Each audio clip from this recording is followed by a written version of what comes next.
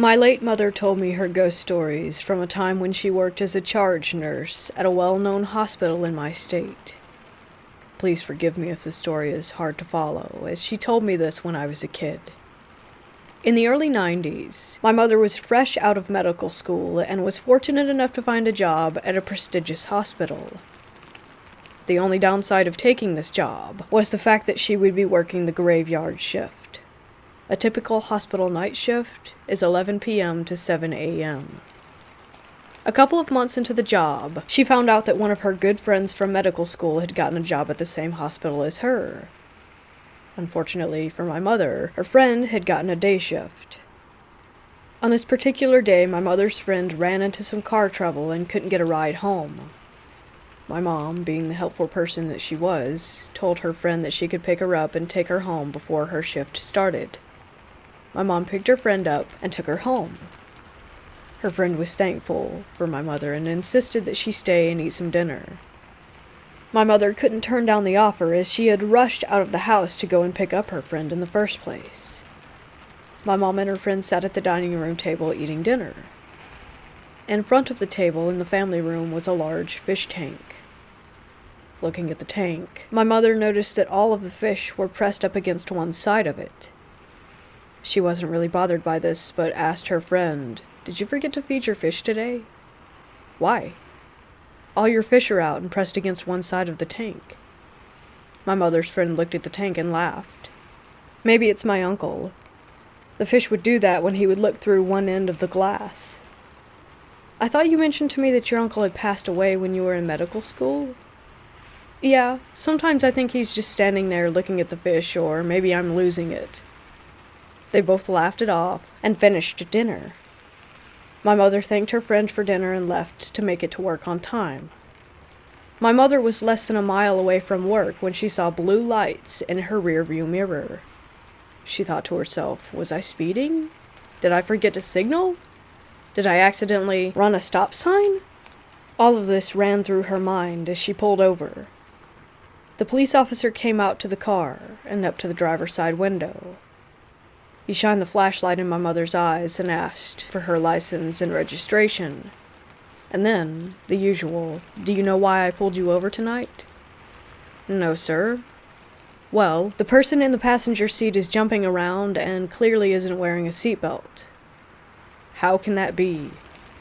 My mom confusingly looked over to the passenger seat, and of course, the seat was empty. The officer shined his flashlight into the car and froze. My mom turned to look at the officer, who was visibly shaken and pale. After a few seconds, the officer began to mutter, No, not today," and slowly paced back to his car. In a flash, the officer took off. Must be Uncle, she thought. My mom arrived at work and started with her normal routine. The night shift didn't faze her until around 12 a.m. While finishing some patient paperwork, out of the corner of her eye, she spotted someone walking around in a patient gown. Concerned, she nudged one of her coworkers to check on the patient who was wandering around in the hall. He got up, looked down the hall, and immediately turned around back towards my mother. There was no one there. Confused, she looked over the desk, and indeed, there was no one there except other nurses and doctors. At around 2 a.m., my mom had gotten tired and decided it was time to get some coffee. She got up from her desk and began walking to the break room. On her way to the break room, she spotted the same patient wandering around the hall. Not wanting to disturb the other patients and nurses, she decided to follow this patient. She followed them until they turned and walked into one of the rooms. She walked up to the room and looked in, expecting to find them. Instead, she walked into an empty cardiology room. My mother walked out and began to think that she was losing her mind. Before exiting the room, she looked at the room number and saw that it read 616. She wrote it down on a notepad and continued with her shift. When her shift ended, she began to put away her work in her locker and pulled out her notepad. She looked at it, and it read Cardiology 616. Remembering what had happened, she used the break room phone and called her friend. Half asleep, her friend answered. My mom began to explain what had happened to her and mentioned her experience with the police officer and her shift at the hospital. Finally, my mom asked, "How did your uncle pass away, if you don't mind me asking?" "Oh, he was having some heart problems and passed away from a stroke." "When you visited him in the hospital, can you recall what room he was in?" I think it was room 616. "I think it was your uncle I saw last night and this morning." "No kidding." My mom always told me that story, and she truly believed that she had seen her friend's uncle's ghost. Though the ghost said nothing to my mother, she could only ponder the reason why.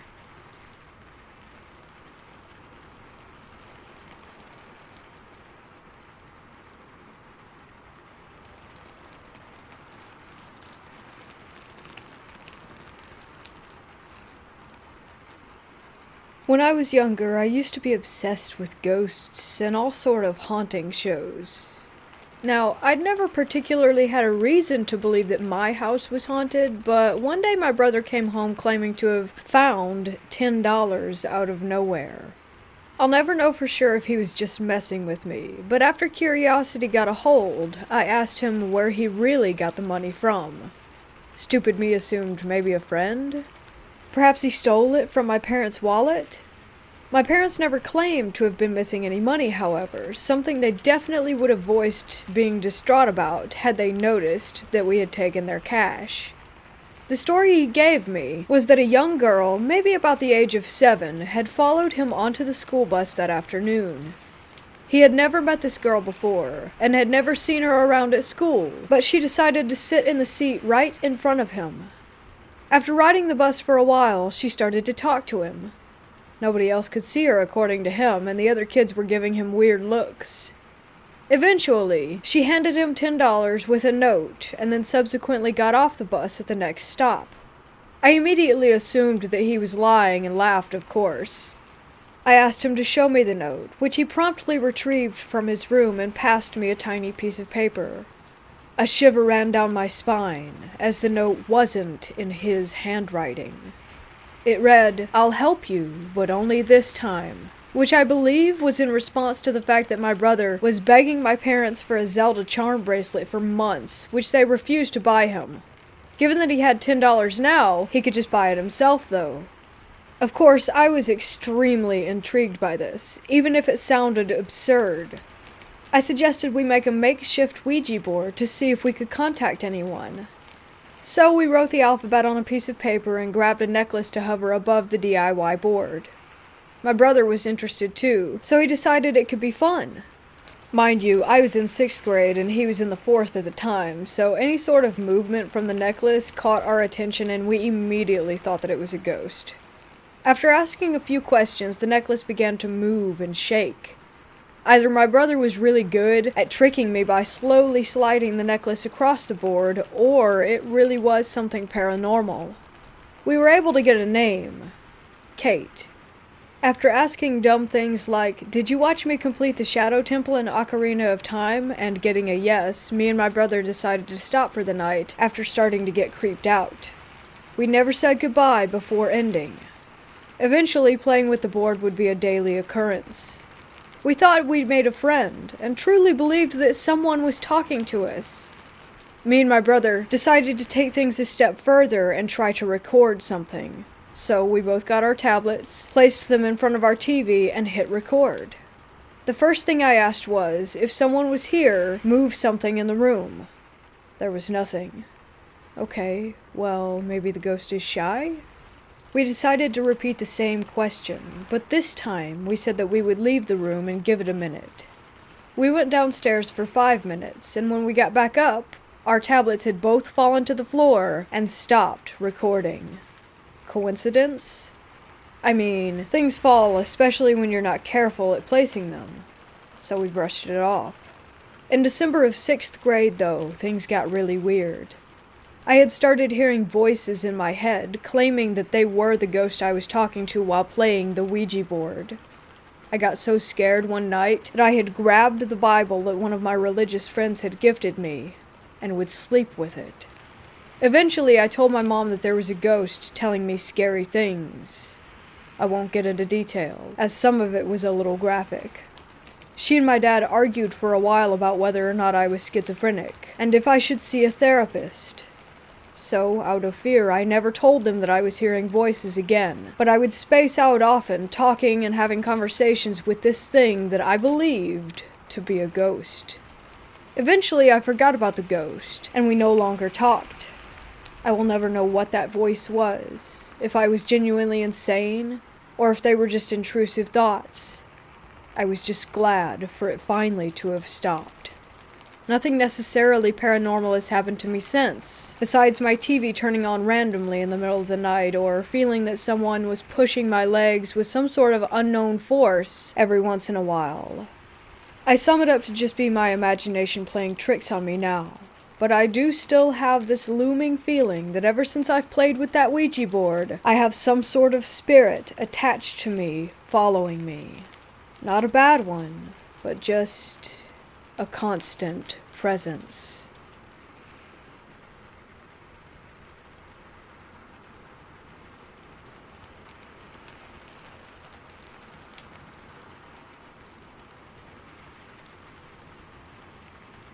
I'm 30 now.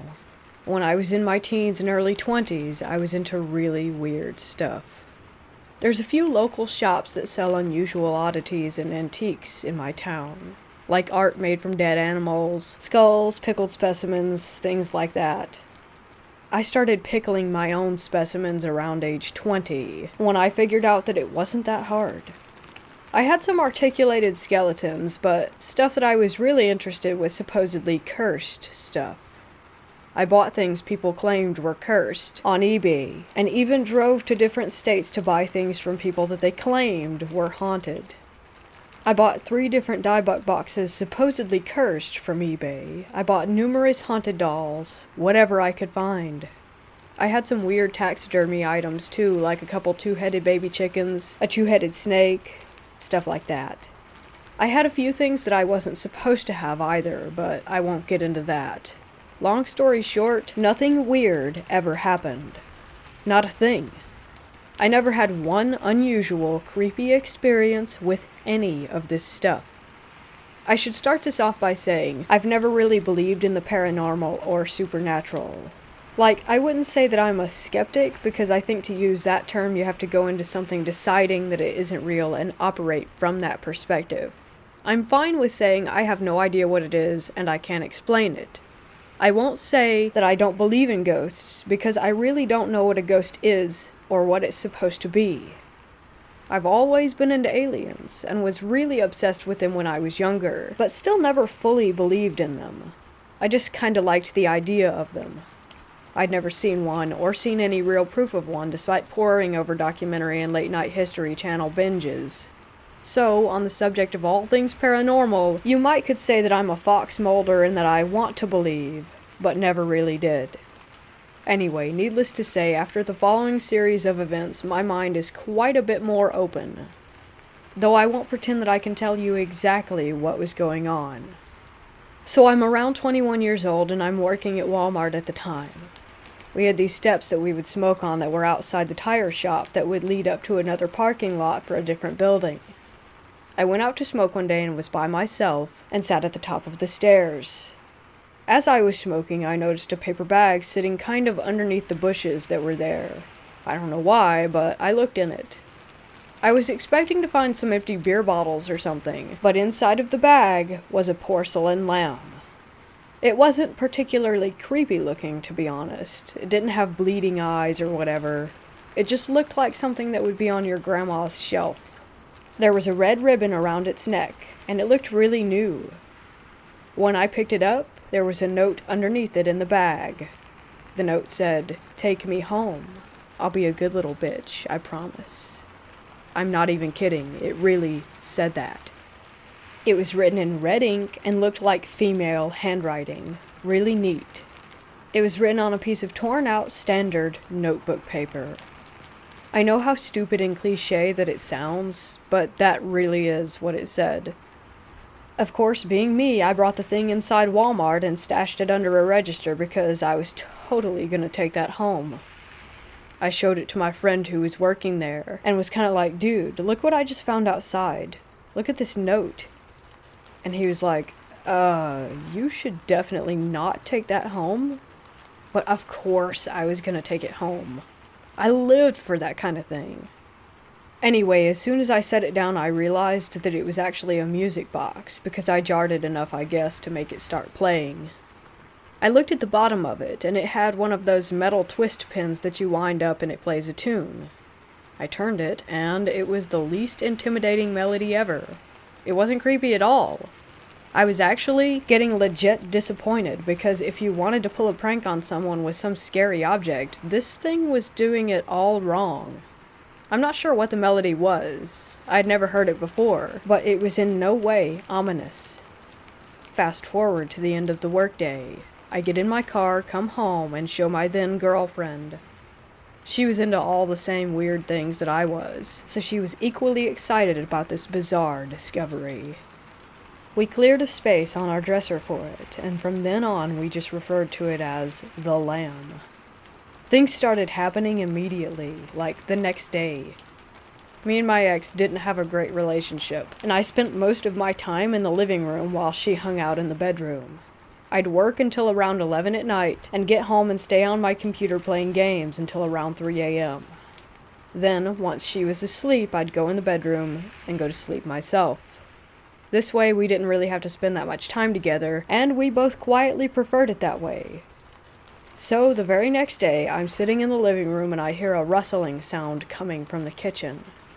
I could see the entire kitchen from where my computer was, and I assumed that it was one of our cats messing with something, but both cats were actually on the floor staring at the kitchen just as confused as I was. The sound seemed like it was coming from the top of the fridge, and it was like it was rustling around the cereal boxes and bags of chips and such that were up there. I assumed it was a mouse because we had found one in there before and went over to the kitchen to check for it. I turned on the light, and as I walked in the kitchen, I heard the grudge noise. I've only seen The Grudge once because it was one of the only films that ever actually scared me. I'm not easily frightened, and I generally don't care that much for horror movies, but something about the long, frog-like, gurgling croak sound of The Grudge freaked me out when I was younger. The only similar thing that scared me recently was the screaming bear in Annihilation. Anyway, I start walking toward the fridge and I'm totally hearing the grudge noise. Just to reiterate, this is only impactful because this is literally one of the only things that I've ever been scared of, and it was coming directly from the top of the fridge where the rustling sound had been. I froze dead in place, and so did my cats. They did not want to go anywhere near that. I had no idea what to do. I was literally on the verge of passing out. So I tried to articulate this in my head, and I decided that the fridge must be broken, that a fan or something in it must be grinding. I crammed that thought into my head, and I sat back down in my chair and put on my headphones. I did leave the light on, I'll admit. Normally, I sat in total darkness. I was really trying to convince myself that the fridge was making that sound, but I was finding it incredibly hard to do so. I was also in panic mode, and I was thinking, what do movies and ghost shows and stuff say? Don't acknowledge that it exists. So I became the dad in every horror film, and I just said, the fridge is broken, and went back to playing WoW while on the verge of jumping out of my own skin and using my headphones to drown out the noise. I actually sat there for way longer than I normally even played WoW because I was genuinely terrified to either move or take my headphones off.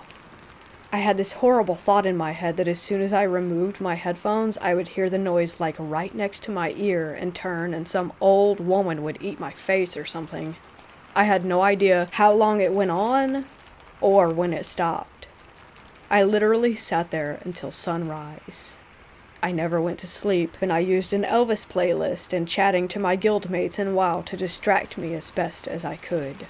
but I literally just sat there frozen in terror the entire night until the sun came up and my girlfriend woke up. She came in the living room around 8 a.m. and was pissed off at me because I never went to bed. She complained that I played games too much, even though we both knew she didn't want me around any more than I wanted to be around her. But our relationship issues aside, she was badgering me about being on the computer all night, and I just said, I don't want to talk about it. And she let it go. She softened up quite a bit, looked a little confused, but I think that she could tell I was freaked out. Then she proceeded to freak me out even further. She showed me her arm and said the cat scratched the hell out of me last night. And she did indeed have what appeared to be a cat scratch running down the length of her forearm. The problem was, she kept the bedroom door closed, and like I said, both of the cats were in the living room with me, and I hadn't moved from that chair. No one let the cat in the bedroom. In fact, when sunrise came, they were still almost in the exact same spot staring at the kitchen that they had been in when I went back to playing WoW.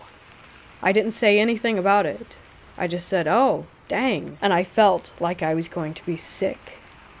Since I hadn't slept, I called into work that day, even though in reality I really just wanted to leave. So I did an unusual thing, and me and my girlfriend went bowling for the day, then to a movie, then dinner. I was clearly acting weird because we never did anything together, and I was obviously trying to avoid the house. I asked if she wanted to go night fishing, and she finally asked me what the hell was going on. I didn't tell her, though.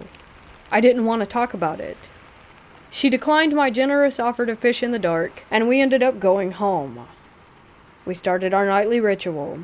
She retired to the bedroom to watch TV, and I stayed in the living room. The grudge noise started within an hour of me sitting down. This time, as soon as it started, I willed my completely stiff in fear body to get up and walk down the hall to the bathroom. I left my computer running and WoW open, and said I felt like watching TV. My girlfriend again remarked that I was acting weird, and I again declined to talk about it. I couldn't hear the grudge noise from the bedroom. I took some Benadryl and went to sleep when she did, which was hours before I normally went to bed. The next day I went to work, and at around 9 p.m. she called me. I was the manager of the toys department, and had a bit of leeway in using my phone, since no one really supervised me. I answered, and she was on the phone freaking out, screaming into my ear, and I could hear knocking in the background and couldn't really make out what she was saying. But finally, I made out a sentence.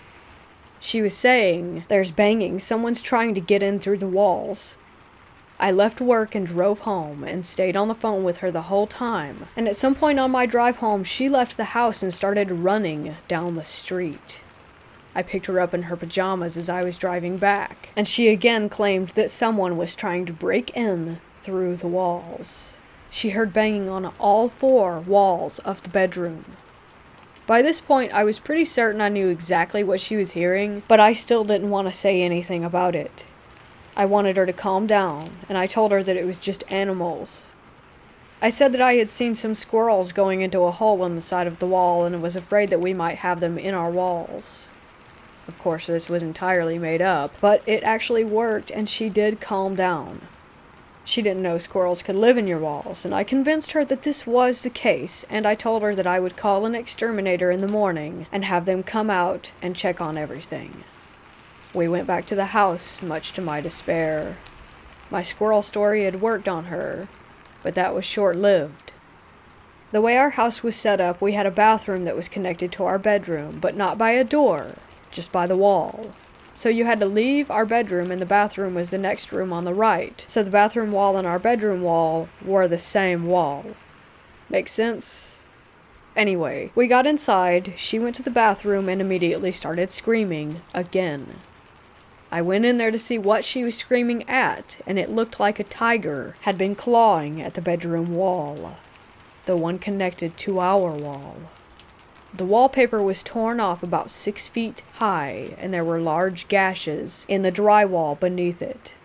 Reminder, this is all about 4 days into having this lamb. At this point, we got in the car, and I told her about the sound I had been hearing. Her initial reaction was that we needed to get rid of the lamb, but something told me that I couldn't. She wanted to just donate it to a thrift shop or something, but I had this weird sense of unease about doing so. I felt like we couldn't just get rid of it that way. Like someone had to know what it was and want to take it from us. I can't explain why I felt that way. I just did. At this point, we did what you probably would not expect, and we actually just lived with it. Like, this went on every day. We had rules about it. The first rule was that we never talked about it in the house. We never even mentioned it. We pretended that the lamb did not even exist. It was like that episode of Family Guy where they had a giant octopus living in the house and just no one wanted to talk about it. When we had something to say about it, we would always say, "Let's go for a drive," and the other person would know what that meant. The clawing at the bathroom wall was getting deeper all the time. Eventually, there was a huge hole in the drywall, and it was starting to claw through the drywall that was connected to our bedroom. That was when I really started to freak out. For about a year, we lived with everything. We just ignored it and pretended like nothing was happening. Every night, I sat with the grudge noise. Things would fly off of shelves, doors would slam. Straight up paranormal activity, BS, every single day. One of the worst ones was one of our pickled specimens jars just exploded. It was a bird that we had had for a while, and the mason jar exploded on the mantel in the living room. Glass went everywhere, and it took hours to find it all. The bird itself also completely exploded, sending body parts splattering around the living room. It was hell. And I had a few friends that I would tell about it every day when I came into work. Like, they would ask for updates on what the lamb had been doing, and I would tell them whatever freaky story we had for the previous day. It was a daily occurrence at that point.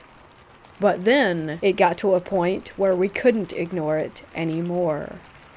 My girlfriend was breaking up with bruises and scratches almost every day to the point that it had started looking like she was self-harming. She had a lot of piercings and tattoos, so she wasn't too troubled by the pain, but didn't really enjoy having to wash the blood out of the sheets every day. When it got too much was when I was sitting in the bathroom, browsing my phone, and I heard a female voice say, "Hey, come here." So I finished my business and walked into the bedroom and said, "Did you call me?" And she replied with, "I was really hoping that was you." This is about 6 months in.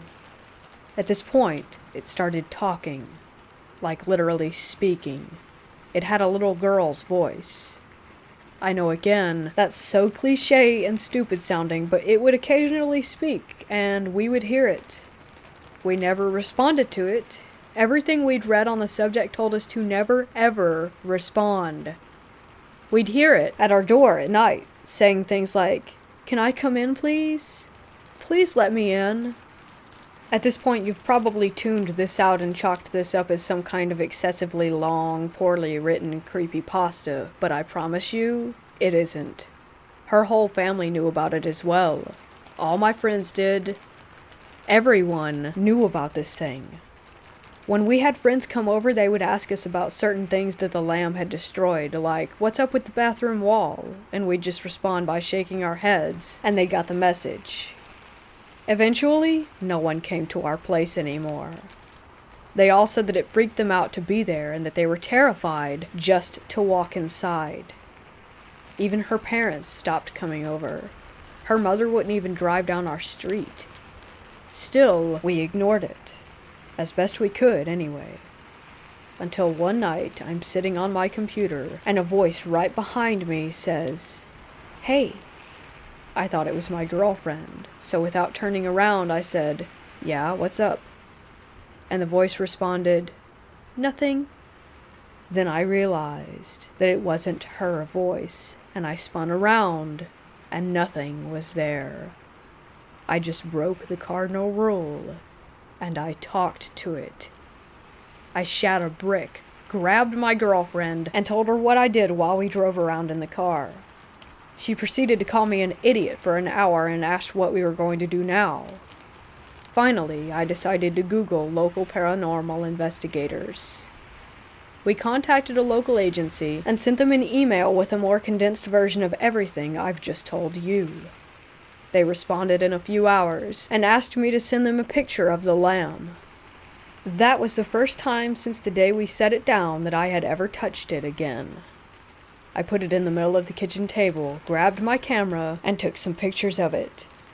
I sent the pics away in an email and nothing. Until this point, these people had been responding to me in a matter of hours, and now suddenly, an entire day had gone by. Then 2 days.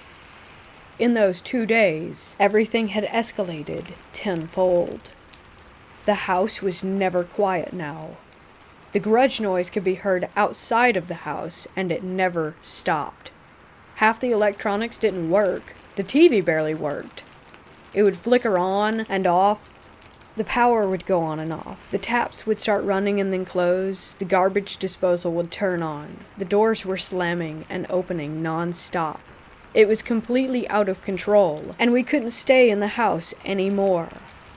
Mind you, I wasn't rich. I'm living on a Walmart salary here, but we got a hotel room. I brought a laptop, and I emailed the paranormal investigators again.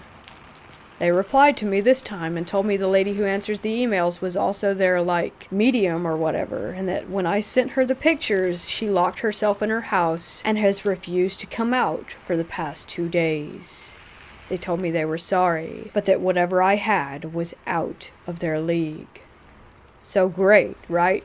My house is possessed, and now it's gone apeshit because I talked to it, and the paranormal investigators don't even want to mess with it. I contemplated calling a priest or something, but I'm not religious, and I didn't know if I would have to have faith in the Lord Jesus or whatever for it to work. I contacted another paranormal investigations company in the area and sent them the same pics and basically begged them for help. This time they actually responded and were helpful, and they drove down from about 2 hours away just to talk to us. When they showed up at our house, nothing was happening. It was quiet, and everything looked normal. The doors were all closed, no sounds, nothing. Worse yet, they busted out all these gadgets that I'm not going to pretend I knew what they did or what they were for. Some had lights, some made beeps, some buzzed, one made little lasers all over the house. They had recorders, microphone equipment, they saged everywhere, walked around waggling electronics at various locations. I don't know exactly what the hell they were doing, but I at least appreciated that they seemed to be trying. But they weren't getting anything. Nothing was happening. I even recorded bits of it on my own camera. Then all of a sudden, stuff did happen. My camera quit working out of nowhere. The battery just KO'd. All their noisy equipment started making noise, and something was over 9,000. There were 3 people, and they started talking to it like, "If you're here, give me a sign." And then they asked it to knock on stuff, and this went on for 2 hours. Eventually, they wrapped up, and the woman who was with him said that she believed the thing who was inhabiting our lamb wasn't a spirit.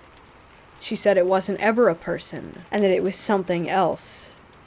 She said that it was pretending to be a child to try and trick us, and the fact that we weren't being tricked was angering it. They left and told me that she would call me the next day. She said she knew someone who might be willing to take it. I couldn't fathom who would want this thing, but my girlfriend and I spent the night in the hotel room again, and I did indeed get a call from the woman the next day. She said that she had spoken with someone called John Zaffis, and that he was excited and wanted the item. I didn't know who that was at the time. She told me he was the haunted collector, but that meant absolutely nothing to me. They said he had a paranormal museum. They came back to the house, got the lamb, and mailed the thing off to him. Later I realized that the dude had a TV show and is the nephew of Ed and Lorraine Warren. And that's basically it. Once this Zaffis dude had agreed to take it, everything stopped. We never had another weird incident happen again. I never fixed the bathroom wall, though. We moved out when we split up, and left it like that for the people that we sold the house to. On a side note, I recently, in the last 6 months, watched the Conjuring movies. In a very short scene, I believe, in The Conjuring 2, there's a shot of the Warrens' daughter sleeping in her bed. On her nightstand is an identical lamp to the one that I had. When I saw it, I almost started crying in terror.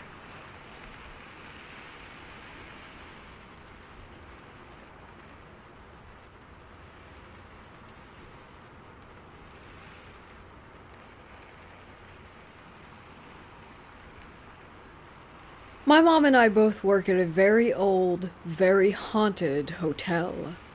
We used to be incredibly open about our haunting experiences, but our current owner is a real jerk who refuses to acknowledge any of it, despite the business that it could bring in. So we no longer put it in the brochures or broadcast it in any way. But I guess it makes it all the more convincing when the guests tell us crazy stories, as they usually have no prior knowledge of the hauntings or even the history of this place. Which is a real shame, because the building has had some serious connections to incredible people who played a major part in founding the country. So a few weeks back, we were in the middle of our January lull. Every year during that month, a lot of us get laid off because we're not needed, so it's pretty quiet around here between the lack of both guests and employees. However, this night we did have 2 guests check in, both of whom were local, and they were celebrating a special occasion as the guy had flowers delivered to the room before they checked in. They went to the restaurant to eat dinner, and then went to their room shortly after 9 p.m. At 10:45 p.m., my mom was startled to see them standing at the front desk with their luggage, looking pale and terrified. They were very reluctant to tell my mom what had happened, but said that they wanted to check out now and not wait until morning. My mom has seen this look on guests' faces before and finally coaxed the truth out of the guy. Apparently, they had went to bed a bit after 10 o'clock, and half an hour later they shot awake to a great crash and the sound of glass breaking. They scrambled out of bed and flipped the light switch on, and could not believe what they saw. The massive, heavy glass lamp on the bedside table had been knocked off onto the floor, where it lay in pieces next to the alarm clock, as though someone had just taken their arm and swept the whole lot off in a rage. After seeing this, the couple grabbed their things and bolted from the room. When they were checking out, they were so embarrassed that they didn't even want a refund and refused my mom's offer to move them to another room, even though it would have been a huge upgrade. The woman just kept saying, "I just want to sleep in my own bed tonight." And the guy told my mom, "We may come back one day, but never again during the month of January when the hotel is nearly empty." My mom apologized as best she could for the craziness and checked them out, and she gave them a refund anyway since they had only used the room for a very short while. When they left, she and a coworker immediately went to view the room and found everything just as they described. While they were marveling at the strangeness of it all, a faint sound nearly scared them to death. It was the woman's cell phone vibrating under the sheets, where she had left it in their frenzy to escape. They grabbed the phone and headed back to the front desk, where they were met by the guy asking to come if they had found it. With his wife in the car waiting, he decided to open up a bit more to my mom about the incident, as his wife was already terrified, and he knew it would only make it worse for her. He said that before they fell asleep, he had an undeniable sense of dread, as if something were going to happen. And when the sound first woke him up, he looked toward the foot of the bed and saw the silhouette of his wife standing there. He asked if she was okay, and heard her voice answer right next to him. She was still in the bed. We've had people hear voices and music, see apparitions, and capture incredible images on camera, one of which was a young man dressed in colonial-era clothing, and you can see him clearly down to his hair and belt. But for someone or something to sweep a lamp and clock off of a table so hard that it breaks the lamp is very unusual. Our phenomena is very rarely of the physical variety, so I am not sure what to make of this. I myself have never been frightened of whatever is here, maybe because I'm a history lover and would almost welcome the prospect of seeing someone from such a long-gone era. As to who the woman was that this guy saw at the foot of his bed, I have no clue. We have a very well-known female spirit in the hotel, supposedly from the era when it was a Civil War hospital. But the building also served as an elite college for women and of course was a home when it was first built. It could have been anyone for all we know.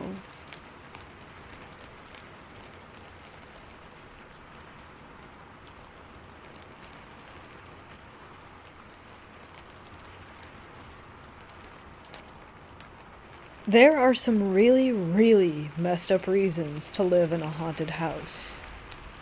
I, being of sound mind and body, don't know any of them, but I am superstitious as hell.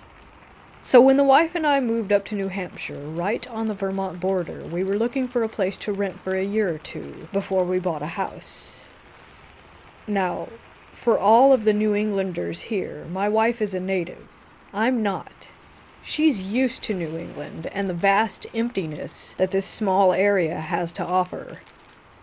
There are places even she won't let me travel to after a certain hour because, quote-unquote, that route you have to take, people don't come back from it. Of course, I'm not a native, so I have no clue about any of this. So when I would come home late after dark from work and tell her I took X route, she would kind of look at me in shock and awe at my stupidity. We found a home right on the above-mentioned border on the Vermont side. We loved it. It was a fantastic place to live, except for the basement. I could not shake the feeling of being watched and stalked like prey. So, like any reasonable adult, I said screw it and didn't go down there except for during the day. Then one night, after gaming for hours in my loft, I got hungry. I went downstairs, kissed the missus, and walked past my basement door toward my kitchen. I don't know if anyone reading this has gone hunting, but there's a moment when you sometimes experience, especially hunting predators like coyote, wolf, bear, etc. Sometimes they know that you have them in your sight. Sometimes they look toward you, not quite at you, but it feels like they are boring into your soul saying, "You've got me, make it quick." It's an eerie sensation, and sometimes you take the shot, sometimes you don't. On that night, as I was walking past that door downstairs, I saw red eyes and a humanoid figure. I froze, just stopped dead in my tracks. I gave that same look of, "You got me, make it quick." After that momentary lapse of sanity, I just scooted real quickly away from the door, grabbed a weapon, and called my wife, saying that there was someone downstairs and to call the police. There is no other entrance to the basement, and I had the door covered with my weapon from a safe position where I could easily run from the house. The cops showed up, I disarmed, they cleared it out, and they found no person, but a muddy set of footprints that started facing the stairs up, and then proceeded to walk into a hall in the back corner of the basement by the water heater. For some context, the wall in question also blocked off the area directly under my bedroom. It was a solid wall, with a small crawl space and maybe about 4 inches of clearance on the other side of it. The cops called the detectives checked it, couldn't see anyone in it, and they couldn't enter it. Photographs were taken, shoe sizes compared, my feet were too big, my wife's feet too small. We got a good contact number for the detective, and the wife and I stayed at a hotel for a couple nights. For months afterward, I would have the same thing happen. Eventually minus the cops. It actually got relatively normal. Good old Red Eyes in the basement, chilling like a villain. Wife was less enthused by my antics. Cheerfully, just about, and when I would spot Red Eyes, I would always give him a good old, "How you doing?" Of which we would still have muddy footprints, and I would just have to clean them up. So, COVID hits, the lockdowns happen, and we have an opportunity to move to a better house, one where we'd be able to work at home better. The main reason that the home was better, though, was that we had a mold issue in this house. It was in between the panes of glass in the windows, and every day we were cleaning it from the windowsills, door frames. Hell, we had to replace pieces of furniture multiple times, and we are very clean people. We notified the landlord over multiple months and eventually a year, and after their actions were not helping at all, we decided to move. The landlord decided to get a housing inspector out there immediately after we left. The inspector came and verified that there was indeed a mold issue. I don't know if they met red eyes. However, they did find a metric ton of readings of high spore counts on the wall bordering the space below my old bedroom. The wall where the footprints always ended. So, since it was filled, the inspector scoops a little bit of the earth on the other side of the wall through that crawl space. It wasn't earth as in dirt. It was approximately 7 feet of mold. The landlord then immediately contacted specialists to remove all of it and notified me to offer some kind of damages for it in the form of refunded partial rent payments. All in all, it made my 2020 pretty good. Until about 3 months later. The landlord calls me and offers to send me a full refund of all rent from the time when I was living there minus what she already gave. Why? There was a corpse. The medical examiner said that it was the man who had owned the property before my landlord. He was a lineman who, after talking to surviving family members, wore a size 8 shoe. Smaller than my size 11 shoes, bigger than my wife's shoes by a mile. It was red eyes. It had to be. I don't know how you got there, but hell, bud. I hope you found peace. Sorry for not checking it out sooner. I did, after reading about his obituary and contacting his family, swing by his final resting place to drop off flowers, place a stone, and share a good morning like I used to. Till better times, red eyes.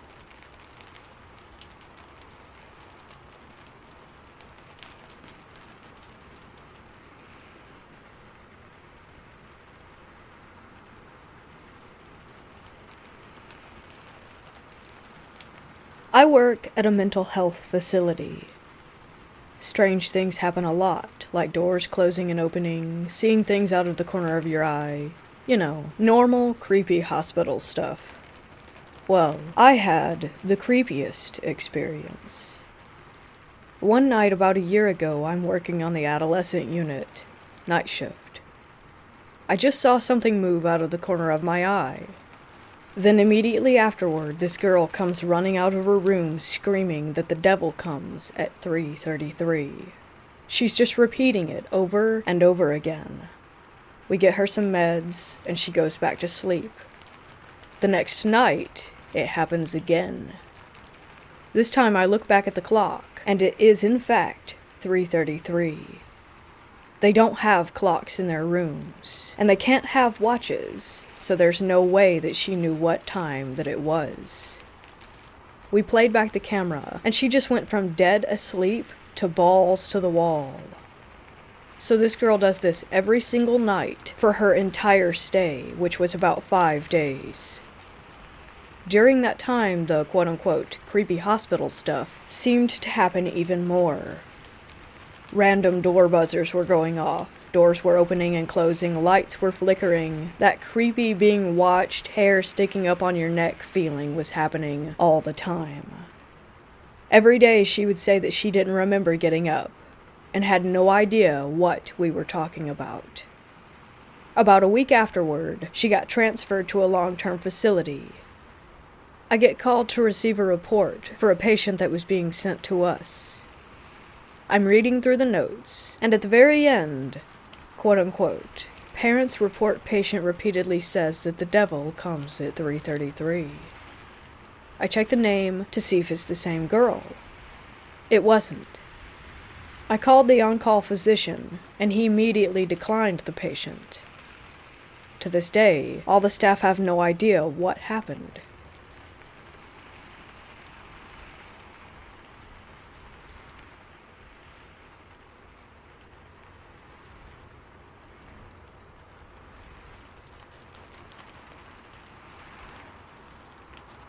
In June of 2016, my mother died of cancer.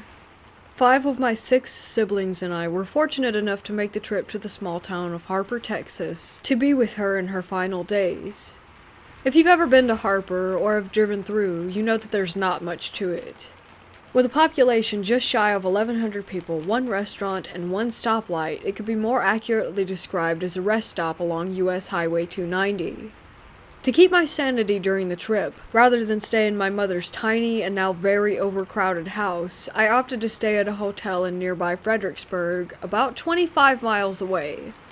For the next 2 weeks, I made the drive daily to spend time with my family, making the most of that time that we had left with our mother. One by one, my siblings and I eventually had to return to our normal lives, although one brother and sister would stay with our mother until she passed. It was the hardest thing I have ever done, leaving my mother and knowing full well that I would not get to see her again in this plane of existence. I had a very early morning check-in time for my car rental and flight back to California. Since I would need to get up at 3 a.m. to drive the 85 miles to San Antonio, I felt it prudent to get back to my hotel in Fredericksburg and try to get some sleep before departure. Sleep did not come easily. Although I was tired and emotionally drained, it was still very early in the evening. After what seemed like an eternity of tossing and turning, I finally managed to doze off and slept for a few hours, until it happened. I awoke suddenly and opened my eyes wide, but did not try to move from the position in which I lay. I felt an unmistakable presence with me in the room, like someone had been standing in front of my bed and watching me. I slowly peeled back the comforter from my head, and still trying not to move, mustered whatever courage I had at that moment, and looked. At the foot of the bed, I saw a dark silhouette appearing to just stand there. Considering my emotional state at that moment, I quite literally said out loud, "Oh hell no," and just pulled the comforter back over my head, knowing the next time I looked, whatever it was I thought I saw standing there would be gone. What happened next was one of those moments that stay with you for a lifetime. As I lay there with my head covered, I held my breath momentarily and just listened. Seconds later, I felt someone sitting down on the foot of the bed. I could feel the bed shift slightly, and the weight of the comforter on my legs got significantly heavier.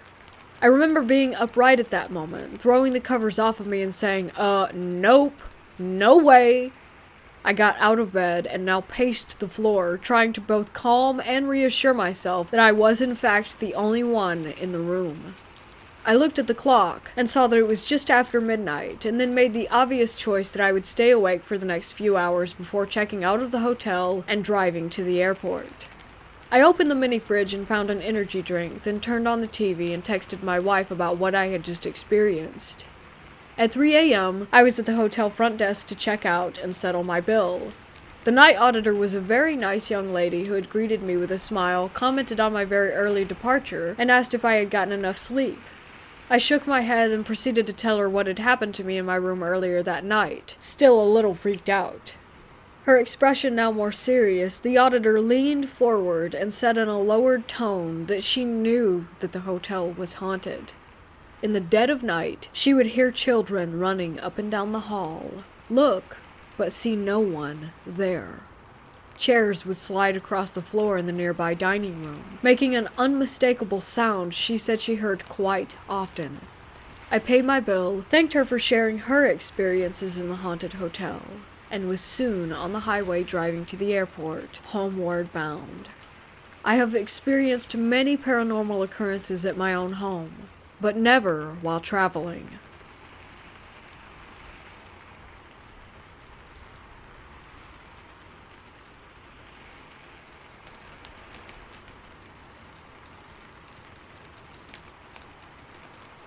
In 1999, I moved back to Washington State after traveling around the country for 4 years. My grandmother let me move in with her for a while so that I could get back on my feet. I hated the basement of her house. Always have. But it was free rent, and she was cool with Chuck, my 90-pound black lab. Plus, my Gramps and I got along pretty well. Late one night, about 3 months into me staying there, I woke up because Chuck kept moving around on the bed and was shaking the mattress. Then I heard him start grumping. You know, those grumpy groans that old dogs make when you scratch behind their ears and they love it. He started doing that. Once I realized what I was hearing, I sat up to yell at him to go back to sleep. That's when I discovered the reason that he was moving around so much. He was trying to get closer to the woman who was standing right next to my bed, scratching him behind the ear. I didn't scream, and I'm proud of that. But also, what the actual hell? Where did she come from? Who was she? Why was she standing in my room petting my dog at 3 a.m.? I was too afraid to ask. I did the only thing I knew how to in those situations. I hid under the blanket. Certainly she would be gone by the time I re-emerged from underneath it. That's how these things are supposed to work, right? I waited for a little while, but when I came out from under the blanket, she was still there. So I hid under there again, 3 more times. Every time I came back out, she would still be there, smiling at me and scratching my dog's ears. The last time I was under the covers, I realized that I wasn't actually afraid of the woman. Chuck and I met under stressful situations for both of us, and because of that, he and I had a super strong bond. I trusted him implicitly. If she had meant me harm, he would have reacted to her negatively. But his reaction was clearly positive, so I figured that she probably wasn't there to kill me. So I came out from under the blanket one last time, intending to deal with the freaky woman still standing right next to me. Somehow I had decided that by turning on the light, it would make her disappear. I reached over and snapped on the bedside lamp. I don't know why I thought that that would work. Is that even a thing? Are ghosts supposed to disappear in the light? Well, I turned it on and she didn't, so I don't think it's a real thing. By then, she had been standing at my bedside petting Chuck for several minutes, and I was out of ghost-busting options, so I gave up on being terrified and just looked at her. Really looked at her. I can still see her right now in my mind, dressed up in a classy brown pantsuit with a cream-colored blouse. She had shoulder-length auburn hair styled beautifully with these big loopy curls. She looked like she had been on her way to work a party, and she had only stopped for a second to say hello. She was very pretty. She looked happy. I didn't have the nerve to talk to her, or at least I don't remember speaking. But I stayed present, and we both looked at each other for quite a while. I remember having the distinct impression of her knowing that I was there, of both of us being aware of the other.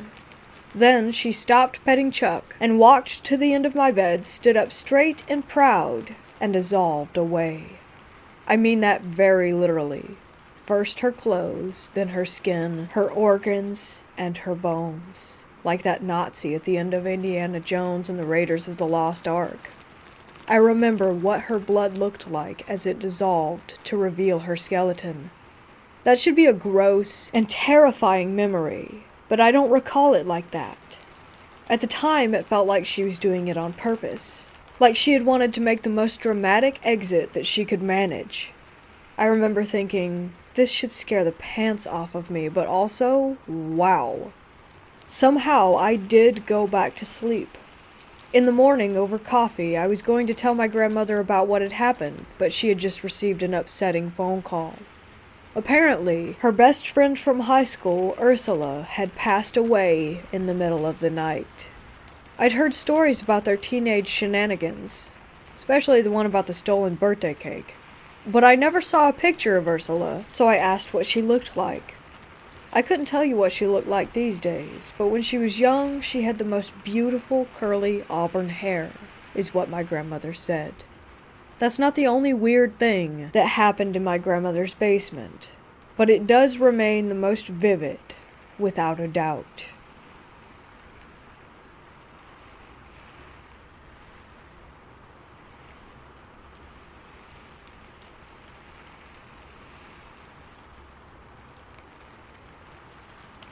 I recently had an experience that I'm just not sure about. I tried explaining it to my sister, and I can't even begin to put into words everything that happened and how I felt. So recently I went on a bit of a road trip and visited a bunch of places in the Southwest, Utah and Colorado, Arizona, and Southern California. I stopped at a park in Colorado that I hadn't initially planned on going to, but had never been to, a place well known for its Native American history. It was absolutely beautiful. Honestly, it was amazing and humbling to see the history of the people there. It made me realize that there was so much more about American history than the rather Eurocentric view of colonialism that I was taught. Anyways, like I said, it was amazing. Given that this was November and very off-season, half the park was inaccessible and attendance was minimal. There were other people, but overall it was very quiet. I had been viewing some building ruins atop the Mesa, one huge multi-room building, and not that far away another large building with a very large kiva in the middle, and on the southern side of the building, number 2, was a solstice carving on the wall. I was walking around the smaller solstice building, as there was a couple walking around the large building, and I enjoyed the quietness of being alone. And when I went to the large building, they went to the solstice building, and then they left and I was going back to the solstice building to get some more pics of the solstice marker. I was now alone. It's hard to describe exactly what I felt and how everything went down, but I'll try. It was a pretty nice day, temperature in the upper mid-50s. I'm from the Midwest, so that's still shorts weather to me. Some light, small clouds, but not many, pleasant breeze, and a few birds chirping away, and more than a few chipmunks all over the place. As I walked around the solstice building, everything just became still. Like the wind stopped, the animals went silent and disappeared. It was just weird. There was a large, darkish cloud that came kind of out of nowhere and just hung there. There was a weird heaviness all over. And then there was this smell like what I thought was just a dead animal. Like that sickly sweet smell of rotting meat. I assumed that there was just a dead deer or rabbit or something nearby that the wind had been blowing the smell away, but the wind was gone and everything was just still and heavy. As I reached the solstice marker wall, I noticed that on top of the wall, mind you, the walls are only 2 foot high or so, there was a piece of pottery. I swear that this pottery had not been there before, and it wasn't there in any of my first set of pictures looking back. It was a large, broken piece, but now that I think back, it was really clean. The blacks and the whites were incredibly clear. I went and picked it up to get a closer look, and it was really beautiful. A kind of stair pattern and then an angled set of lines. It was really pretty, but it felt off, oddly heavy for its size. I wanted to keep it, and I wanted to take it, and just kept staring at it for what felt like, God, it's so hard to describe how I felt, but the time stood still, and all I wanted was this pottery. Even now, thinking about it, I still get this weird, longing for it. As I held it, everything was just silent and heavy, and that smell was just so strong. But suddenly, there was this huge raven out of nowhere. Legit, it was on the wall 5 feet away from me, and it was the largest bird that I had ever seen in the wild. This huge raven just cawed and flapped its wings, and I kind of snapped back to reality. Honestly, it was bigger than a freaking condor. Its body was easily 3 foot tall, and its wingspan was just massive. I put the pottery piece down on the wall, back where I picked it up from, and just looked at this bird, and the bird just looked back at me, and I turned and walked away. Just like that, the dark clouds blew off, and the wind returned, and there were other birds chirping, and the smell disappeared. Actually, the smell all but vanished when the giant raven appeared. I got about 10 feet away from where I had been standing, just around the corner of the solstice ruins, and I turned around to see the raven, and it was gone. I didn't hear it flap its wings to fly away, and I didn't see anything in the sky, not even a shadow on the ground. It was just gone, and so was the piece of pottery. It was no longer on the wall. I went back to my car and headed back to the visitor center, as besides being totally weirded out over what had happened, it was getting late in the day and I had a fair bit of driving to do to get to my next stop down in Arizona. I had a good 35 minutes drive back to the park entrance to reflect on what had happened and how strange I had felt. Honestly, I felt like I had downed a bunch of Benadryl. I was so foggy until the raven showed up. Even now, I just really can't explain everything that I felt. When I got to the visitor center, I was the only person in the visitor center proper besides the employees, and one guy was just leaving as I entered. In the gift shop, I was getting a mug. I get a mug from each park I visit, and was talking to the park ranger and the cashier, who was an older American Indian woman, about how awesome that the park was, and how I wished that I had learned more about these cultures in school, etc. when I told them about the piece of pottery. I also said something like, "Oh yeah, up at the far view sites, there's a dead animal too. When the wind dies down, you can smell it." And the park ranger and the cashier quickly looked at each other, and then back to me. The cashier asked me if the smell had come before the piece of pottery, and I said yeah, that the wind had stopped and that the animals were all quiet, and I basically told them everything I said above, minus the intense urge to steal the piece of pottery, and they just looked at each other a few times and kept quiet. Except when I told them about this huge raven and how it appeared. The cashier let out a gasp. When I finished my story, they had a few questions about the timing of things, how long everything lasted, and in what order everything had happened, and they asked me to describe the pottery and stuff, and all of a sudden the cashier said, "Would you like some tea?" I love tea and was like, "Yeah, actually that sounds wonderful, thank you," and she went and got some. The ranger and I walked back towards the employee break room down the hall past the artifact restoration exhibit, and she asked where I was and what I knew about the area, and I told her about how truly minimal my knowledge was about the native cultures, even those closer to my Midwestern home. When the cashier returned, she handed me a cup of sage tea, and she asked if I was honest about what had happened. I was really confused, and said yeah, and she told me to drink. The tea kind of tasted like a no-salt vegetable stock. I wished then that I had had some honey and lemon. Then they told me about what they think that I had been near. Apparently they hear a few different stories concerning skinwalker activity throughout the year, but none where someone sees the raven, and that's why they're telling me this. The cashier proceeded to tell me a bit about skinwalkers and how sometimes they curse objects to lure unsuspecting people in. She also said that the fact that the raven had appeared and removed whatever enchantments that I felt was very important, that someone greater than us was watching out for me at that moment, because even though skinwalkers can choose many different animal forms, they would never appear as a raven due to the spiritual importance of these birds. She said that if the raven appeared to me, they could share certain information with me that they would never share with anyone. She told me that the sage would help cleanse me of any remnants of the skinwalker's tricks, and suggested that I see a shaman. I had already finished the cup of tea and was getting a little freaked out, but oddly felt more calm after hearing her speak, and I thanked them and left. I tried not to run to my car, but walked very quickly and got out of there. That night, and a night or two later, I had some very vivid dreams, but I can't remember anything of them, which is odd. I usually remember my dreams when I wake up, at least long enough to write them down. But these dreams, even though they woke me up, I couldn't recall them.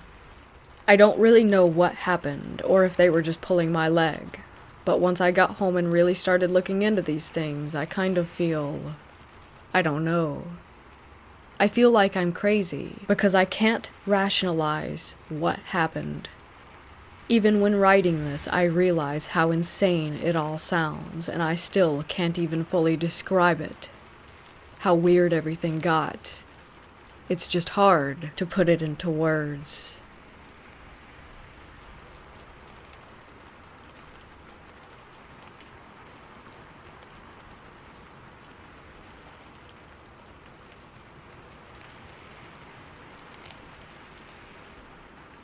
I was a senior in high school, and I always hung out with my sister, who was 5 years older than me, and her friends.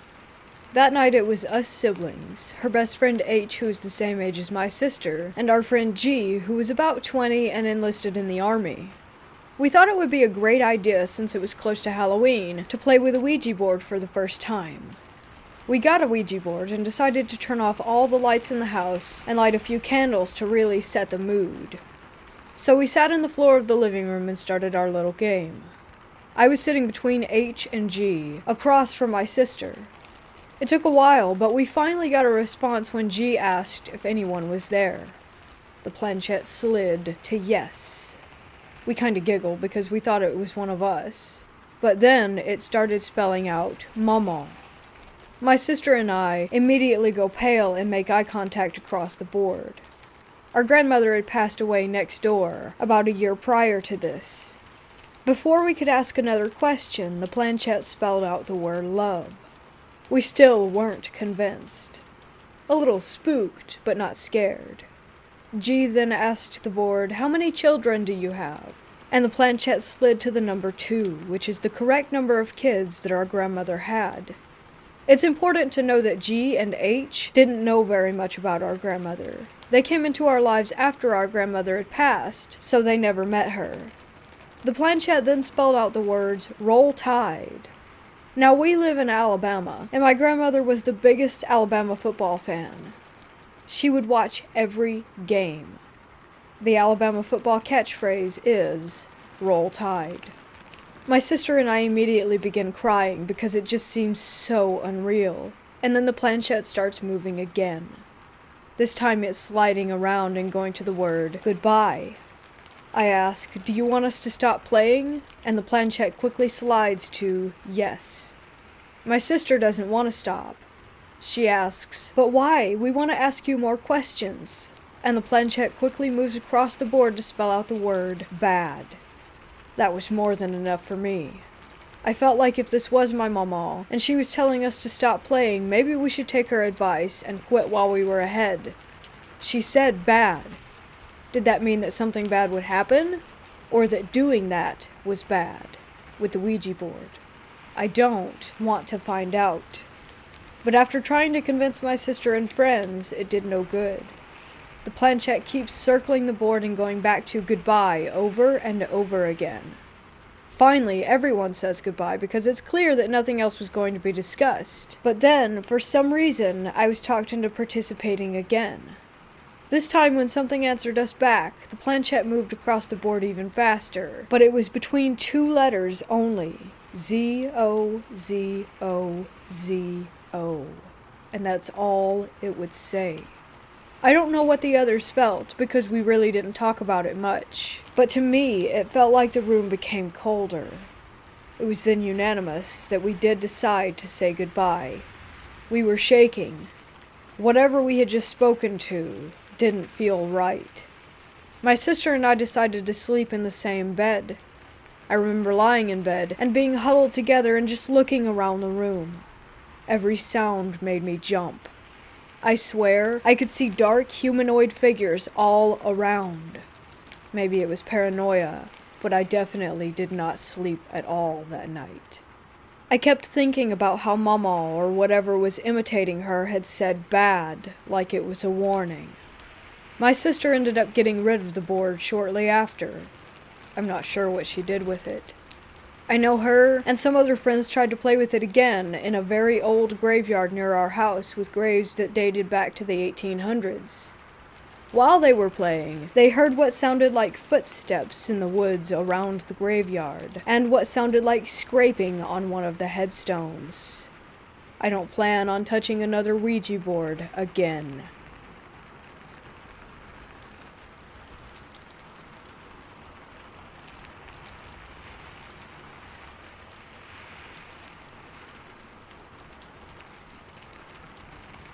For some background on the house, it was built around 1650 near Oxford, England.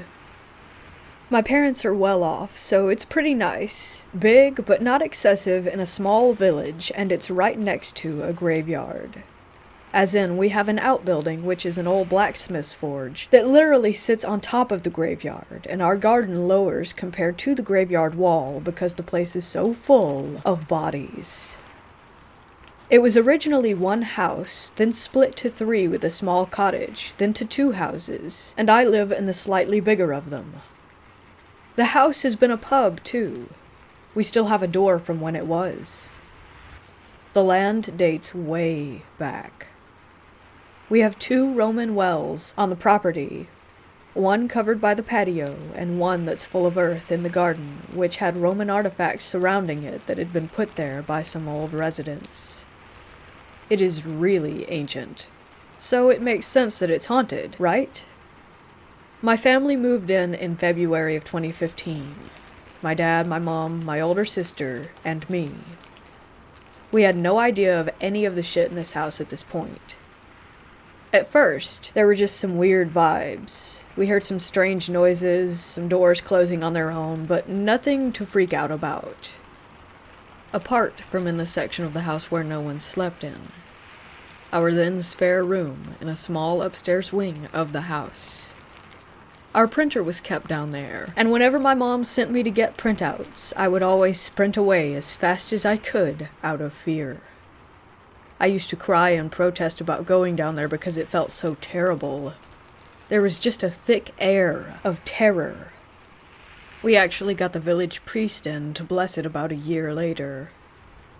I went to a Christian school, and my mom thought that it would put me at ease. Instantly, all bad stopped down that side of the house, and my sister suddenly moved rooms down to it, and her old room became our spare room, and instantly got that same thick, heavy air. A few months in, maybe April, my mom had a weird experience of the corner of the duvet being tugged on, and then a creature crawling up her back. It wasn't sleep paralysis, as she had had that before, and she could move. It was heavy, crawling up her back like a person, and it got to her head and disappeared. A lady came round. She heard the house got new owners. She had lived there in the 1970s, and told my mom that she had had the exact same experience of the tugging and the crawling, and also that her piano played itself, among a few other weird experiences, before my mom mentioned anything about what she had experienced, and my mom's heart sank. She didn't tell me anything until a few weeks later when I came to her in tears, saying that I had seen a shape walk into the room and then disappear, and have something tug at the duvet and walk up the front of my body, and that it was definitely not sleep paralysis. That's 3 people having the same experience, give or take how the person is laying, without communicating it. Odd. I can't explain the feeling. By this point, we were all aware of some weird stuff. We found chicken bones in the roof of our cellar, which is way older than the rest of the house, possibly like 1500s. We had doors slamming. We had footsteps. But then, my dad had an experience. He has never believed in ghosts. He's lived in old houses for a long time. He's had family friends have terrible experiences with the paranormal. He grew up Catholic, and he didn't believe anything up until about January of 2016. My mother, sister, and me were all in the kitchen, and he was walking past the spare room and heard shuffling coming from inside. He shouted my mom's name, asking if it were her, and a deep, gravelly voice replied, "Try again." He ran down the stairs, white as a sheet. At this point, it was 2017, everyone had been through something in the house. Shapes would walk by, disembodied footsteps roamed around at night. We had objects moving, watchful eyes on your back, chairs moving, inexplicably cold rooms. Pretty typical things for a haunted house that were happening basically on the reg. Also at this point, I made some new friends and started inviting them around. The spare room had a double bed, so that's where we would have slumber parties. I had several friends ask me, "Hey, did you hear that knocking sound on the walls or the drawers last night?" Every time they came over, all of them left with very similar accounts. I would then relay my stories and watch them turn pale. It was fun for me, probably not for them. I had some friends over again, and we made a point of shutting the door to see if it would open, and it did. We all had trouble sleeping that night. In 2018, I had a German student exchange at school, and my exchange partner slept in the spare room. On the last night of her stay, I had something knock on the slats underneath my bed. It woke me up, but I fell asleep again. And it woke me up again a few minutes later, and knocked while I was awake. I left the room and told whatever it was to get out, and it did. I slept fine for the rest of the night. It did not like that the German girl was in the spare room. Around this time, our next-door neighbors walked up to us one day and asked if we had had our house exorcised because of how terrible things were for them. Heavy footsteps would stomp around their house. They heard the disembodied crying of children and playing their glockenspiel in the middle of the night. They were terrified and presumed that the increased disturbance was because we had had it blessed. We didn't, but at this point the activity did slow. Every now and then from late 2018 to 2020, we had banging and footsteps and touching and noises again, the usual. Nothing that phenomenal, just small, creepy, unexplainable happenings. Lockdown was uneventful, until November of 2020, when we had our kitchen remodeled. The kitchen was kinda remaining from about 30 years ago, so I reckon that it really made the ghosts mad to have it changed. They were mostly fine with us in the house now. They knew us. We had lived there 5 years after all. But our builder they hated. He worked during the day when me and my sister were at school, my dad at work, and my mom, who works from home, would run errands. One day he asked my mom if someone else lived with us.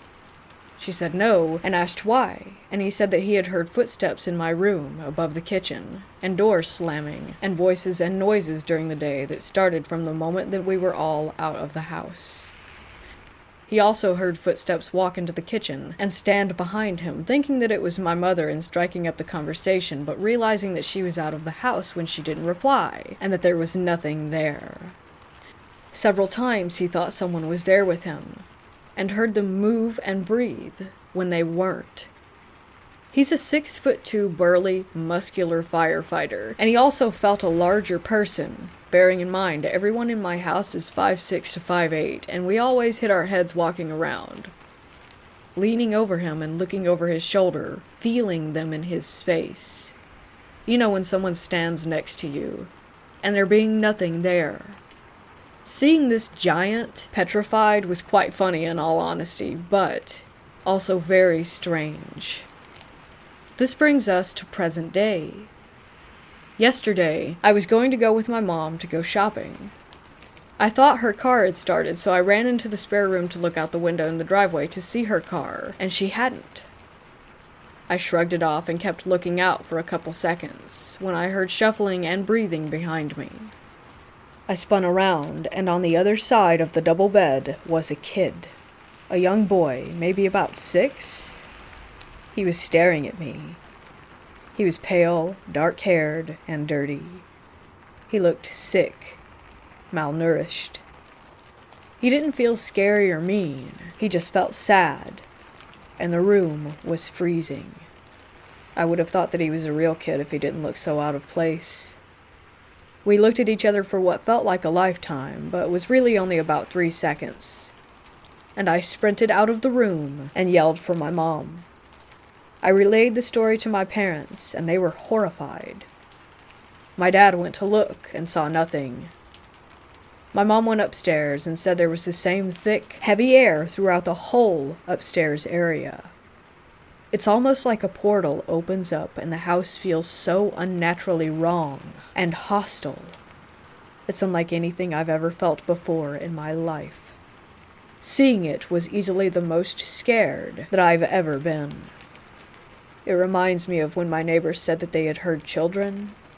I'm an atheist, but I slept with a crucifix next to me last night, not taking any chances.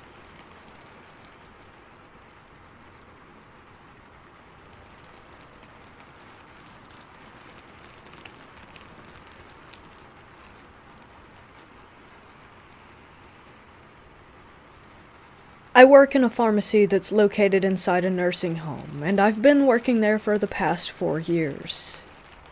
Just a note to mention, I've had many prior paranormal experiences in my life, but this is still ongoing. I've always felt a presence since the first week that I started, but it was never anything that made me feel threatened. Things didn't really start happening until last year, when I was talking to my coworkers about feeling a presence, and asking if that was something that they had experienced as well. the day after I had a conversation with my coworker I was working a night shift.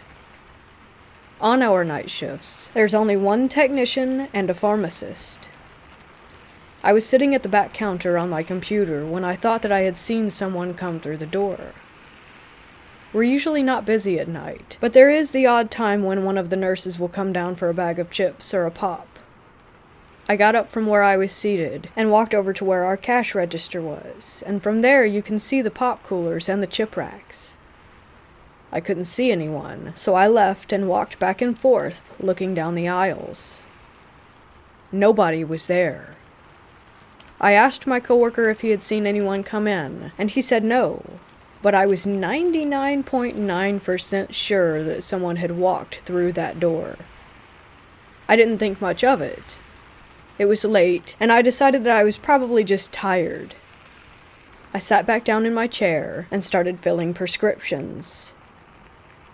About 25 minutes later, I looked up and saw a pack of toilet paper slowly moving forward to the edge of the shelf before it dropped on the ground, startling me.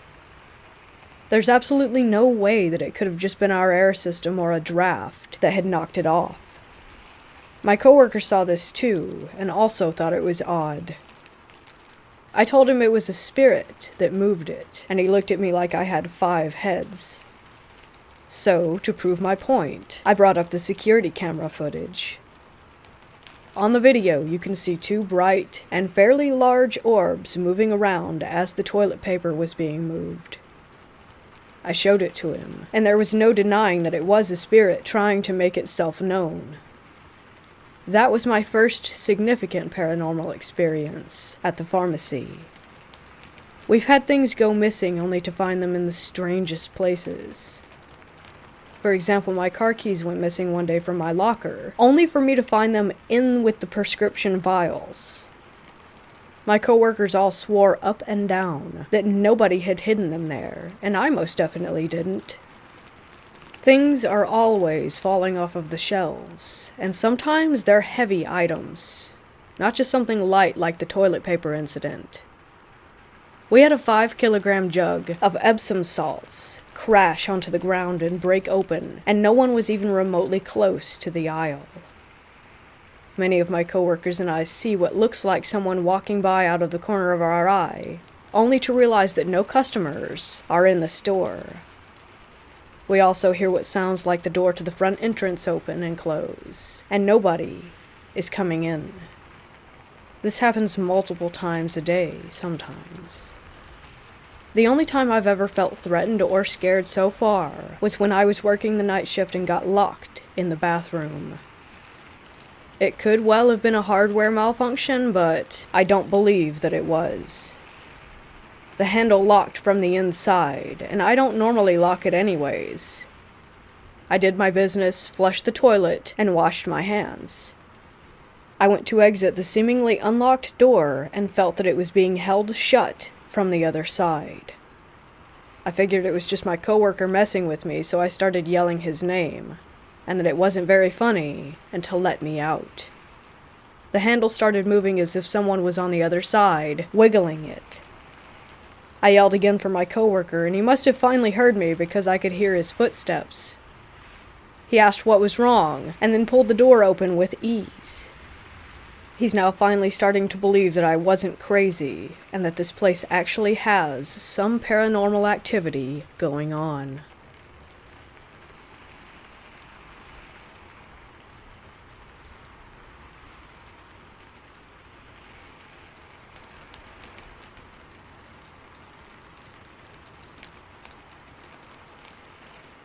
This isn't a scary story per se, it's more eerie and odd. Just a disclaimer in case you're expecting otherwise. I met David 18 years ago when I was just 14. He was an idol for me when I first met him.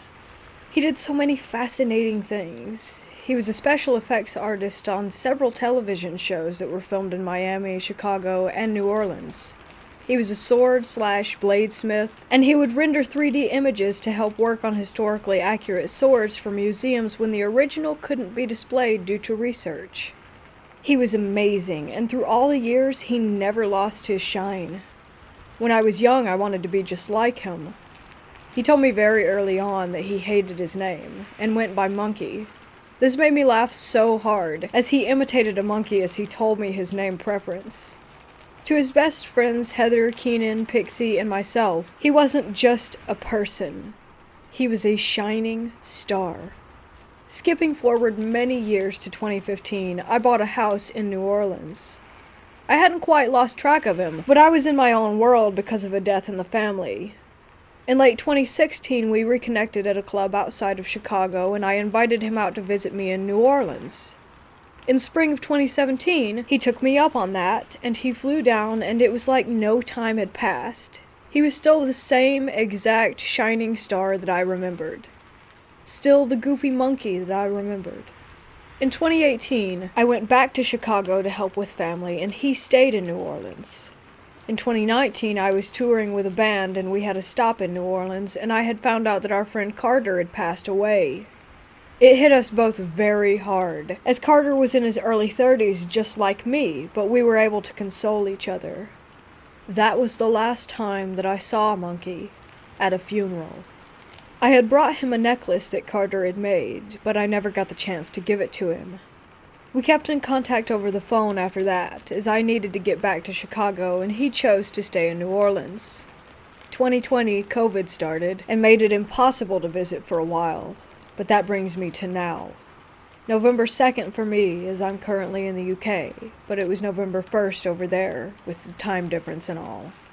I was woken up by a mutual friend ringing my phone off the hook at 5 a.m. UK time. I answered it, and they didn't give me much info, just that he was in an ambulance and that they needed to get in contact with his parents. Enter Heather again. I called her immediately, and she got everyone in contact. As I was starting to fall asleep again, she called me and let me know that he hadn't made it. I don't remember how I took it over the phone. I think I was just in shock and disbelief. Later that day, I went looking for his social media, and it was all gone. None of us could find it. At some point that evening, I went scrolling through Instagram as one does. One of his deleted profiles popped up, and I clicked on it. How it reactivated after his passing, I have no clue. Immediately, I was drawn to a photo of him, so I clicked on that. The caption was, "Very alive and very well. I hope the same for you." And I know that he was trying to reassure me by leading me to that photo. The photo itself was from 2018, but I had never seen it before. I don't believe in coincidence, so I am damn certain that this was his way of saying goodbye and telling me that he was okay, wherever he is. It still makes me cry, and it will for a while, but I appreciate the message from him. The profile disappeared again the very next day. It might seem mundane to some, but I could almost feel him in the room trying to comfort me. Rest in peace, David Mad Monkey. Those of us still on Earth miss you.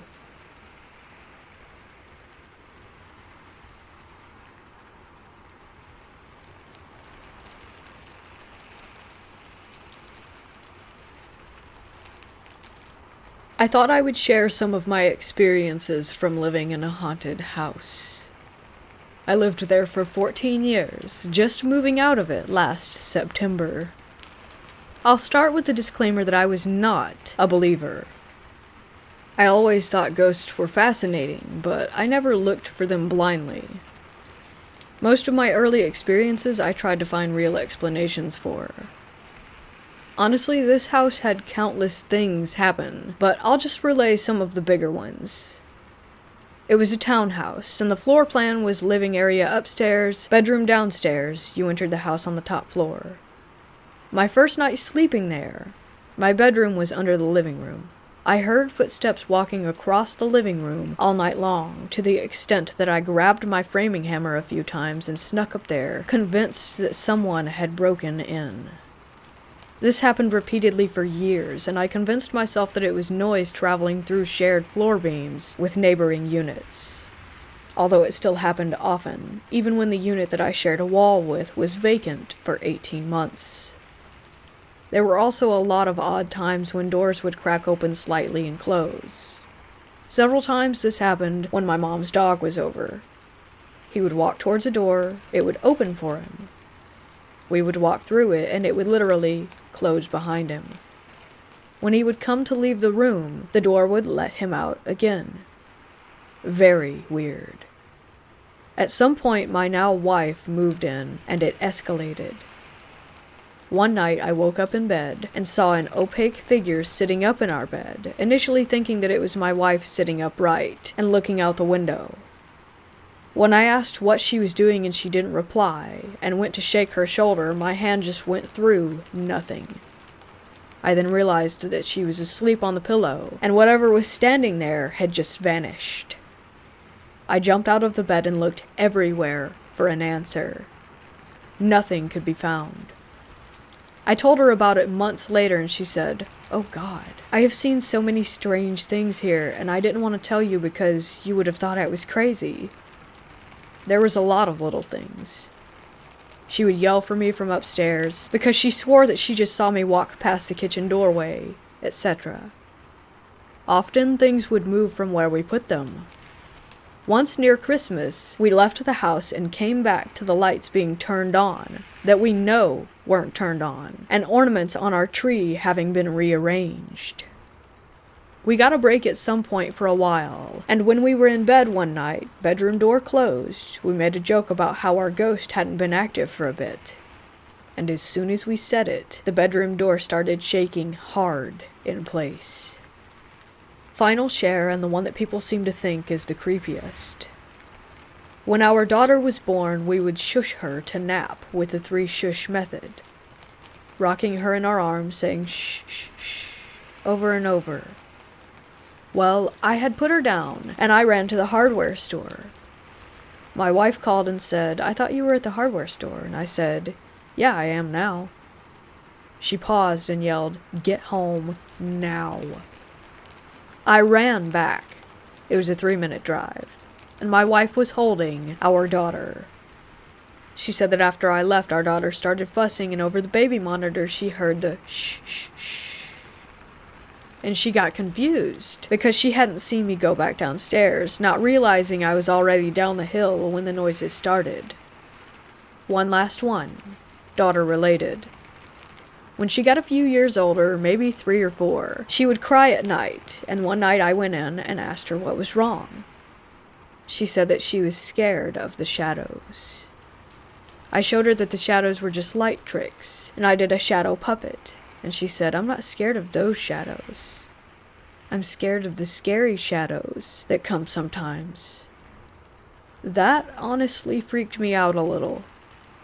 Again, there were tons of other incidents, but these are sort of a greatest hits. People have asked me why I stayed in the house for so long, and as funny as it sounds to some, it was never scary. There was no feeling of malevolence or harm. In fact, I always thought the shushing of my baby story was more of a "wow, this ghost is nurturing" kind of thing. Or maybe even my dad coming back to visit. Anyhow, I hope you enjoyed my spooky stories.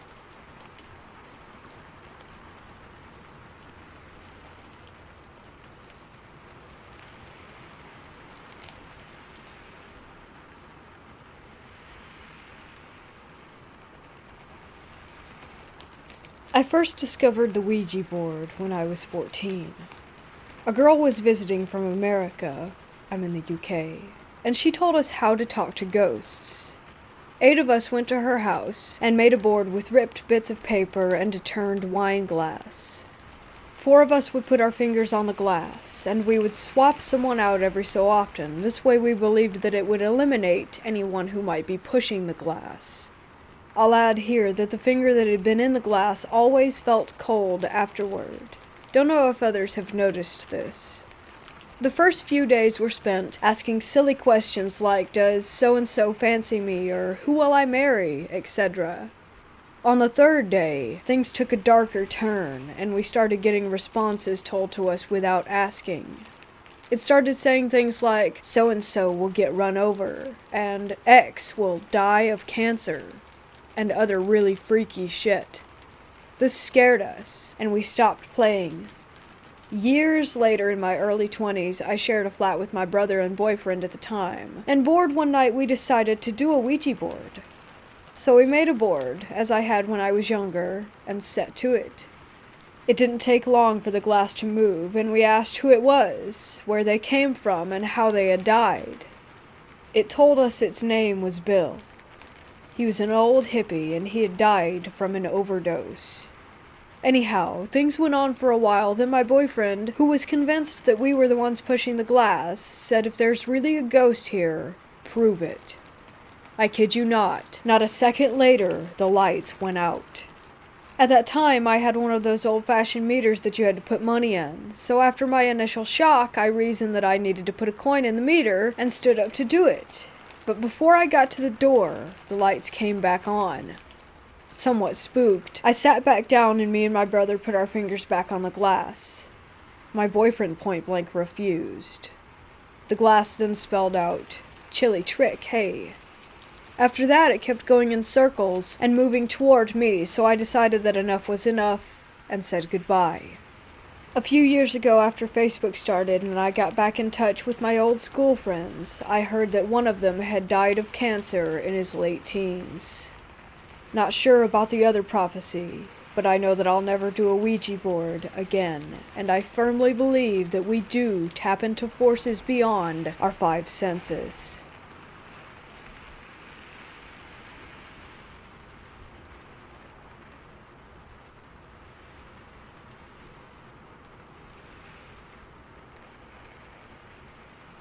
Whilst I've always been skeptical and evidence-based, I've never been able to shake this experience. My mother and her sisters have all had what may be termed as paranormal experiences, but without my personal experience, I had only thought of them as intriguing stories. As I take after my mom, though, I'm male. It's possible that they may have a perception which I share. This might be relevant later. In the mid-1990s, when I was around 21, I moved into the top floor of a 3-story building in Birmingham, Edgbaston, UK, which had been converted into flats. Mine had its own small landing and separate bedroom and lounge/kitchen. I also had 2 kittens, who play their own role in this. Having previously shared a house with friends and being young, this was my first time by myself, which may explain the feeling. But it was a very tranquil place. With the exception of my current house, it was the most peaceful place I've lived in. Again, this may be relevant later. Nothing of any real pertinence happened for the majority of the time I lived there, but I would often be listening to music for hours with my eyes closed, absorbing every note, frequently Nick Drake, whom I had recently discovered, and felt as though someone was sitting there listening with me. I didn't pay too much attention to this, with my very scientific background and all, but the sensation was as though someone was sitting right next to you and you closed your eyes. You would know or sense that they were there.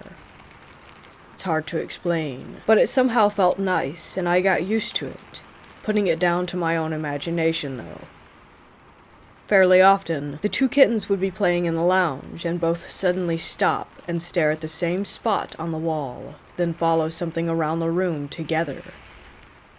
Again, I thought nothing of it for a while, but then realized that there was never an insect or reflection which they could have been looking at.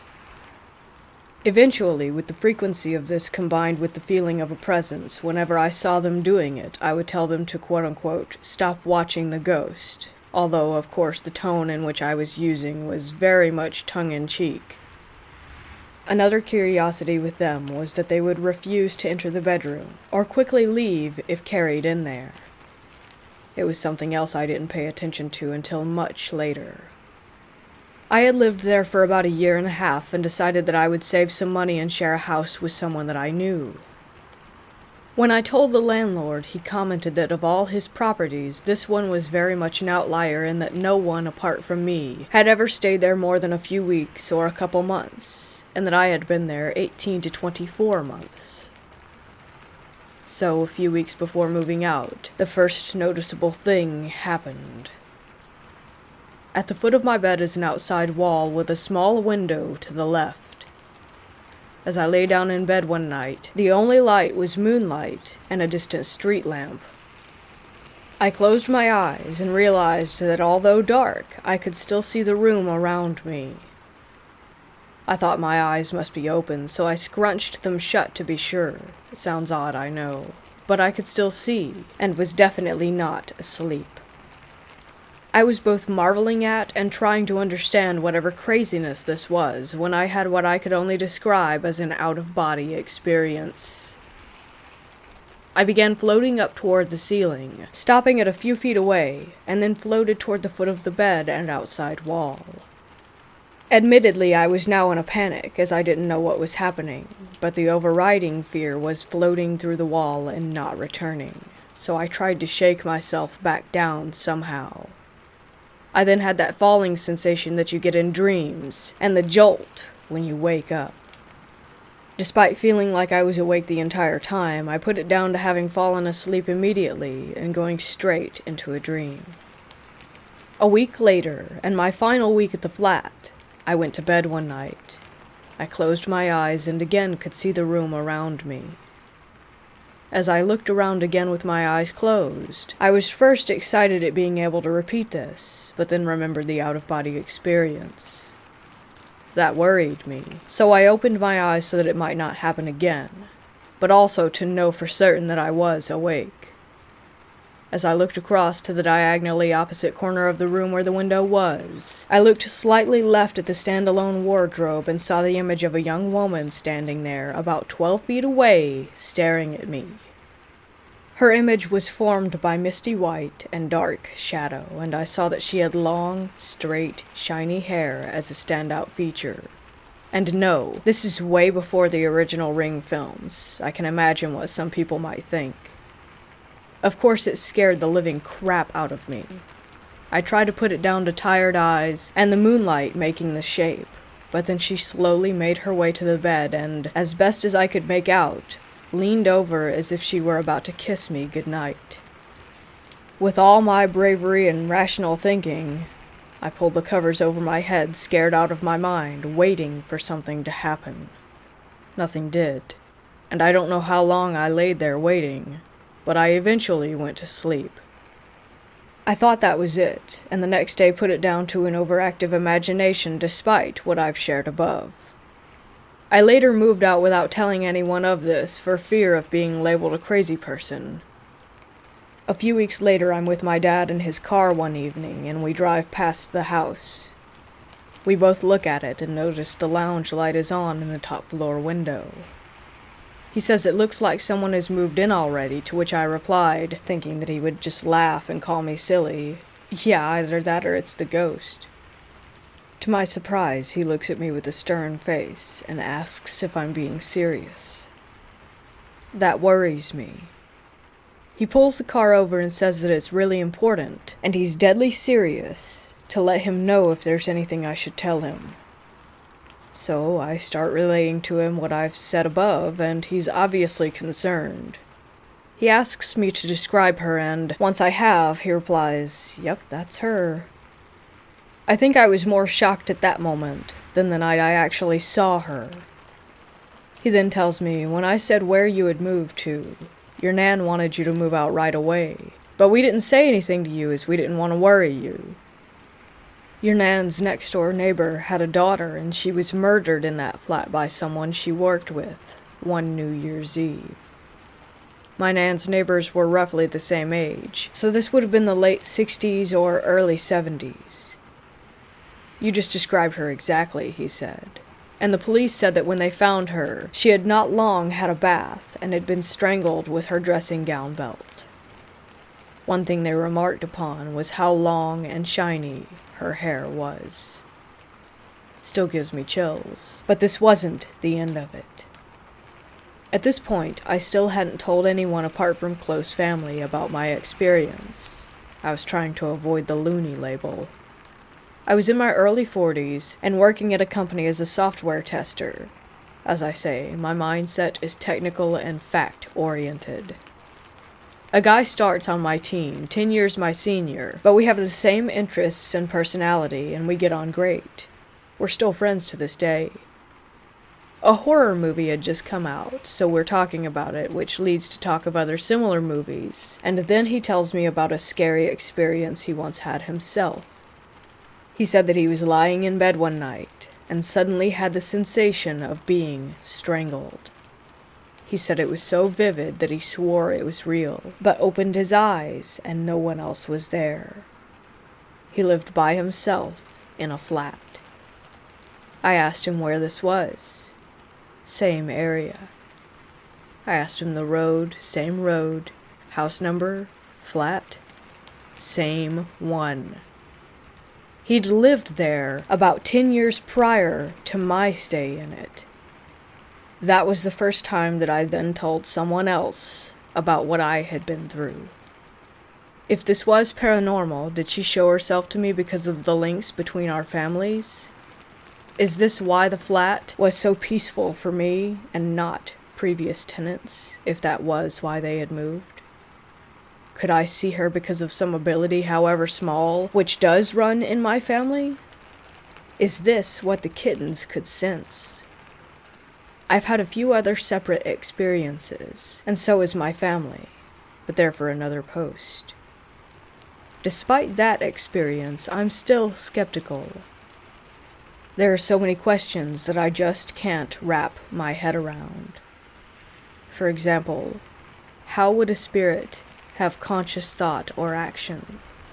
How do clothes become part of an apparition? Why do we have little, if any, hard evidence? At the same time, I have no other explanation for what happened other than it was a lot of weird coincidences. I understand that to many this is just someone else's story, but at the same time, there is still an unthinkable amount of secrets to the universe that humanity has yet to unlock.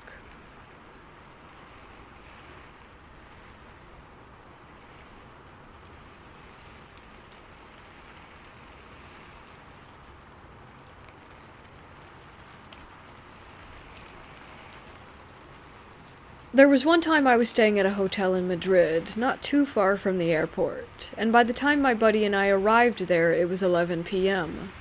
I had completely messed up the booking information because I forgot that we were losing a day by traveling from California. Since my buddy and I had arrived to the hotel so late, we were exhausted. Still, we were given our room number, a card, and sent up to our room. I noticed that the more turns we made down a hallway, the less lights worked. By the time we reached our room door, it was dark and scary. I didn't want to say anything, implying that I was feeling uneasy about the room because I was 24 at the time, so I had to be tough, and my buddy was 27. Once we opened the door, the room was bright and looked very modern. I felt a whole lot better upon entry. The room was supposed to have 2 full-size beds, but for some reason they were pushed together to make a giant bed. My buddy and I agreed it wasn't a big deal, just to stay on our sides of it and deal with it until tomorrow when we weren't so tired. I slept on the left, and he slept on the right. Sometime between 1 and 4 a.m., when it was very dark in the room, I woke up and saw a man standing in the corner. I knew for sure that the man wasn't my friend. My buddy Cody is 6'2", 195 pounds. The guy standing in the corner looked about 5'10", 180. This was the first and only time I ever experienced sleep paralysis. I remember staring at the guy, who appeared to have his back to me, facing the corner of the room closest to me, as if he was counting for a game of hide and seek. I stared at my arm hanging off the bed to the left, and focused all of my energy and strength to move it, but I could not. I tried to scream for Cody to wake up so that at least he would know of the man in our room, but no sound would come out of my mouth. I've never panicked so hard in my life, and before I knew it, my eyes closed, and I was unconscious again. It wasn't until 7:30 a.m. that I woke up and screamed Cody's name and hit him. It was as if everything I tried to do during the night suddenly came out all at once. He woke up startled, of course, as I came to the realization that everything was okay.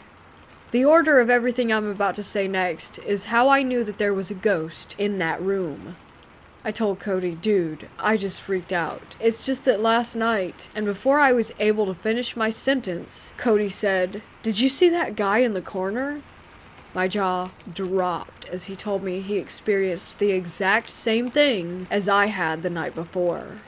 He had sleep paralysis and couldn't move as he stared at that man.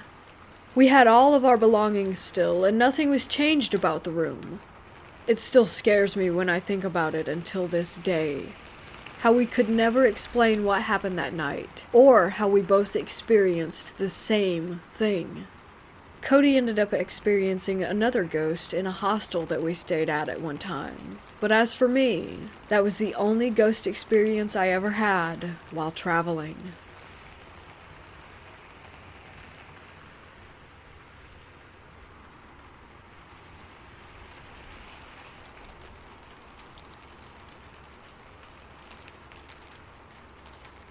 I work for a nonprofit that helps mentally and physically disabled people live fulfilling lives. J and C are brothers. I work for the same company as C, but at a different house. There are several houses around the city and bordering area. He works at the houses that only house children, 4 of them, I believe. His story begins on a graveyard shift, which he was working with one coworker, a middle-aged woman. The house has alarms on the doors and windows, which are alarmed during the night to let them know if any kids try to leave when they shouldn't. C was downstairs in the office. His coworker was upstairs cleaning. Suddenly, the alarms in the house went off, every door and window. He sprang up, assuming that the clients were planning some mass breakout, as he would later refer to it. He yelled up to his coworker to head out one door. He went out the other, frantically looking for whoever was outside. He saw one client standing beneath a tree, but apparently not in any hurry. He thought he recognized the client to be someone we'll call B. He said, "B, head back inside," or something to that effect. He continued searching for the other clients, but after running around in a panic, found no one. He gave up and headed inside to reconvene with his coworker. He said he found B, but no one else. She stunned him when she revealed that everyone was inside, never having left, including B. He said she must be mistaken. He was just outside beneath a big tree in the backyard. She had fear on her face when he insisted this. She explained how what he saw was in fact what staff of that house referred to as white dress, a ghostly woman wearing all white that seems to reside on the property and is often seen under that tree. Needless to say, he was surprised and confused, and definitely creeped out, but the story doesn't end there. Sometime later, a client from another home whom C was very close to sadly died. He was sick for a while, and C was present for his final breaths in the hospital. He was wheelchair-bound when he was alive, and later a client at the white dress home needed a wheelchair temporarily while recovering from a slip and fall accident. They brought the wheelchair that used to belong to K. Right away, B began fixating on it. When it was no longer in use, B would take it for his own enjoyment. Staff took note of this, and couldn't explain why he loved it so much. He would take it outside to a small hill, push it down the hill empty, and then return it to the top and do it again, over and over. B is nonverbal, in that he can't speak with spoken language, but he does understand speech and communicates using gestures. One useful gesture has him select staff's right or left hand in a sort of this or that conversation. For example, I could hold out my hand and say, "B, do you want tacos for dinner?" Identify it as my left hand option. Or do you want burgers for dinner? Right hand. And then he would choose. He also had a tic where he would hold his palm up to his face very close and sort of mumble into it. This is actually what C thought he saw when White Dress was under the tree. He thought B was there, and that he was doing that. This is important because B would often do this gesture when he played with the wheelchair. Staff got curious and thought that they might be able to determine who B was talking to and playing with in the wheelchair. They posed a sequence of this or that questions with fake names. B, who's in the wheelchair? Is it Michael or Emily? No response. Is it James or Samuel? No response. Is it Stephanie or Teresa? Again, no response. They did this a few times before inserting the real name. Is it Kay or Jen? Right away, he selected the correct hand. Everyone present was shocked. According to C, he was the only real link between Kay and this house. B and Kay didn't know each other, and he didn't believe anyone talked of the previous owner of the wheelchair, so he can't explain how B seemingly knew Kay's name. This story still doesn't end there, however. For reasons unknown to me, C took the wheelchair home for a while. Maybe it was a keepsake. Regardless, he brought it home with him and weird things started happening around his house. C and J, like I said, are brothers. They live in a big house and rent it out with their girlfriends as well as 2 others.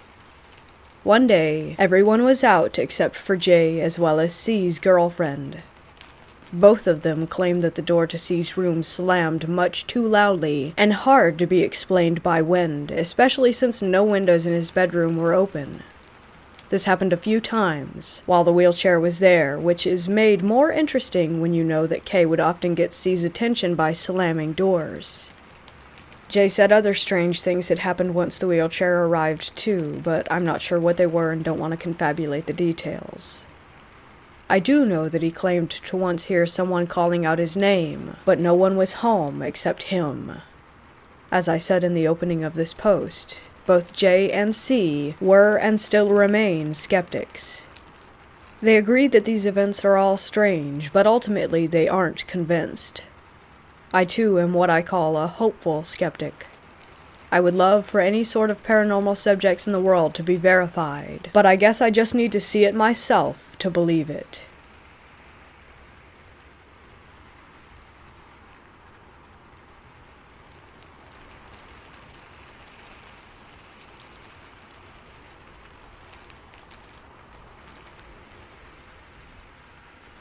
When I was a kid, younger than 12, my mom took me to visit her old friends at their apartment. It was decorated in an odd fashion. Tapestries hung all over the place with old antique furniture and knickknacks lining the walls. We didn't visit there long at all. On our way out the door, my mom pointed out a statue that they had in their living room. It had a beard, eyes that looked straight ahead, and a walking stick that connected to the base of the statue. It was about half my height, hand-carved solid dark wood, and was sort of tribal looking. I remember thinking, I really hope they don't offer to let her have that thing. It's scary. And, of course, they gave it to her. I felt uncomfortable sharing the car ride back home with the statue. My mom was raving about how cool it was all the way there. I couldn't have been less happy. After we made it back, she placed it down next to the fridge in the kitchen, right outside the entryway. That sucked because our kitchen was the center of our house. Anywhere you wanted to go, you usually had to walk through the kitchen. So I told my mom how much I hated the statue, and how I really hated the idea of it being there in particular. My mom told me that I was just being silly, so there it stayed. I didn't get a wink of sleep that night. I couldn't stop thinking about the statue being on the other end of the house, and it terrified me. It made me feel unsafe. I don't know what I found to be so threatening about it, but the next day my grandmother agreed with my feelings. She told my mom that the statue made her very uneasy, and that it had a negative energy. My mom told her that she was overreacting, and that she wasn't getting rid of the statue. I felt constant anxiety. I would often refuse to leave my bedroom in the morning after having violent nightmares involving the statue. It was always something along the lines of the statue becoming animate and stabbing me to death with its walking stick. When I walked through the kitchen, I would literally push my back against the wall and edge around the room to avoid getting near the damn thing. In time, even my mom's friends agreed that it kinda weirded them out too. I hated it. And despite how much it scared people, my mom still wouldn't get rid of it. Though she did finally agree to move it to the living room in a more secluded space. One night I was sitting in the dining room doing my homework, and my mom was in the living room with her friend. I heard whispering that was akin to what you'd hear in a horror movie. Cryptic, overlapping, incoherent whispers. I immediately knew that the voices didn't belong to my mom or her friend, so I went into the living room to ask them if they had heard anything, and before I could speak, the look on their faces told me everything. My mom told me to come closer to her and said, "We heard them too." We all agreed that the sound was unmistakably close to us, and it was clear as day.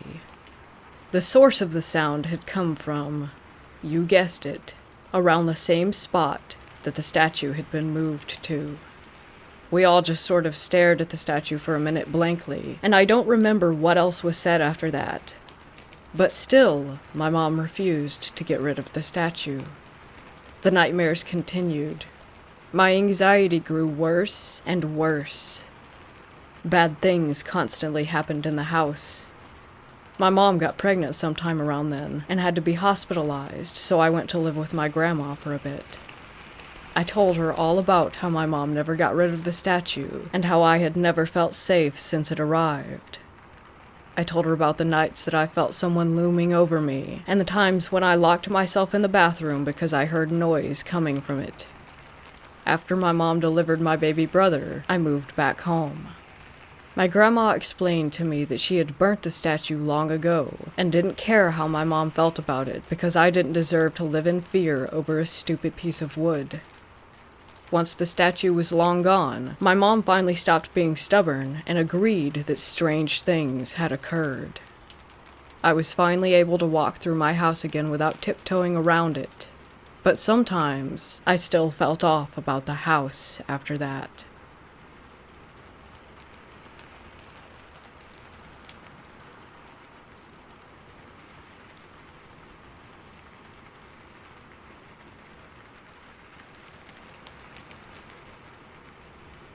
I am and always was connected to spirits in some way. I'm Native American, which does contribute to my sensitivity to otherworldly experiences. This particular experience happened about 7 years ago. Growing up, I was a weird kid.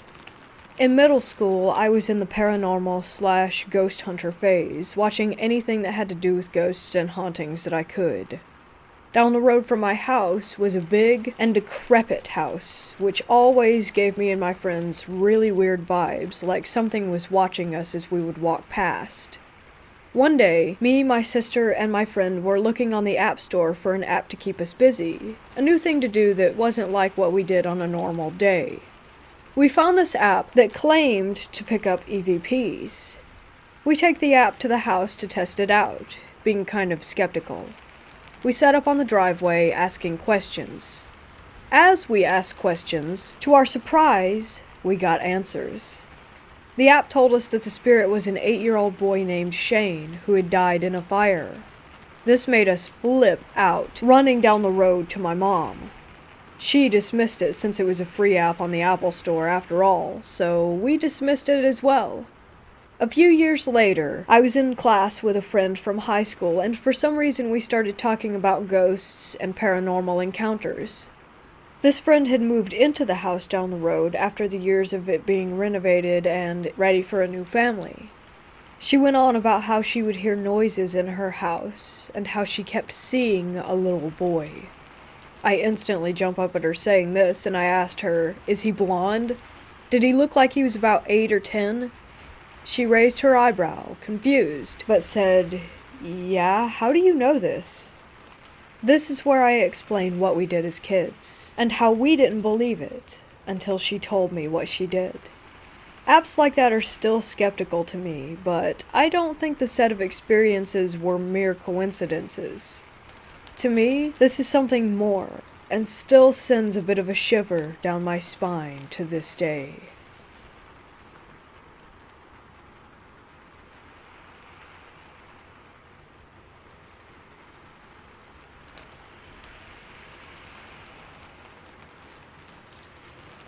This incident happened to me when I was 14, and I've told the story and gone over it in my mind so many times exactly as it happened that it feels as if it were just yesterday.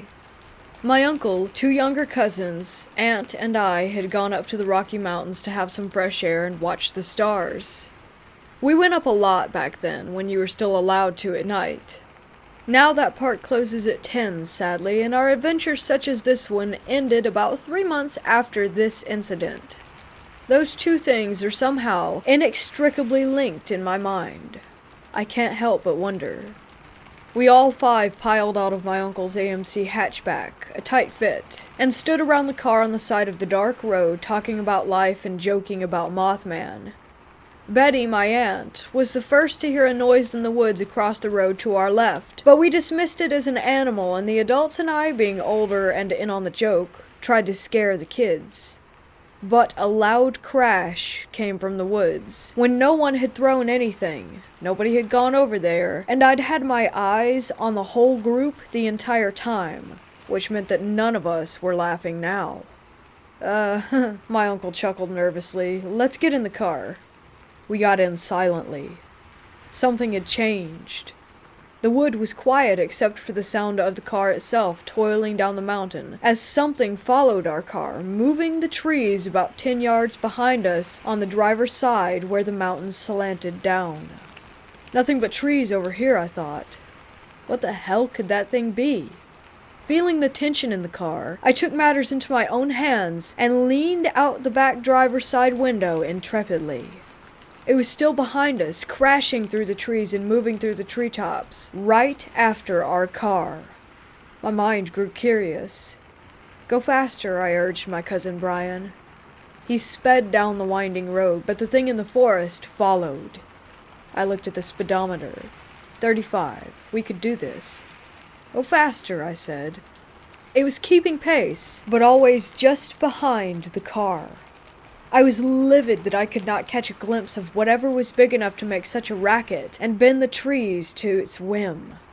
I finally yelled at him to go faster, but again the thing kept up.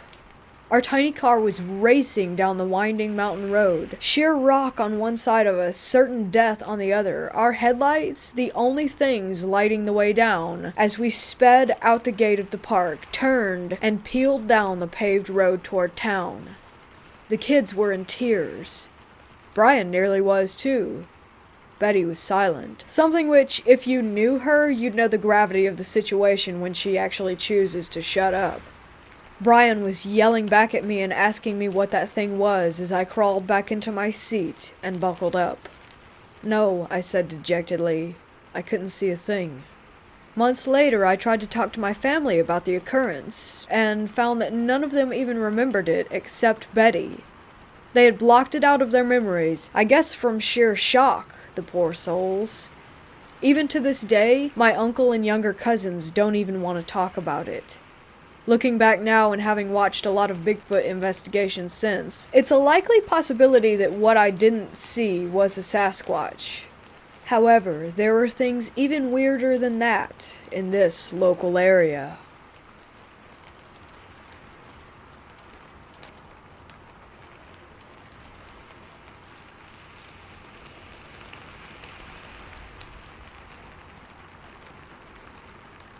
Back in October, I decided to treat my girlfriend to a night away at a popular British seaside town. The town is one of those historical areas, which has its fair share of ghost legends and gothic tourism, so there was lots of touristy attractions such as ghost walks, which me and my girlfriend decided to go on. A bit of background information about the hotel. It is regarded as one of the oldest hotels in the town, and is also a popular tavern among the locals. The inn itself had a rather creepy feel to it, but our room was modern and comfortable. The last place you'd imagine paranormal activity to occur. We set off on the ghost walk with a local guide who knew about the paranormal hotspots. Unexpectedly at the time, we stopped directly outside our hotel. This is the most haunted hotel in town. Good luck if you're staying here, he cackled. He proceeded to tell us that there was a number of spirits that haunted the building, and guests frequently experienced sightings and unexpected things. However, at the time, we were a bit drunk from dinner, and we brushed off the walk as your typical tourist trap. We went to bed without any issues at all. I woke up later that night, paralyzed, and with a sense of unease. I felt what I would describe as a strong, cold gale blowing around the room. Imagine being outside in strong, windy weather. The sensation lasted for, I would say, about 15 seconds when it suddenly stopped and the room filled with a warm, relaxed sensation once again. I woke my girlfriend to tell her, and she brushed it off, saying it was probably sleep paralysis and a draft, so I believed her and went back to sleep. I thought nothing of it until we checked out. The receptionist asked us how our stay was and if there had been any issues. Everything was perfect, but there was a really big draft in the room, I exclaimed, as you would. Surprisingly, she casually laughed. No, that's not a draft. It's just a spiritual presence in the room. It happens all the time in that one, she casually reassured us. Now I'm really interested in the paranormal, so I asked about the stuff in the hotel. She told us that everything the guy told us on the walk was indeed true, and the spirits are those of old landlords and locals whom help run the hotel and keep the guests safe.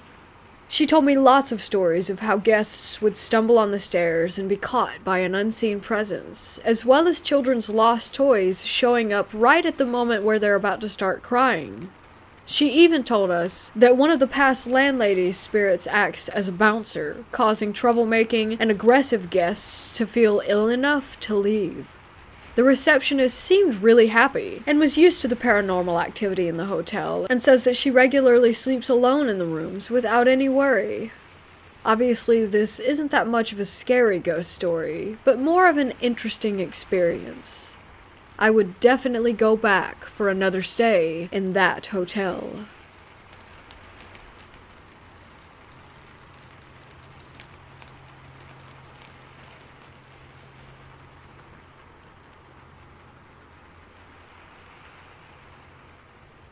This happened in January of 2016 when I was in my late teens. This story keeps coming up amongst my friend group, and something about it kind of bugs me. I have no clue what I really saw. I just know that it seemed paranormal, and not anything that could be explained. I live about 2 hours away from an abandoned campus that was used as both a tuberculosis hospital and an asylum until the 1990s. I didn't really research it, nor did I believe in the paranormal at the time. I just thought that it would be so cool to go to an abandoned place. So I brought my 2 guy friends with me, one my age who was into the paranormal and had been there before, and one who was older than us, and my one friend that was a girl. I'm also a girl. It's one of those places that you'd get in trouble for trespassing at, so we hid my car and snuck in through a broken fence. I should mention that we went at around 8 or 9 p.m., so it was really dark out already. We go into the main building and are fine. We're not feeling anything weird, nothing like that. We exit that building and go into another that's maybe 2 buildings away, but within a couple of minutes we end up at the exact place where we exited the first building, the main entrance, and that felt a little off. We decided to venture into the basement. My girlfriend and I felt uneasy immediately and suggested that we go back upstairs instead, which we did. We go up into the place where they kept children. This was evident because of all the children's toys on the ground, and there was a soundproof room. Some of the toys were moving, and there was a ball that was bouncing on its own. Our friend who's been there before stopped us while we were walking through a hallway. We heard a door slam, followed by footsteps in front of us. The hallway in front of us was also pitch black, while the rear of the hall was at least lit up a little bit by the moon. We turned around and went back. Against our better judgment, we let the boys bring us into the basement. As soon as my girlfriend stepped her foot onto the basement floor, her flashlight went out, and we couldn't get it back on for the life of us. It did end up coming back on later, but that didn't happen until we had already left the premises. Anyway, my phone that was at 80% immediately died. We were standing in the center of the room together, and around us, it was almost like a haze was there. I felt so sick and lightheaded. I had a dread in the pit of my stomach, and so did my friends.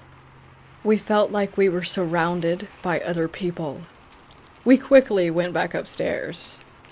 This is when it gets extremely unsettling. We go into the ballroom and grab a table. We sit on it, each of us on an end. It was square.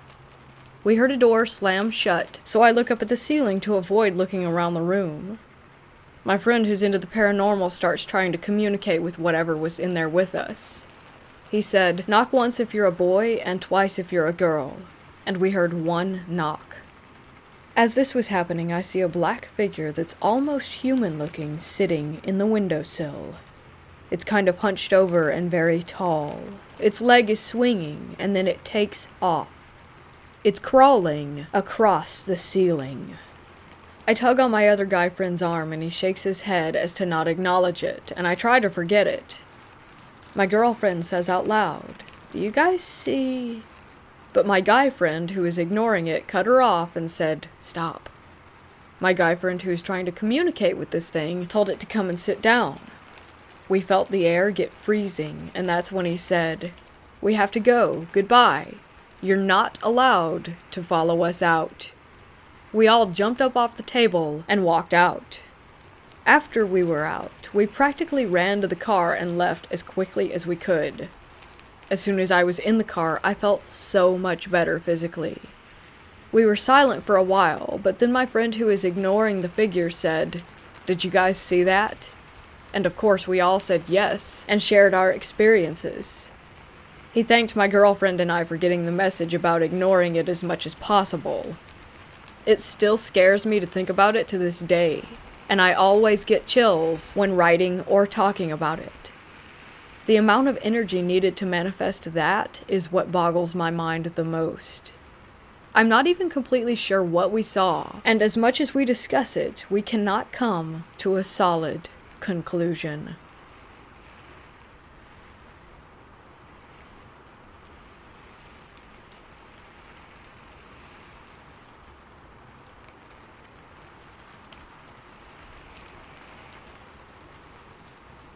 Ever since I was a kid, I had paranormal experiences. One intense rule of the house my mom gave me was never to participate in a Ouija board. When I was 14 years old, I'm now 20, I let my curiosity get the best of me and decided to do a Ouija board with a friend. In my room in the complete dark, we began the process. To my surprise, nothing happened. Later that night, I let my mind and fear get the best of me and decided to sleep with my mom, who had no clue that I had previously participated in a Ouija board, otherwise she would have killed me.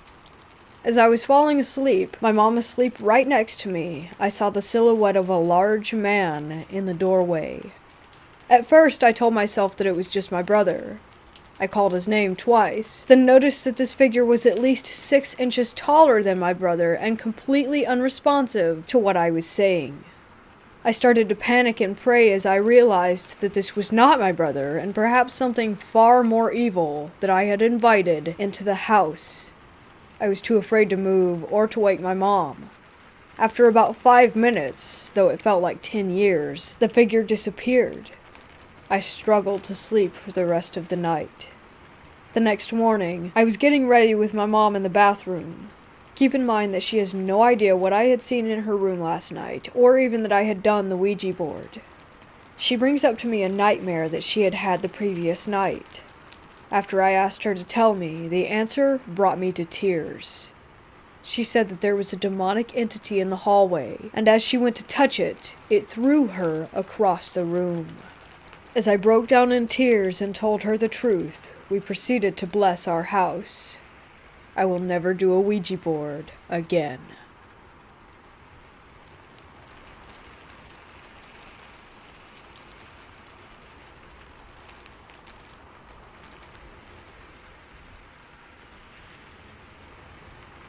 Me and my friends went into the forest that's in my backyard. We went at least 5 minutes deep into the woods, down to a stream. We looked across the stream and saw a log, or at least what we thought was a log. It might have been, but one of us pointed out that it seemed to have turned its head. We ran as fast as we could back out of there. This was during a sleepover. We went to sleep around 3, but I ended up waking up around 4 after hearing a noise. I saw a shadowy figure that immediately disappeared once I laid eyes on it. I haven't seen anything else since. It could have just been my imagination, but I could have sworn that I did in fact see it. And it had the same outline as what we saw from a distance earlier that afternoon. My friends and I told me that I was just being paranoid, but I don't think I was. So I checked it out again in the same place, and the log figure was gone. So I still feel as if that thing were not after me, but after one of my friends. 2 years later, and still, I haven't heard or seen anything of it. Although every now and then, I do get the feeling that I'm being watched. I've been getting a little less sleep, but I think that might just be the fact that my sleep schedule is trying to adjust, but I still don't know what that thing is, and whether or not it was real, or if it was just part of my mind playing tricks on me. But again, I don't think that was it. Remember when I said I hadn't seen anything of it since? Well, I lied. The other day I went back into the forest, and there it was, in the same position that me and my friends had seen it in 2 years ago. I brought them over there, and they confirmed that they were seeing the same thing. It did not look over this time, but I've had an uneasy feeling ever since. They started to stop with the feeling 1 year afterward, but when I saw it a few days ago, the uneasy feeling increased. I don't know what it is, or what it wants, but I don't like it. It's not anything I've seen in any paranormal YouTube videos or anything else about the paranormal, which leads me back to believing that it wasn't real. But my friends confirmed that it was real, and I'm not questioning what they said. So it was real, and it was scary. I hope the uneasy feeling goes down soon, and if the thing ever comes near my house again, I'm going to call the police. Oh, and I forgot to mention that the morning after the sleepover, I saw not footprints, but something else that I can't quite put my finger on. Something that no human foot could ever have made. I have no idea what it was, and don't plan on trying to figure it out.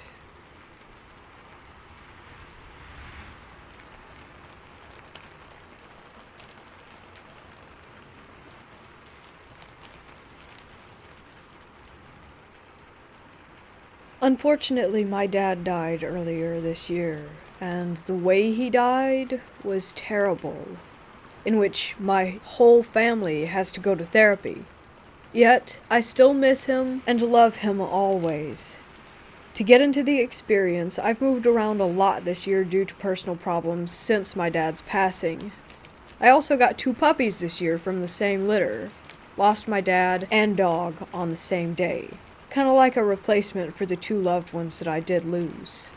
One of the dogs was quiet and usually pretty chill, except that he had these moments where he would start staring at a wall or something in the room randomly, when he wouldn't normally do this.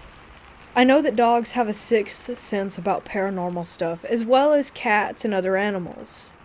This behavior would happen about each month, around 2 to 3 times since I got him in May. Then I moved again to my godfather's house, which he's my dad's older brother. There are still some tense feelings here and there because it's a very sensitive topic for my godparents and dad's side of the family to talk about my dad, or even to see videos or pictures of him. Around the same time I started my new job, where it would require me waking up at 2, 3, sometimes 4 in the morning to leave for work. In front of my room, there'd be like a tiny light that's usually on sometimes when people forget to turn it off. There's nothing in the way of that light that could ever cause a shadow. One day I was leaving for work. It was about a week ago. I go to get my shoes, and I'm about to leave through the front door when I look up, and in front of the light, there is a shadow of a person. I immediately recognized who it was. It was my dad. The only reason I know him is because of his shoulders and height. I looked and saw his big shoulders and his head. I blinked, and then it went away. I closed the door to the house and went to my car. Until about 10 minutes later, it hit me again that I had just seen my father. I think I cried about it after work, but I couldn't tell anyone for fear of them thinking that I've lost my mind.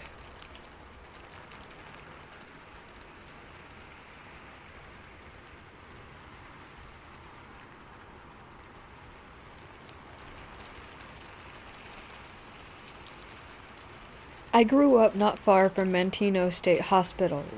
It's an abandoned insane asylum in the far south Chicago suburbs.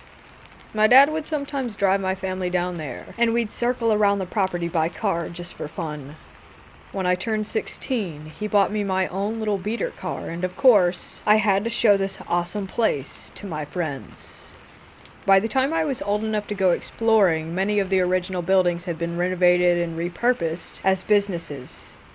Half of the property was converted into a local VA hospital, and a quarter of it was torn down and replaced with new housing.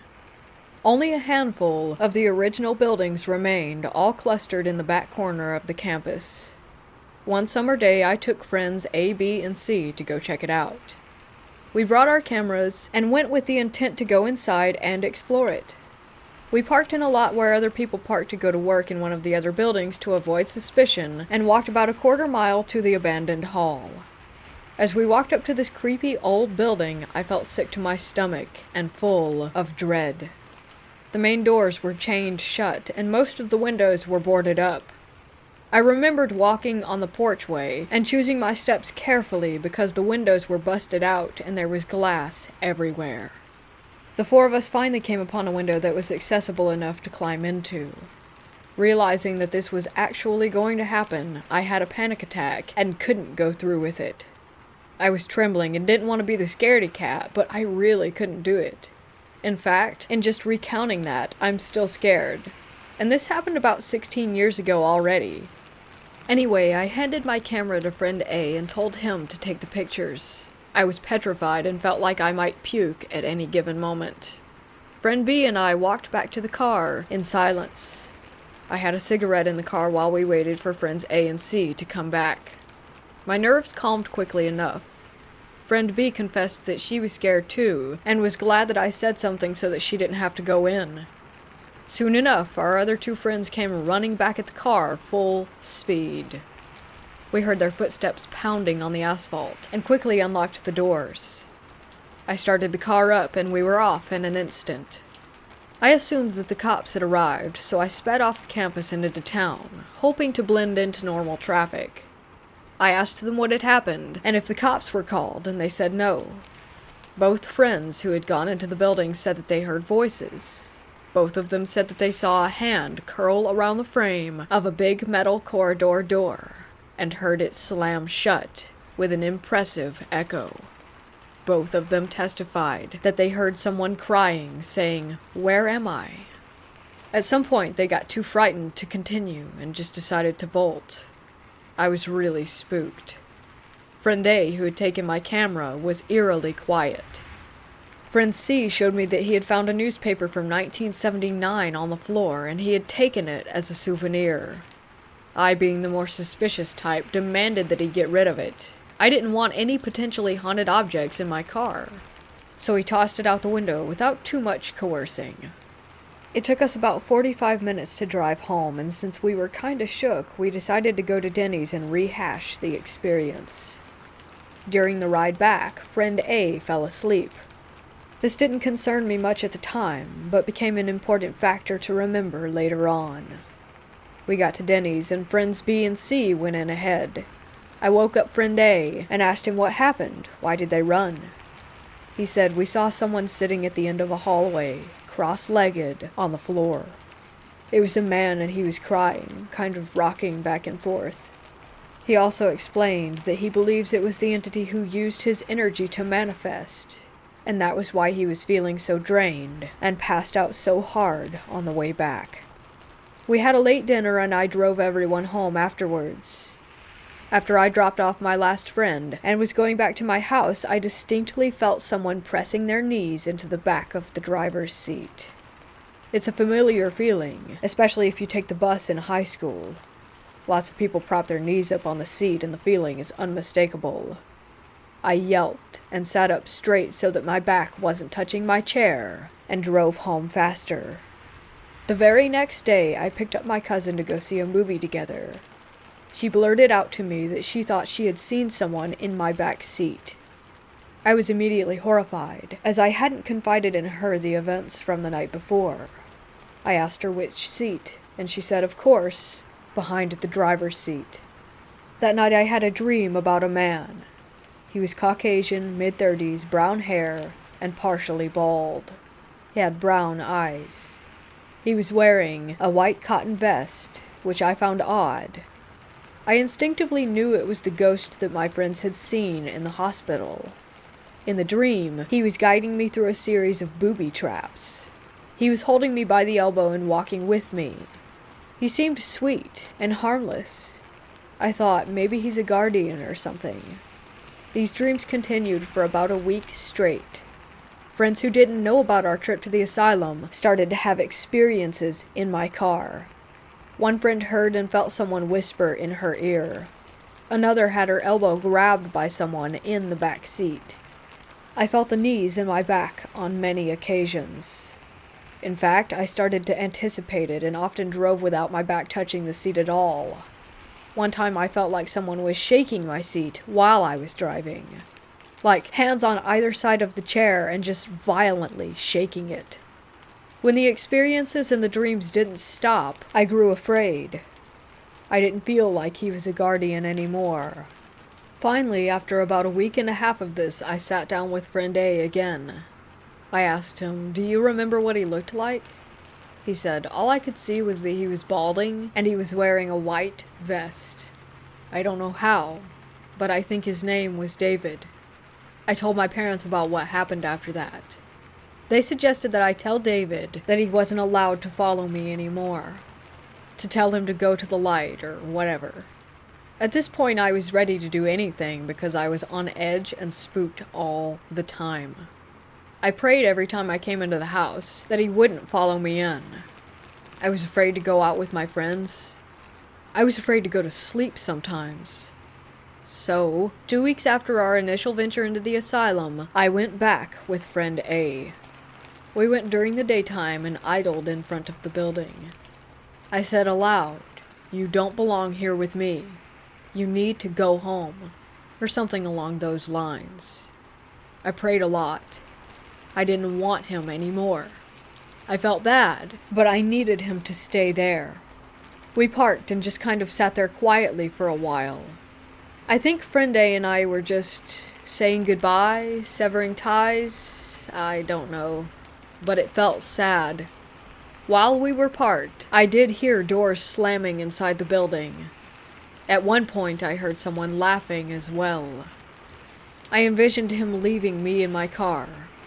I told him that he could never follow me again, that he needed to go, and to move on. We left the hospital that day and didn't go back for many years. I never dreamt of him again. I've never told anyone the full story for 2 reasons. 1 being that it sounds totally ridiculous, and 2, because I'm afraid, and that thinking about him too much will send some sort of psychic beacon out to attract him or other spirits back to me, when that's totally the opposite of what I want.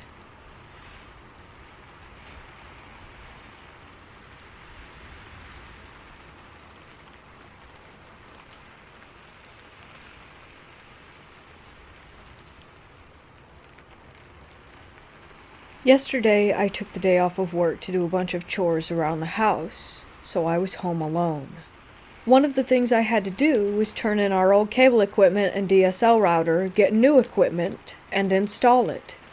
My house was built in the early 1950s, that is, the upstairs part. We have a downstairs part that's a new addition built sometime in the early 2000s. I only mention this so that you can understand that the upstairs of the house is a raised foundation with wooden floors throughout. The new addition is downstairs on concrete foundation. Upstairs, you can hear the footsteps of someone walking around with shoes on their feet. Downstairs, it's a little harder to hear because there's carpeting and it's on concrete, so if someone was running across the house on the upstairs older part, it's loud and echoey. Yesterday, as I said, I was home alone. It was early in the afternoon. I was downstairs installing the new router on the very far corner of the downstairs part of the house. As I was laying on the floor trying to locate the cables and put them in the right places, I heard loud running coming from the upstairs in the older part of the house. It's not possible that someone had come in and then left. because all the doors and windows have sensors that make a chime when a door or window is open. I did not hear a chime, and no one who lived in the house should have been home. My wife was at work, and my son was at school. I quickly got up and did my best to listen to see if there really was someone in the house. I went to check and looked through each bedroom, through the kitchen, through the bathrooms. The front door was locked, and there's no way that anyone could have entered the house or run through it and left, as I said. I don't know what I heard, but it was definitely heavy footsteps, even though it was empty.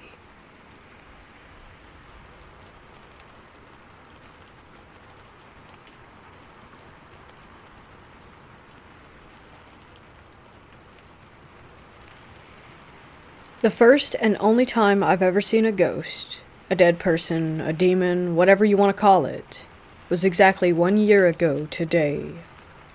I had just gotten my bachelor after 3 years of studying social welfare and was now working at a group home for teens with substance use problems. My workplace was in a big old house, which was almost scary quiet during the nighttime, and I often felt anxious being there. Don't get me wrong. I really enjoyed the job and spending time with the teens, but working nights scared the crap out of me. I usually started my shift around 8 p.m. Around that time we often made dinner.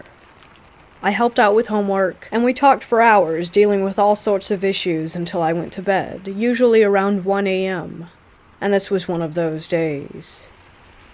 I fell asleep at 1:30, woke up 2 hours later like I usually do to get a glass of water. I walked down the stairs, entered the common room, and then walked by a big window in the living room. I looked up at the gray, cloudy sky when I saw death hanging in a tree. Brown, rotten flesh in the shape of a face. I rubbed my eyes, and then looked again, and the flesh was still there. I couldn't move, breathe, or blink my eyes for a few seconds. I was absolutely terrified. After a while, I found the strength to move my legs and walked into the office again. I locked the door and sat there all night, and when the sun finally peeked out, I managed to move my legs to go and look out the window again. There was no rotten flesh this time, just a normal tree with green leaves. A few days later after this incident, I told my boss that I didn't want to work night shifts anymore since the lack of sleep. I didn't want to tell her the real reason, since she would probably think that I was mad. Maybe I was? And what if this was just a nightmare? Probably. But what if it wasn't?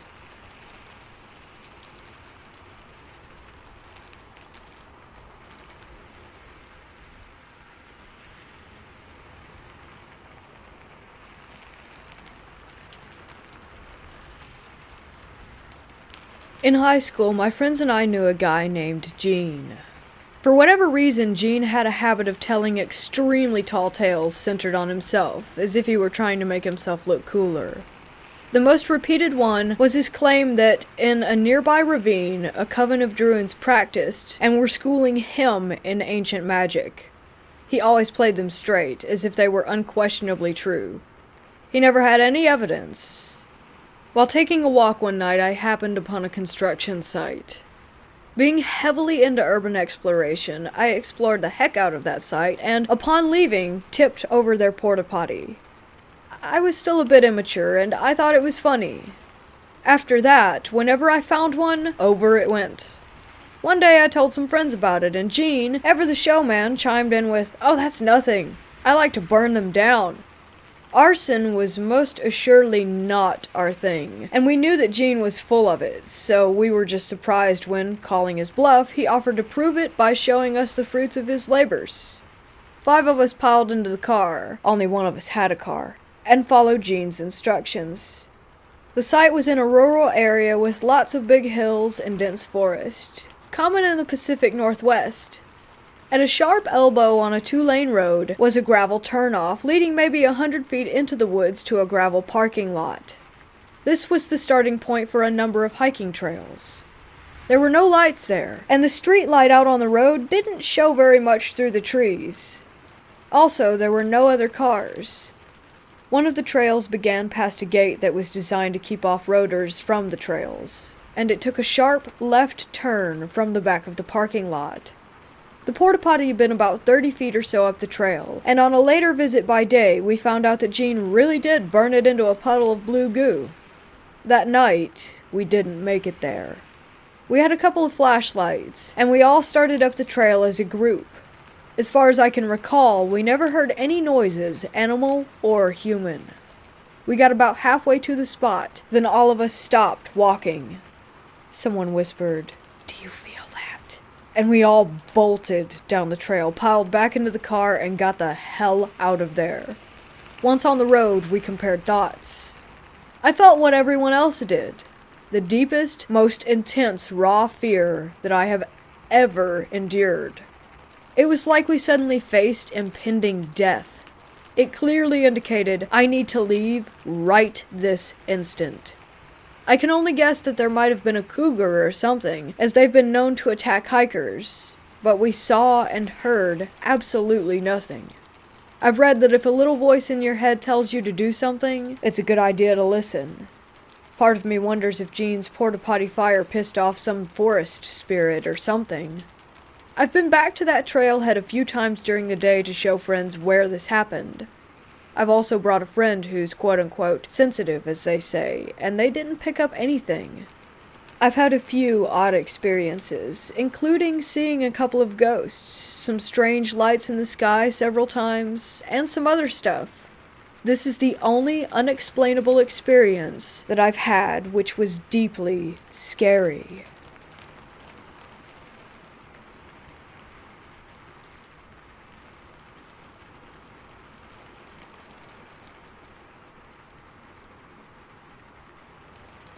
This experience I had dates back to the second house that I lived in. When I was about 13, my nan moved in with us following my granddad's death, and with the sale of the two houses, we managed to move into a fairly big house with a massive garden. Just to put it into perspective, our neighbor's garden in a house in a previous time was a small tennis club with 3 courts, and wrapped around the back of our garden, just to give a perspective of the size of these gardens. So anyway, my bedroom was sort of attached, and above the garage to the side of the house, so I used to be able to see across my neighbor's garden and the gardens next door to theirs, whilst also being sort of detached from the rest of the house. We lived there for about 5 years, and nothing really happened. I went to uni and had some experiences which I've posted on another post. When I returned from uni, I picked up the dirty habit of smoking and not wanting my parents to know. I used to climb out of my window on the side of the roof of a shelter that we had outside my window and sit to smoke. When I was back for the summer after my first year, I was on this roof and I heard our neighbor's dog bark and go ballistic. He wasn't in the garden, but obviously by their back door. At the same time, their automatic backlight sensor switched the light on, and clear as day there was a black, and I mean really black, figure in their garden. It stood maybe around 5'10". Looked like a man's figure. It was just pacing up and down their decking, almost right below me. I initially crapped myself, thinking it was the husband and that for sure he had seen me smoking. I looked closer, frozen still. What I was seeing was almost hovering, gliding, effortless, not walking. Suddenly their back door opened, and the husband came out with the dog, and just like that, it vanished. I continued to see Steve out there, and the exact same routine occurred. That was almost every other night. I even kept a log at the time, looking for some sort of pattern. One night shortly after, about 8 weeks, my parents had a barbecue and my neighbors came. I brought this up with the gentleman's wife, who looked at me and laughed. She proceeded to tell me that the shadow's name was Steve. Steve had been in their house for the last 20 years, and she regularly sees him pacing the garden, walking down the stairs, opening and closing doors and cupboards, moving their possessions, almost like living as if they were not there. Her kids had seen him and grown up with him, but her husband had never, ever seen him. I was shook, but glad at the same time that I wasn't going crazy. I continued to see Steve right up until we moved out of the house a few years ago. If anything, I felt sad for him. It was almost as if he was unable to move on.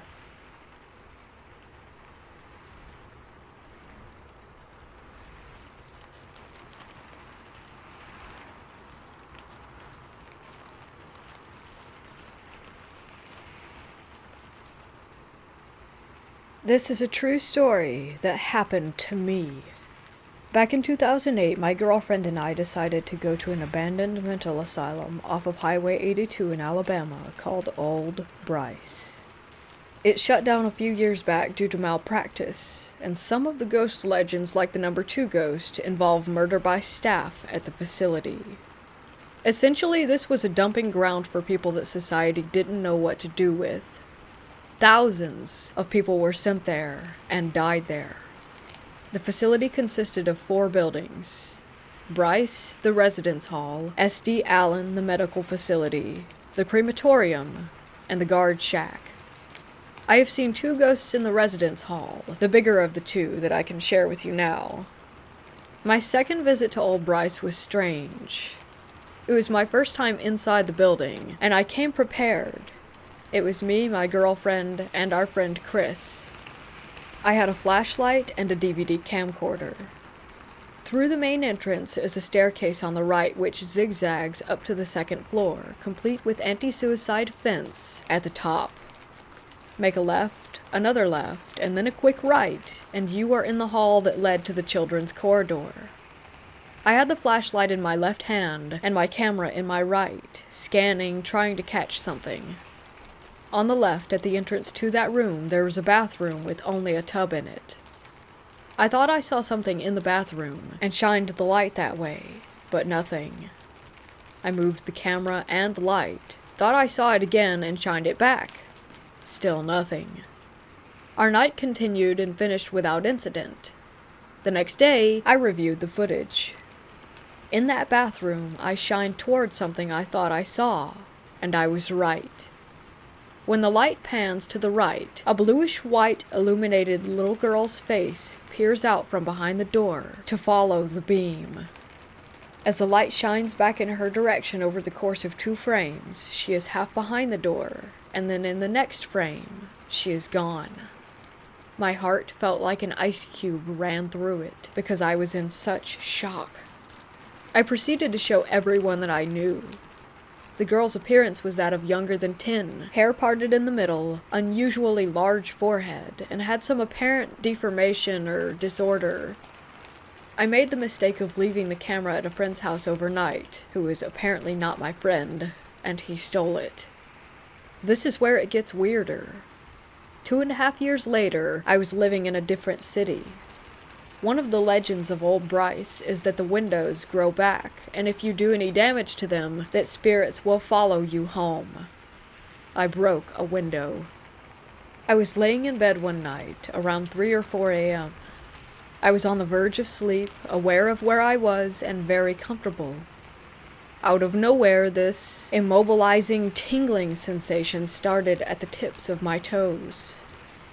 I was laying on my stomach with my arms under the pillow, completely helpless as this sensation crept its way slowly up my legs, midsection, and eventually my entire body over the course of about 20 seconds.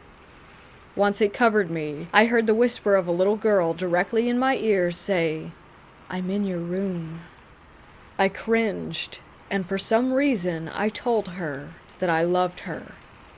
The feeling stopped and left me on the verge of tears. It may or may not have been that little girl from the asylum, but according to the legend, it makes sense.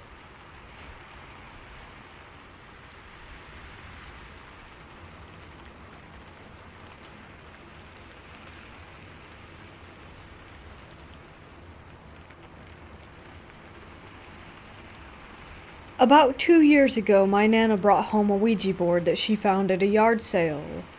I have always been a true believer in the paranormal, and it's always been one of my peak interests. I have heard or read enough stories and watched enough shows to know not to mess around with a Ouija board, and quite frankly, they kind of freaked me out, so I wanted nothing to do with it. My Nana, on the other hand, doesn't believe in the paranormal whatsoever, and thought it would just be a fun game for myself, my brother, and the oldest of my 2 cousins. I left it on the dining room table for days before she made me put it away. I ended up sliding it under my bed in hopes of just forgetting about it. My brother, 11, and my cousin, 12, bugged me about it constantly because they wanted to play with it and I wouldn't let them. I tried to explain to them that it wasn't just a game, and that it shouldn't be messed with, but they were preteen boys who couldn't help but do things that they shouldn't. One day after I got home from work, the boys were there and I had this sneaking suspicion that they played with it.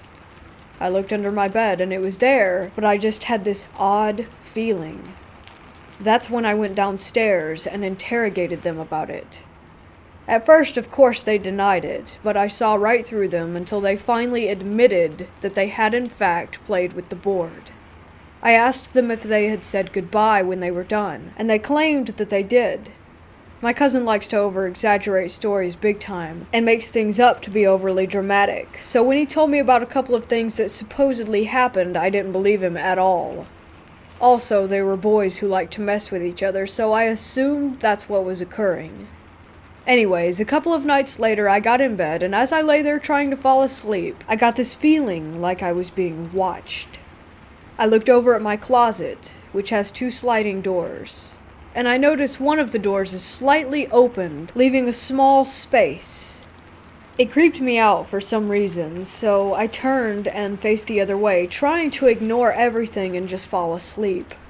I finally passed out, and the next thing I know, I'm woken up by what felt like someone or something hitting me in the back of the head. I was lying on my back, so the back of my head was fully on my pillow, which made it even weirder. And it wasn't a light hit, either.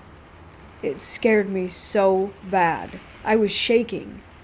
I look around my room and I don't see anything, but then all of a sudden I hear my floor creaking like someone is walking around my bed.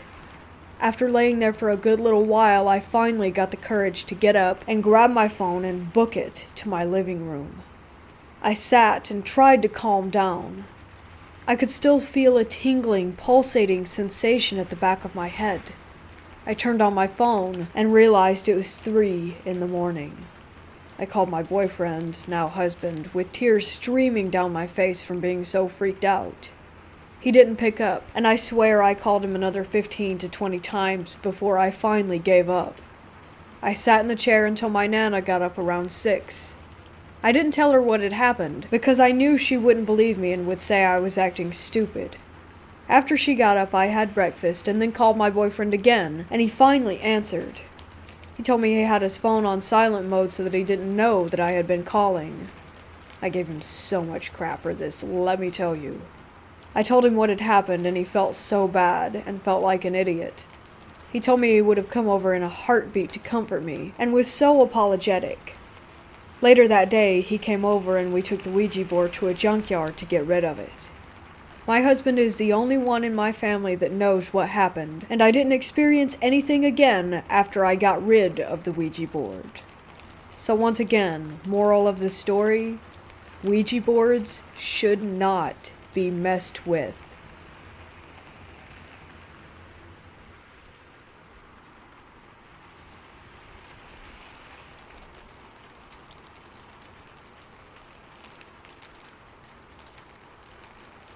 A few months back, really closer to a year ago, a friend of mine suggested that we do something interesting with our night for once.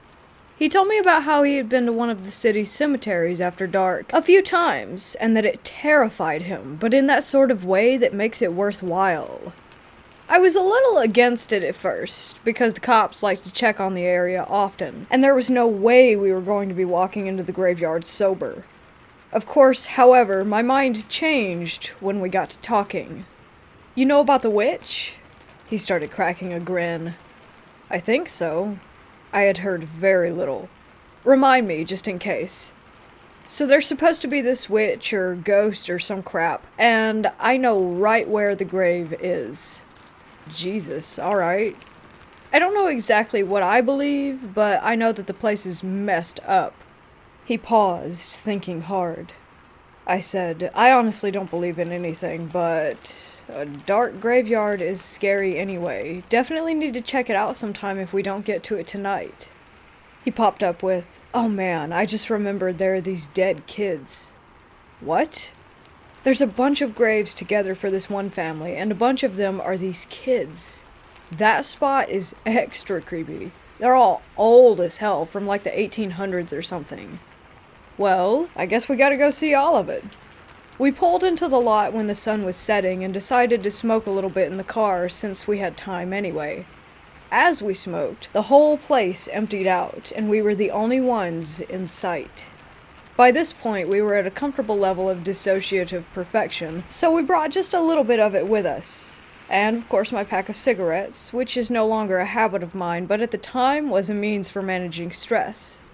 So, off we went, with a bit of sun still shining and one single truck riding through the cemetery. We figured it would be good to wait for the truck to leave, assuming it was a worker watching for any unwanted guests.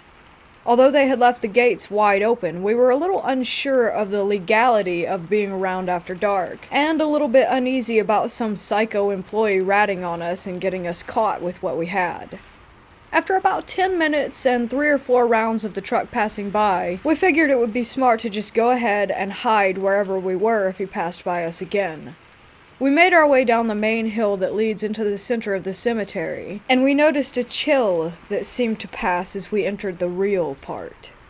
I passed it off as a weird current made by the creeks and the cooler air in that area, but a part of the primal fear that remained in the back of my mind made me question my devotion to reality. There were a few times where we had to hide behind a tree as the truck made its way back around, and then we would make a few more minutes of progress. As we began to become too close to sober, we imbibed a bit more. Another 30 minutes or so passed, and we had decimated almost our entire on-hand supply. We also had no clue where we were. As we wandered along the dark, winding roads, we started to get concerned about our phone batteries. His phone was worse off than mine, being near dead already, although mine was hardly doing better. After deciding to keep them in our pockets for the time being, the dark and discomforting silence started to make both of us paranoid. It was, of course, a bit heightened by our habits. We also noticed something else that was upsetting. We had started to go around in circles. As we realized this, I had the first real wave of fear for that night come rushing over me. I could swear that someone was inside one of the mausoleums with their face just barely out of view and moving around in the shadows. Dude, do you see that? On instinct, I grabbed for my inhaler. What? What the hell are you talking about? My friend said. In that, right there. I looked toward the window rather than pointing. I swear to Christ, I just saw someone in there. I saw the shadow of a face. My friend brushed me off. You're just freaked out because you smoked too much. It's nothing. Come on, we need to get to the witch, and then we can get the hell out of here.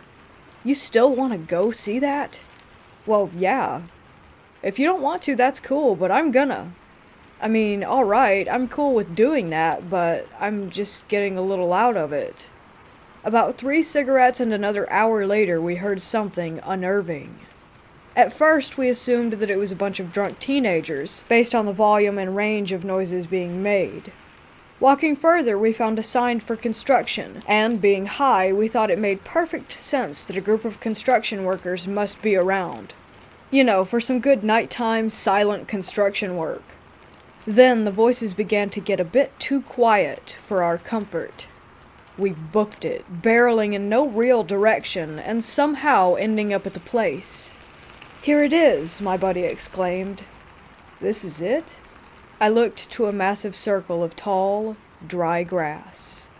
Is it in the middle of this? No, man, he replied. It's way in the back. Come on, I'll show you.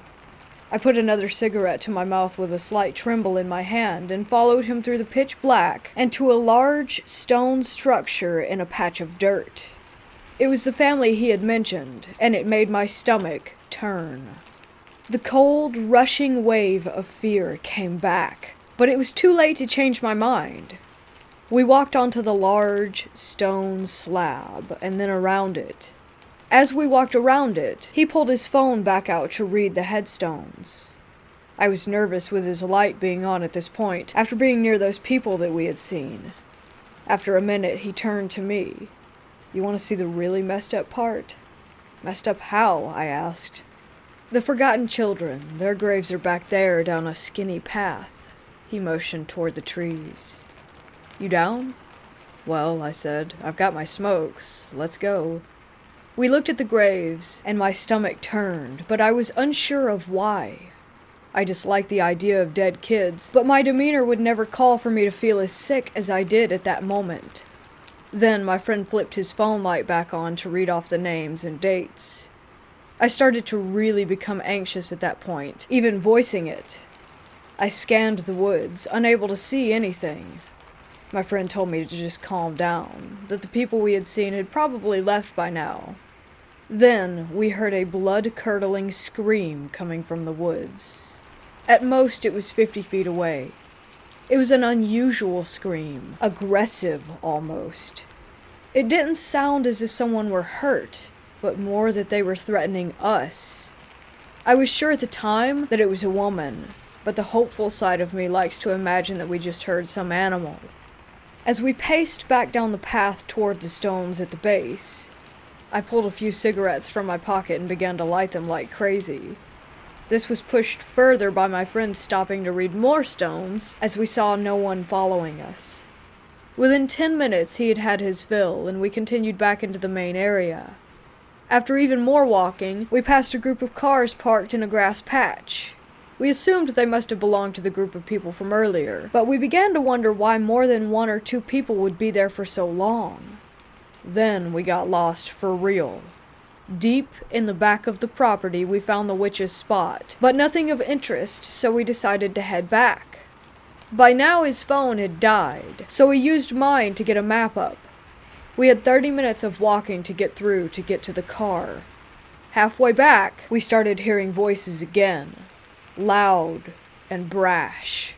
However, as we got closer, they got less energetic. I peered ahead and froze, grabbing my friend and shushing him. I could see 3 large shadows right down the path from us. I also forgot my phone screen was on, and heard something I'll never forget. "Wait," a deep voice murmured. "Do y'all see that?" "See what?" A second man joined in. "That, right there." The silhouette of his arm pointed directly to us. "That light." I slapped my phone screen against my torso, panicking in an attempt to turn it off. Both of us held our breath, staying still as statues while that group kept discussing. "Go check it out then," chimed a woman's voice. "Or are you too scared?" "Why don't you stay here and check it out while we leave?" "Oh, screw off," she teased, in a way that helped me think they were decent people. We started to shimmy toward the patch of graves to our side, hoping they would forget about us and leave like they had said. But then we saw what kind of people they really were. The first man hushed both of the others, and nearly gave me a heart attack. "Let's get 'em." Both men darted toward us, but we were out of sight by then, low to the ground by the hill that we had run across, hiding. We heard them making their way around the area, and we somehow circled behind them, making it out. Then we heard cars starting. For about 20 minutes, these psychos circled through the paths, looking for us, and it cost us another half-hour overall. Exhausted, we made our way to the entrance, with an empty cigarette box, an empty bag, and a little bit of paranoia. We got back to his place and spent at least another hour talking about how insane that all of it had been, and then we had a thought. A ridiculous, but unnerving thought. What if we saw nothing at the witch's spot, because she had been in the woods by the family? And then an even worse thought popped up. What if the scream wasn't aggressive like I thought, and those people had done something to someone right near us? Whatever really happened, I know one thing. I'm never going back there without a full group of friends and fully charged phones.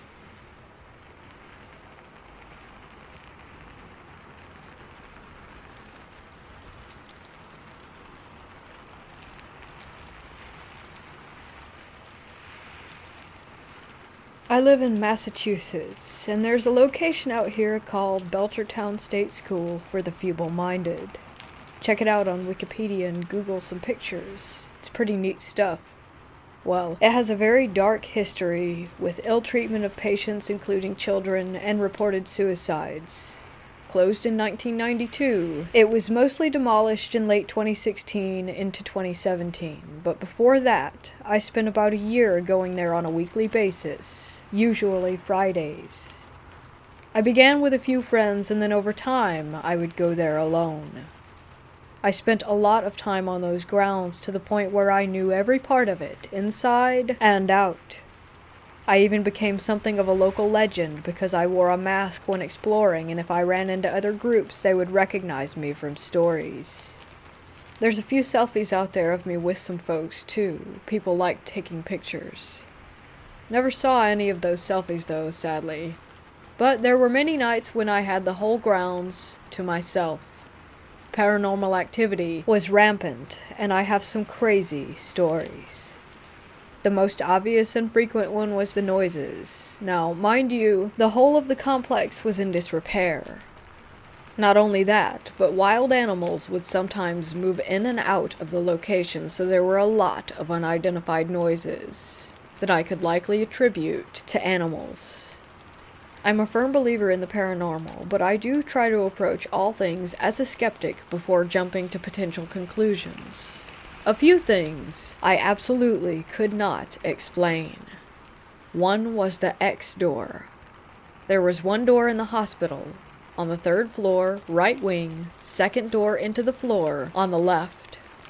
It was beside what once was a bathroom. This door led to a hall containing several empty rooms, and I could not determine what these rooms might have been. They didn't look like cells, more like office or storage spaces.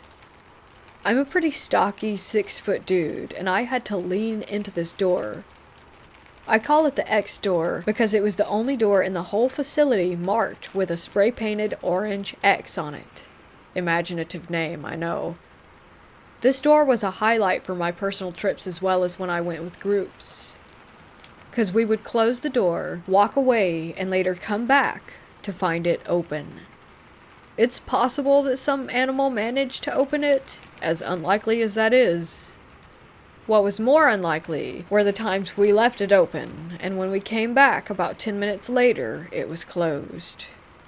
I tried when alone to sit and watch the door, but nothing happened.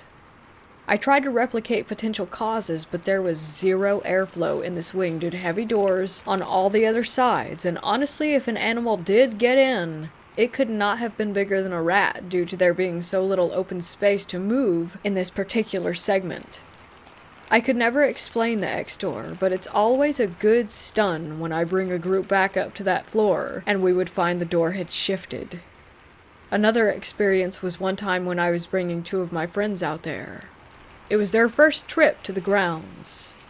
We made it in past the fence and to the outside of the asylum. They didn't want to go in, already getting spooked. I encouraged them to try it. It had some cool stuff to see after all. Then we all 3 at the same time heard what sounded like screaming, laughter, and talking all at once. I heard more laughter, but my friends said that the screaming was most prominent. Now, it could have been another group inside the hospital building, but here's the thing. I have been on the grounds when another group is talking or laughing or screaming inside. You can pinpoint exactly where it goes down. There was lots of broken windows and open walls, so it was pretty damn easy to lock down any sound and where it was coming from. But this sound came from the building. That's the only way I can explain it. like the whole building at once just let loose a scream of trapped noises. I'm a gutsy bloke, but I got chills.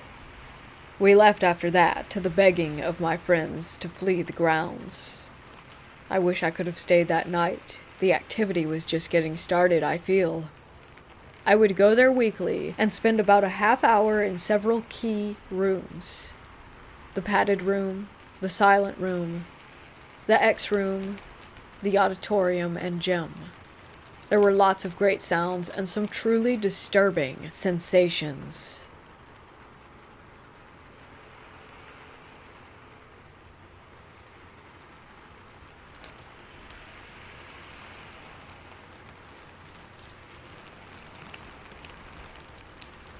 I work night shift on a unit at a nursing home.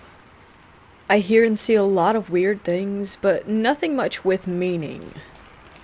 Me and the other aide were walking down my hall to go check on a fall risk resident when we got in front of the door to an empty room that stays locked. The resident had moved home and no one had been in there since mid-October. I heard 3 distinct knocks coming from inside the room on the door as soon as we walked by. I froze and turned around, and without speaking looked at my friend, waiting for her to say if she had heard it as well, and when she did, I was frozen in fear, knowing that I was not alone in hearing things. Lots of little extra things have also happened. Me and another aide walked by a room when we got bad vibes. It was cracked open an inch, and the door slammed shut suddenly, so hard that it shook the floor. Right next to the room with the knocks, we had a resident pass away. Again, me and an aide walked by. The door was closed and locked, and the handle started jiggling hard and fast. Another time, me and an aide heard snarling growls coming from the dining room all night. The same night when the knocks occurred.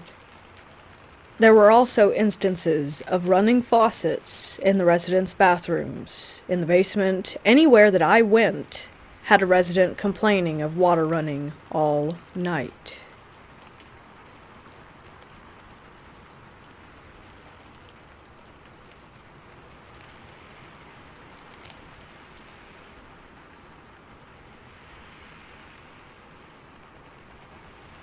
My mother and 2 older brothers would visit my auntie and 3 cousins around Christmas. The whole family would get together too, uncles, aunties, you name it. Anyway, they lived up near Inverness, in Scotland, in a place called the Black Isle. It's actually in a place called Cromarty, but Inverness is more well known, so I'll say that.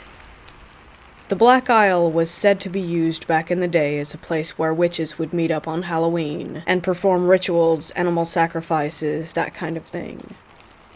Whether or not that's true is something else entirely. I'll get on to the story now. We all rented out a holiday home just down the road from my cousin's house. It had multiple bedrooms in it, so it was perfect for a lot of guests. Me and one of my older brothers and his friend from Africa were all staying in one room. They were fast asleep. I, however, was not. I woke suddenly and didn't know why. I scanned the room with my bleary eyes. It was very dark, and I couldn't hear anything but the snores from my brother and his friend. The door to the room slowly opened with a creak, and I swear I froze with fear. I didn't see anything enter through it, but as I tried to scan my eyes around the room, I started to see shadow-like figures pulsating and hovering around the 2 adjacent beds, over my brother and his friend. There must have been at least 3 or 4 of these figures. The third one stood over my bed. Although this apparition didn't have any human-like features except maybe the shape of something human, I could still feel that it was staring right at me. I decided then the only course of action was to turn over and face the wall and go to sleep. The morning after, I described my experience to a few of my family members, and they joked that it might be the witches that performed those rituals in the past, and in general just didn't believe me. Except one person, my brother's girlfriend. She told me she had experienced something as well. She was only sleeping next door, and she said that she felt like someone had sat down on the end of her bed in the night, and said that she could feel the weight of someone on her legs, but nothing was there. Very frightened by this, I decided to read the guest book to see if anyone else had reported anything unusual, but nothing of the sort could be found. I'll never forget what I saw that night, and if you're ever up near the Black Isle or stay in the same holiday home I did, just be aware of strange figures entering your room at night.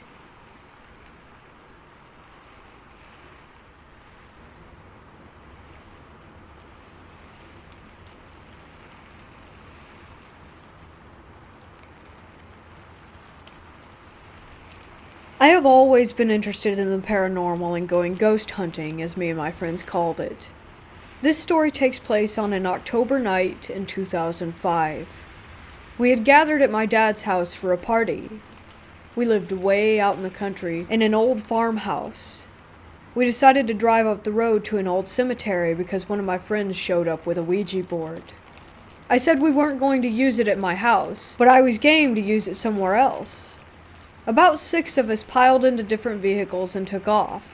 When we got there, we set the Ouija board up on an old concrete barrier that surrounded the entrance of the cemetery. For context, the cemetery was set on a hill surrounded by cow pastures, fields, and trees. Across the road stood an old, white church. There were 2 security lights that lit the church area and the entrance to the cemetery. There was one more security light that lit the field next to the only house for about 2 miles. We all stood in a circle, planchette in the centers, hands all on it. My friend led the seance and asked if there was anything in the cemetery with us. At first nothing happened and we all stood still and quiet. Then the planchette slowly moved toward yes. Immediately we all started accusing each other of moving it, but everyone swore that they didn't. An eerie feeling fell over us as the planchette moved back to the center of the board. About that time, we heard what sounded like wind initially, but began to get closer. It sounded like the footsteps of multiple people running in circles all around us. We were all wide-eyed, looking at each other when someone said, "I'm out." Another person said, "We have to tell it bye or the spirits will follow." The leader of the group spoke to the board and said something along the lines of, "We are saying goodbye to you," and the planchette quickly jerked to no. It was pretty obvious by how shocked we all were that none of us had done that. Mind you, the sound of the footsteps are still surrounding us. The planchette moves to the center and we say bye again. Again, it moves to no, then back to the center. This time we all say it together, my friend's idea, and slowly, agonizingly slowly, moved the planchette to the word goodbye. We were relieved and took off running to the cars, which were parked at the entrance of the cemetery on the side of the road. Me and a buddy jump into my truck, and I hear my friend scream something about not being able to find their keys. She checks the ignition, her pockets. All our friends check the car and their pockets. No keys. Everyone else loads back into the truck, and we speed the 3 miles down the road to my dad's house. My friend searches her purse and pockets for the keys again, and again we couldn't find them anywhere. Eventually, someone takes her home, and she says she'll get her spare and get a ride back to her car in the morning. We were all too scared to go back and look that night. The next day, my friend searches the cemetery and never finds the keys, even in broad daylight. We hadn't walked around a whole lot, and where we used the Ouija board was very close to where we had parked our cars. Me and several friends scoured the entire cemetery over the next week or so and never did find them. My friend said she was 100% positive that they were left in the ignition when she got out of the car. It's where I left mine, and a common practice in the area where I'm from, which, like I said, is pretty rural. This was by far my scariest, but not the only, Ouija board experience that I have.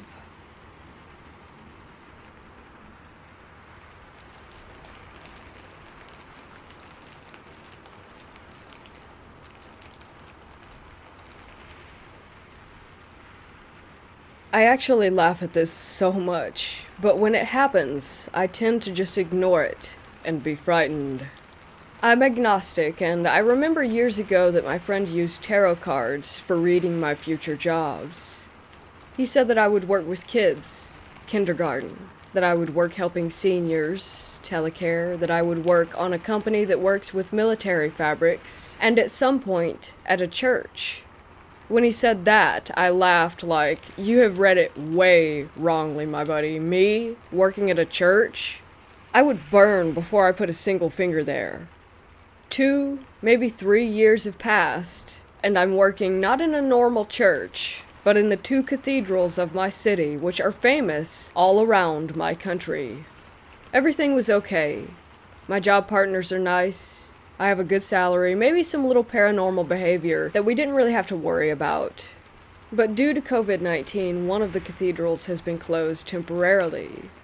One of us goes there periodically to stay, watch, and wait for the vigilant guard.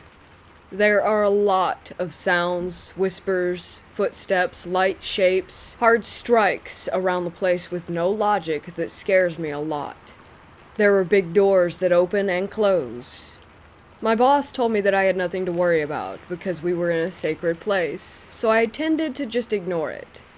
We also have a basement where the electrical installations are. We don't have to go down there, but sometimes we have.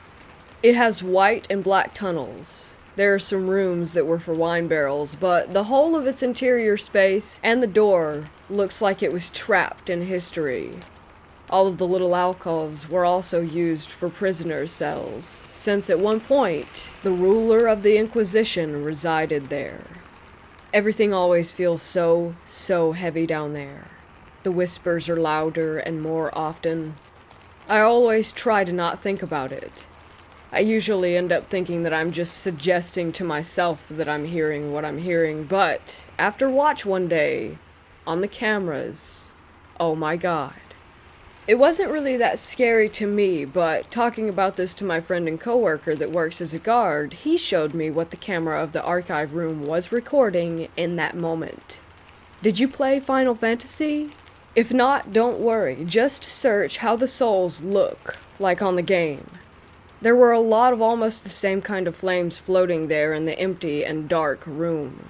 I was like, what the hell are those? Animas? Man, this isn't serious, bro. This must be a video trick or a filter. He responded with, those things don't hurt. But he suggested to me not to go into that room alone when the sun goes down, and if I have to, knock on the door and apologize for going inside. He said that they would disappear. Of course, he says that even if I go in, I wouldn't see them just through the camera, and that they don't always appear. The scariest thing was that one day I was in the bathroom and I heard someone come in and stand in front of my toilet door. I assumed it was the archivist because he likes that specific toilet, so I said, give me a minute and the toilet is yours, but I suggest you go for a walk. Haha. There was no reply, but someone took a breath very heavily, and a shadow was clearly under the door. George? I asked. Are you all right? Again, there was no reply, and the breath and shadow behind the door continued to stay there. Oh, I get it, Robert, always trying to prank me. How'd you get into the church? Oh, you came with the boss. I started to be scary because the reply was the same. I started to get really scared because the reply was the same, but there was someone clearly behind the door, deeply, heavily breathing. I just knew that whatever I wanted to do, like if he was a thief and I tried to call the police, he would break down the door easily, and down there in that bathroom, there was not really a signal anyway. If something was going to happen, the best thing was to record all of it on my phone. I asked again who was behind the door. No one replied. I took my keys and put them inside my fist, and after I opened the door, I found nobody. Needless to say, I never went back to those toilets. It sounds dumb, but the only thing I can think to do in those moments is to mock them or tell a joke. I can't say that it works, but it feels safe. And let's add that since then, everything in the place is on silent. I don't hear singing, I don't hear laughing, I don't hear whispers anymore.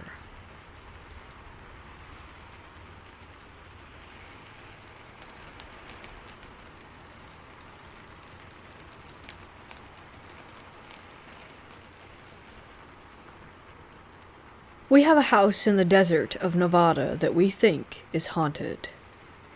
I would often hear people calling my name clear as day from somewhere in the home, but later I would find out that there was no one there. These voices take the shape of one of my family members, like my sister, mother, father, or sometimes a child that I don't recognize. I never really paid attention to it because it was happening like twice a week.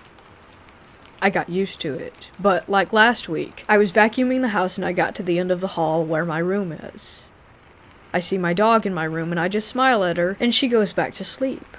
But when I turn around, I saw my dog again behind me. My dog never went past me, so there's no way that she could have gotten there without me noticing. I looked back in the room and see a child's head peeking out of my closet. I was so terrified that I ran out of the house and took a hotel for the night. I still don't know if it's a demon or a ghost or something else. The demon child or whatever it is didn't actually look like a child. It was almost like I just knew it was a child when I saw it. It's hard to explain. It has no nose and it was bald with the eyes of a reptile.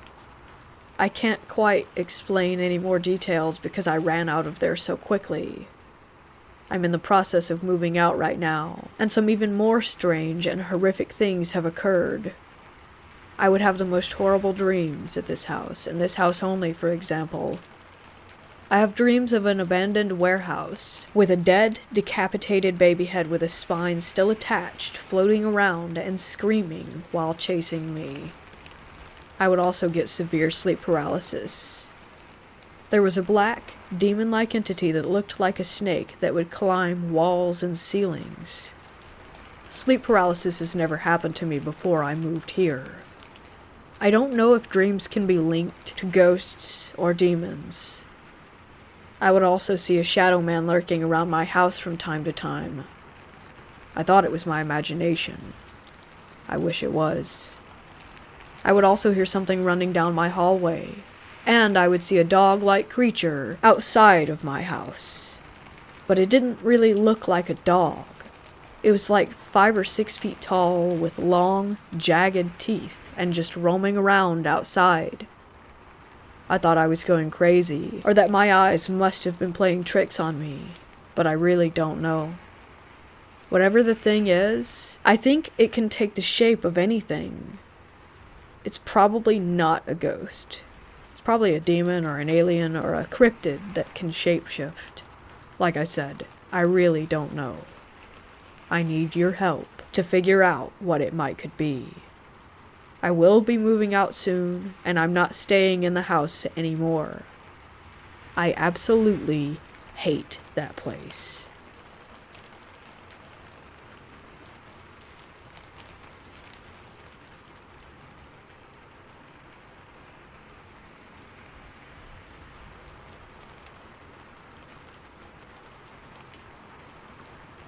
This happened a couple of days ago. My family and I went to an old asylum while on vacation. They had renovated it and put a couple of stores and a restaurant inside, so my father thought it would be a nice place to visit. When we first drove into the driveway, I was overcome with dizziness, and I couldn't even finish the message that I had been typing while we were pulling in. As I got out of the car, the dizziness subsided for the most part, and we all went inside. It still looked like an asylum. The doors were big metal cage doors. The floor was old and cracked. The walls were old, yellowed bricks, and there were entrances that covered over, with more bricks so that no one could enter. As we began walking down the halls, I noticed that something was off. The overall feeling in the place was just terrible. I started getting a headache, but it was only minor. I know spirits can give people headaches and stomach aches, so I wasn't at all surprised. As I said, mine was minor, but I couldn't help but notice that my sister was getting worse and worse. There was an old metal-looking door that resembled something that would be on an animal cage. It was just a pitch-black, empty room on the other side. I had mentioned to my mother the feeling that I had about the place, and so as a joke, she held me close to the cage and said, "Look in there. Do you see a ghost yet?" As they were all laughing, I stood there in shock, because there was someone on the other side of the gate looking back at me. I ripped away from her grasp, and kept walking down the hall away from the cage-like door. My sister was giving me a look, so I knew that she wanted to tell me something. We went off to the side, and she told me that she had a terrible, pounding headache. We kept walking as she told me about it, but I could see that she was getting worse, like she didn't know where she was going anymore, so I took her outside the building for a minute to help her head and told her to pray and imagine that there was a white light surrounding her. She did this and started to walk away from the building as her headache was getting better. My father had scheduled for us to eat inside the building and our table was ready, so we were forced to go back in. She told me that her headache was even worse than before and that she was about to pass out and that the praying in white light now made it worse instead of better. We were texting each other and she was telling me that she felt a strong pressure on her back and head. Soon enough, I could see that she couldn't take it anymore, so I took her outside again. My parents were furious, but only because they didn't understand. Once I took her outside, she started crying and shaking, and so I took her away from the building, and we went for a walk. We went across the street, and I talked to her until her headache stopped, and so did the pressure. Our parents texted us telling us that the food was there, so once again we were forced to enter the building. I held her hands and prayed with her before we entered again. We ate as fast as possible, and got out of there even before our parents did. We drove off, but she still felt uneasy, and so did I. We got out of the car at our next destination, but it was almost as if we were still in the asylum. My sister started crying and shaking again, and she asked me if it could make it kill herself.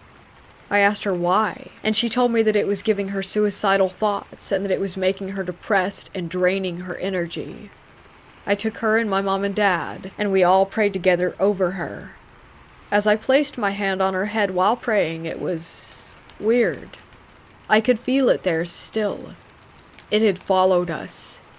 It thought that she would be an easy target, and maybe she would have been, if I wasn't there. Maybe that's what scares me the most. I'm not sure if it's gone, but when we arrived back at the hotel, I saw and heard someone following me in the hall, so I thought it was my sister. But when I turned around, no one was there. But that could have just been a different spirit. I'm pretty used to them by now. Last night, my sister and I didn't sleep. We were kept awake the whole night through. Maybe we were scared, or maybe we were kept up by something else. Something dark. Something inhuman.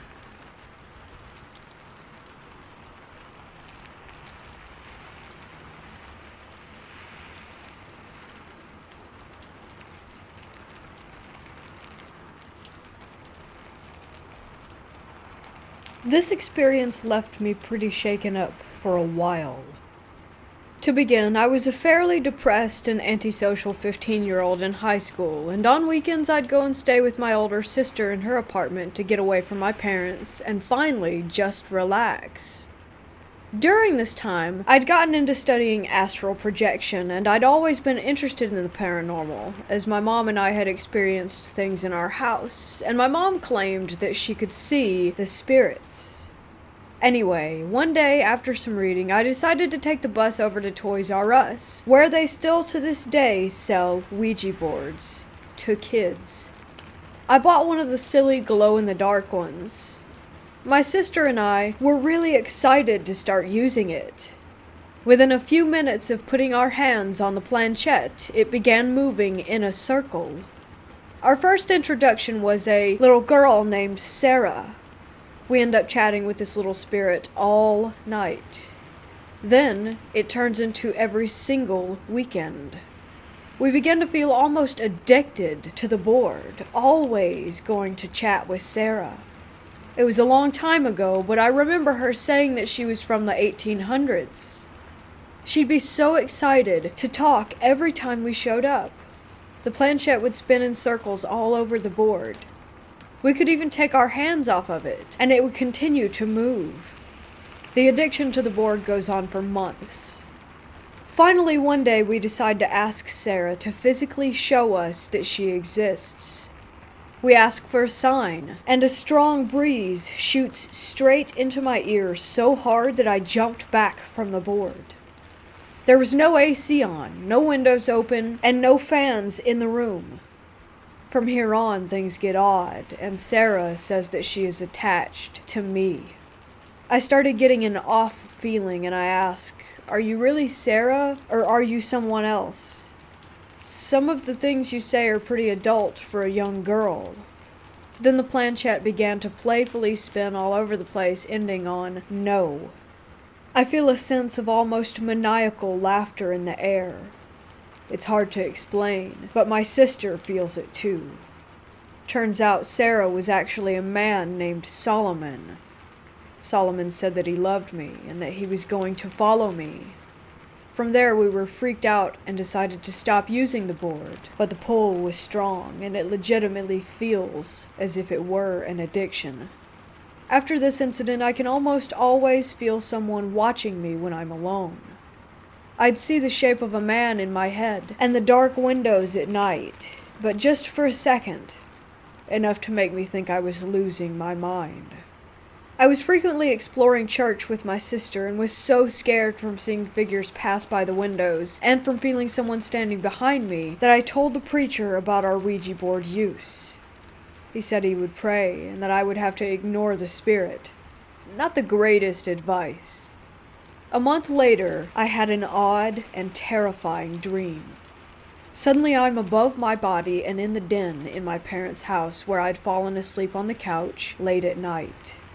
I look down at myself and then feel a presence by my body's head behind the couch near the hallway. There is a man standing there.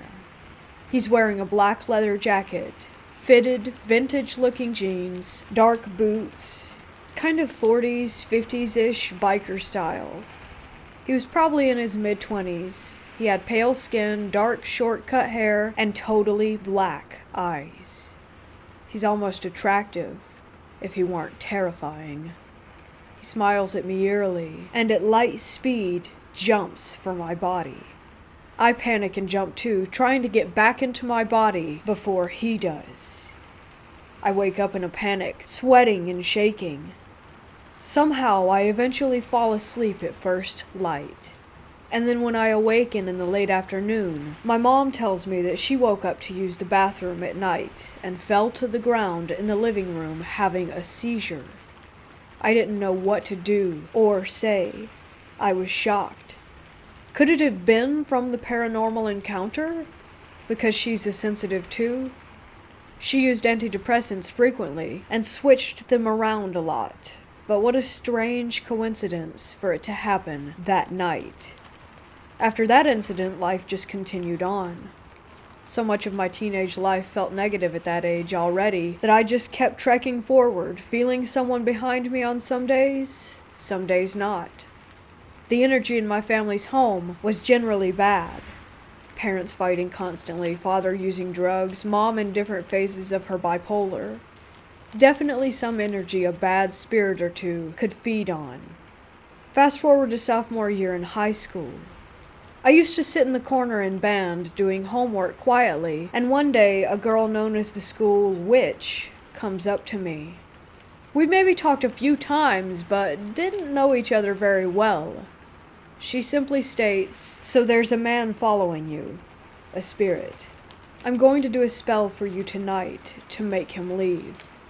Once again shocked, I tell her that there has been someone following me. She nods like, yes, obviously, then walks away before I can say anything else. By junior year, I'm dating a boy who lost his brother to suicide only months before we'd met. One night he calls in a panic and states that he was brutally attacked by a male spirit or demon in a dreamlike yet awake state. He said he felt someone sitting on him and could see a black spirit in the room. He called his brother's spirit to save him. He claims he felt a whoosh of energy, and that his brother pushed the spirit off of his chest. He woke up really scared, saying that he'd never felt anything like it, and that he'd never had negative spirit encounters before, except as a small child. What scares me is that he'd randomly have episodes after this that made him not in his right mind, or almost mad. At the time, I'd felt and seen his brother's spirit twice, and it was never a hostile feeling. I felt somewhat protected while dating him because of this, but Solomon's negative spirit was something I still worried about and felt on occasion. Years go by, and I eventually become best friends with a girl whose family ghost hunts. We ghost hunt together, experience some creepy stuff, and I become less fearful. 2 years into our relationship, I get the courage to tell her psychic aunt my story, and she seeks to find out more about this spirit. She connects with him and laughs some. He's 5150, hun. He's absolutely mad. He's not necessarily evil, but he attached himself to you because he likes how easily he can scare you. He doesn't necessarily want to hurt you, but your fear gives him pleasure. In life, it seems, he was quite mentally ill. I was absolutely stunned. It all made so much sense, and how would she know this? After the talk, my best friend and her aunt tell him to F off, and to imagine a white light and to let him know he's not welcome. This seems forward, but one night I feel the presence and it angers me. Years of someone just wanting to scare me. I yell at the empty room that I'm not afraid of him and that he's not welcome. I use sage, imagine white light, and yell for him to leave. I feel a stir in the energy, almost like he's not even that angry to leave. It felt more like an annoyance at losing his fear target. From that point on, I've had the upper hand. There was one more experience with him one day at 25 while in a toxic living situation. This was 6 years after the experience with my friend's aunt. I left my body again and was excited. Finally, astral projecting as an adult. I sit up, and lo and behold, there he is, standing by the bed. But this time I shoot white light at him. He's gone in an instant. Then my toxic roommate at the time walks through the wall to grab me. I wake up. Was he trying to warn me? Does he still visit me? Can I ever make him leave for good? Sometimes I wonder if he ever felt compassion for me. It was all so strange, and I frequently meditate and banish negative spirits or energy from around me. I've shut down a lot spiritually because of these incidents. I constantly state that nothing is allowed to bother me, but I wonder if somehow he'll be there forever. It worries me sometimes, especially because he'd stated on the board that he didn't want anyone to have me. I feel confident that spiritually I am strong, but I've always wondered if there was some deeper level of banishing that I could have, or should have done, or could still do. Anyway, I wanted to share this story because it's been both such a weight and a mystery to me for so many years. I don't know what I believe anymore. Sometimes I wonder if my extremely negative state of mind drew him to my depressed teenage self. Maybe somehow I created this negative entity? I doubt that one, but it is still possible. I feel in a much better place mentally, physically, and spiritually now, so I don't feel threatened by spirits, or really believe that he is around anymore. But who knows? I sage and cleanse my place almost daily and feel it to be a safe and light space. I will say that there is still so much I don't know when it comes to all of those incidents.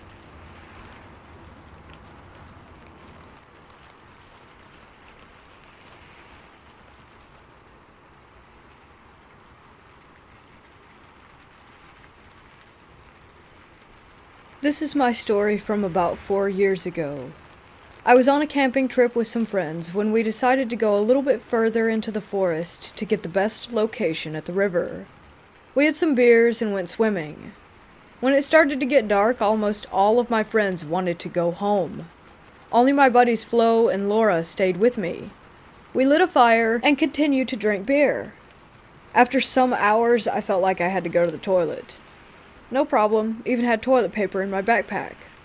Our camp was located right at the river, and a big field of high grass separated us from the forest. I decided to go to the high grass right in front of the trees, so I grabbed my phone as a flashlight and grabbed the toilet paper and went in the direction of the forest. It was pitch black, and because of the branches of the trees, I couldn't even see into the forest with my flashlight. So I sat down with my back to the forest and started doing my business. I was about 160 feet away from my friends now, and couldn't even hear them talking anymore. When I was almost finished, I heard a sound coming from behind me. It was like the rustle of dry leaves or the crackle of branches. I know it's the kind of horror movie stereotype. I stumbled and said, "Hello? Who's there?" 2 or 3 times, but no one answered. I thought it might be some kind of animal, so I screamed as loud as I could. But to my horror, this thing got even closer. I finished as fast as I could, which still felt like an hour to me, while the sound came closer and closer with each passing second.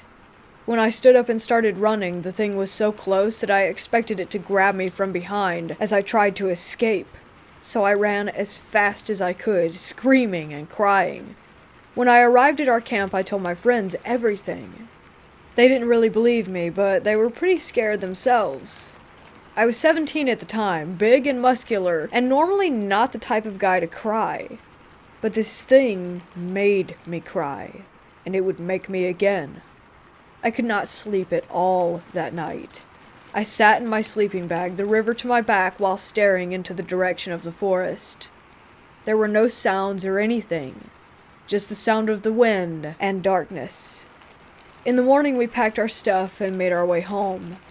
I won't go anywhere near that forest anymore. Jokes were often made about me, but I know what I heard, and I get the shivers right now just while writing this. In Germany, we have no dangerous animals living in the forests, but every animal in our forest would avoid contact with humans, especially when you shout at them.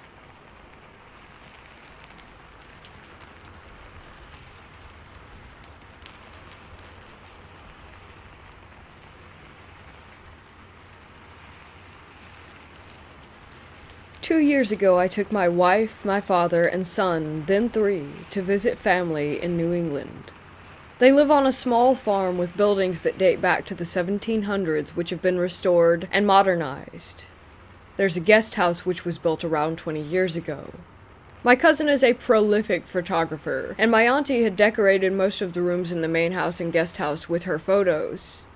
We didn't notice much about the photos in the guest house when we first arrived, probably because we were all jet-lagged.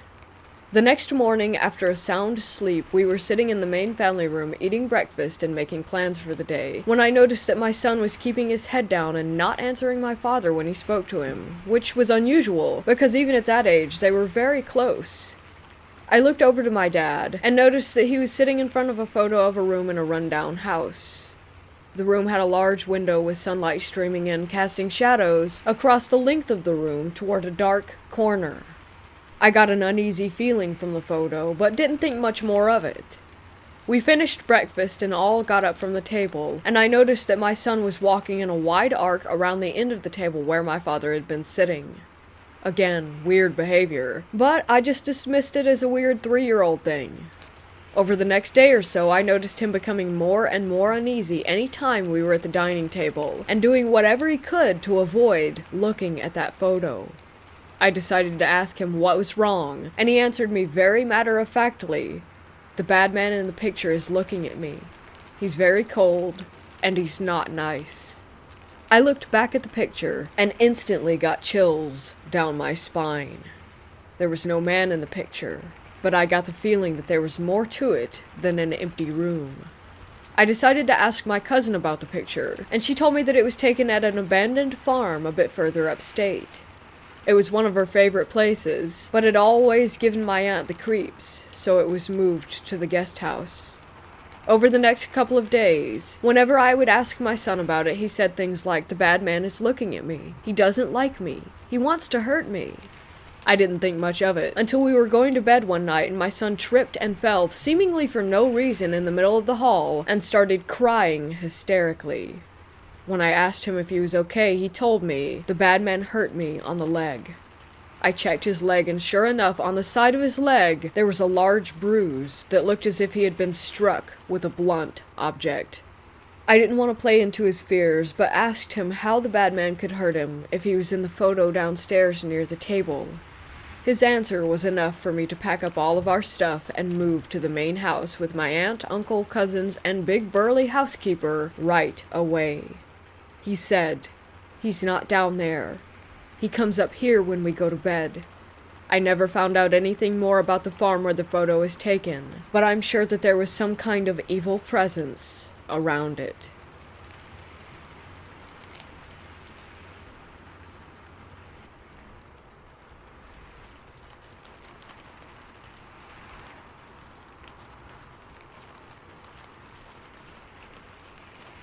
One night, I was working a night shift in a refinery.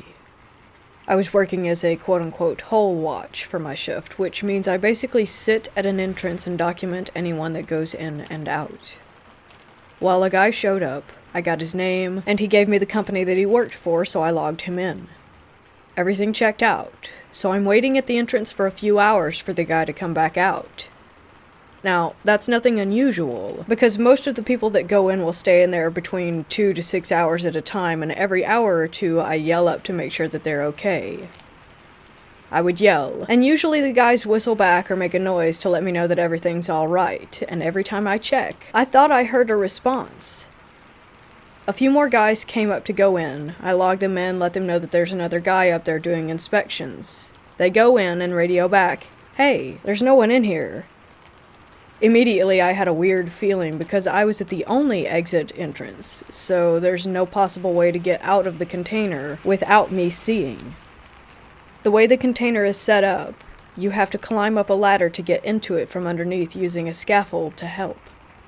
I was sitting on the scaffold far back enough to where if anybody came out, they would drop down right in front of me, and the only way off of it was to go through the gate opening that I was guarding. So I radio my foreman and explained to him what had happened. He got into contact with the company and they had no one by that name and no one scheduled to check that particular container. I was completely baffled at this point. Here I am, adamant as ever that someone went up into that container. I thought I was going crazy and I was also a little weirded out. I had a signature on the log where they sign in, and I have to sign right next to their name also, acknowledging that I know that they're going in.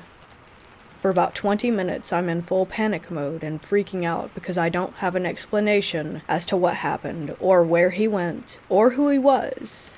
And on top of that, I could have easily lost my job because of it.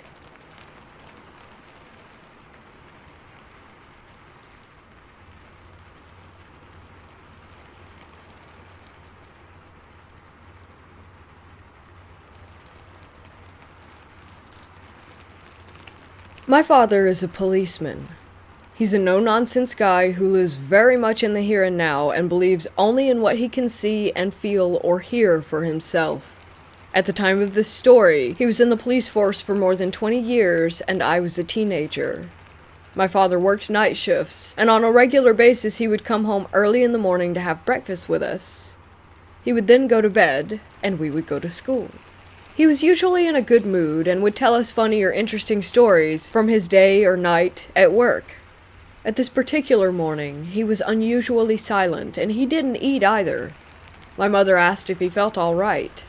It took him a while to actually answer, and he said, "I'm not sure what I experienced tonight." He didn't want to say any more in front of us kids, but we prodded him long enough until he told us the following. It had been a quiet night, and he was out with his colleague in a police car. At some point they were informed over the radio that a car chase was going on not far from them, and their assistance was required. They drove off toward the chase, and soon caught up with the suspect's vehicle. The radio had informed them that 2 men were in the front seat of the car. My father's car pulled up almost beside the car so that he managed to get a good look at the inside. He saw the 2 men in the front arguing heatedly with each other. And then he saw another man in the back. He had no hair and was so pale that he almost seemed white. He was dressed in all black. He looked directly at my father, his face almost pressed against the window with very dark eyes, and he grinned widely. My father was deeply unsettled by this person. He seemed to look directly into my father's eyes. My father was so sure of this third person that he informed the other police cars about him. The chase ended with the car crashing into a fence and the suspects fleeing into a field. They were apprehended only minutes later. There were 2 men, not 3. My father asked his colleagues at the scene if they were sure that there hadn't been a third guy. No one else had seen him. "I can't explain it," he said to us. "I saw him clear as day, and he grinned at me like death himself." This took place in 2004-2005 in Germany. To this day, we have no logical explanation for what he really saw and experienced.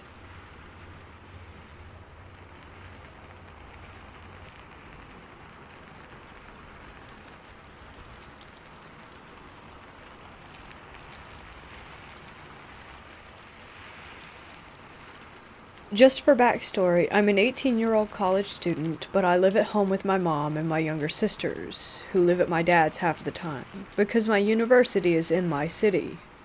We also have our dog Kiefer and our cat Boots. My cat, Princess, died of a severe fungal infection about a month ago, and I feel like some of this might be tied to her passing. A little over 2 weeks ago, I hung out with my friend Z for the first time since the COVID situation, due to the fact that we went to the same university and once it had shut down, he moved about an hour or so south of my city to live with his girlfriend since he couldn't live in the dorms. Z and his girlfriend picked me up and took me to their apartment, talking about how they've been to an abandoned asylum a few times over the past couple months. They lived with his girlfriend's older brother, who has issues of his own, both drug-related and just general anger issues.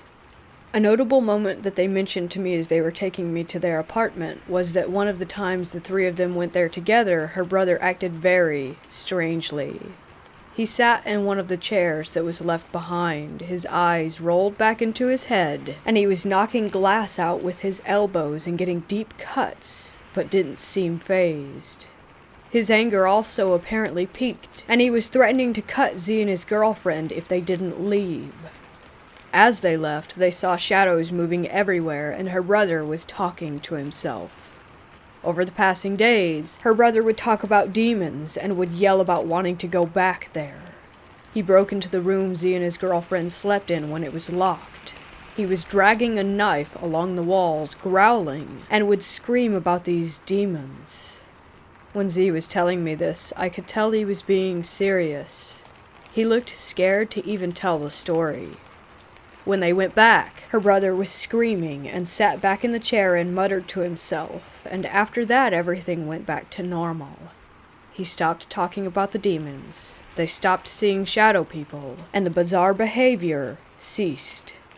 This could have been tied to the drugs that he was on, but they felt the need to say this because they were also seeing shadows, and they were not high. When we got to their apartment, there were other friends of theirs, as well as her brother, inside. I didn't recognize any of them, so I sat and made small talk with all of them, and the atmosphere was generally calm aside from the blasting rock music and a couple of guys playing GTA V on high volume. A little while after I get there and we're all talking, one of the boys asked when we were going to the asylum. Her brother, who I guess we'll call M from now on, said that we were leaving around 11 p.m. since it was an hour-long drive to get there.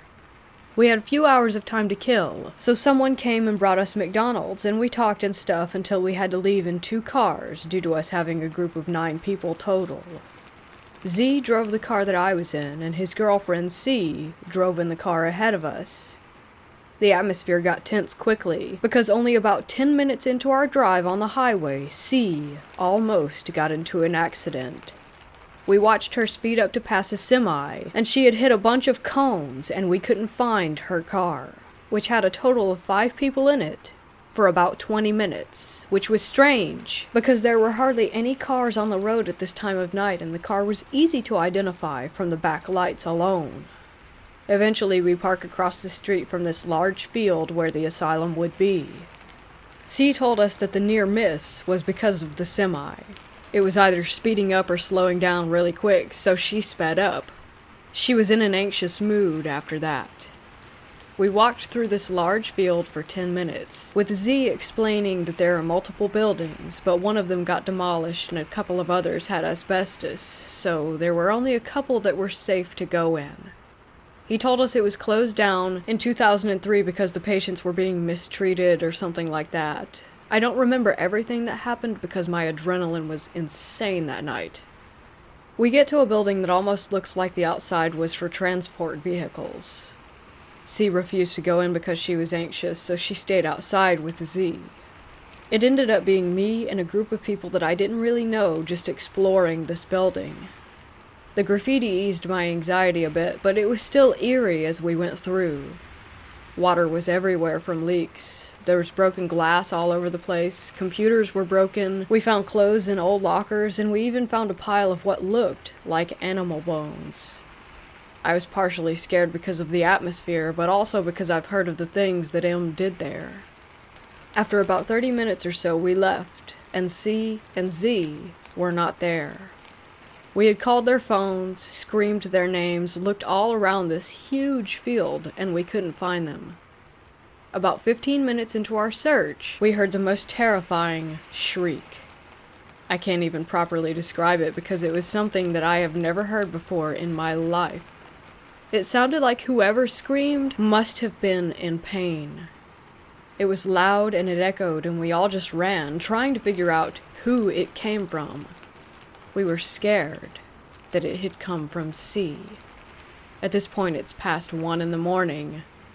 We're terrified. They're still not answering their phones, and we were terrified that we were about to have to call 911. Then we heard someone from our group say that they had found them.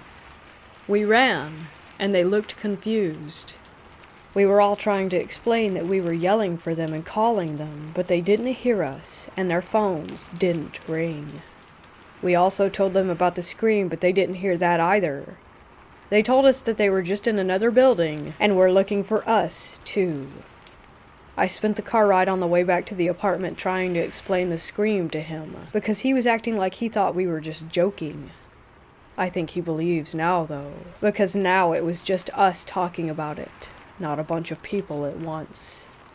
The next day I'm back at my own home, and things are pretty well back to normal.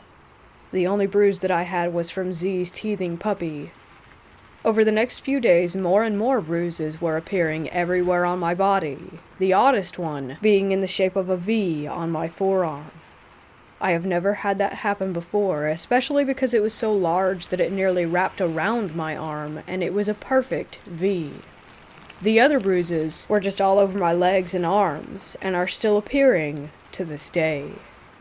Last week, as I was settling in to go to bed, I was cuddling Boots and watching TV when I heard what sounded like a cat screaming from upstairs. I was on the couch downstairs. It was around 1 a.m., and it scared me even more because Boots was next to me and also turned his head in the direction of the sound.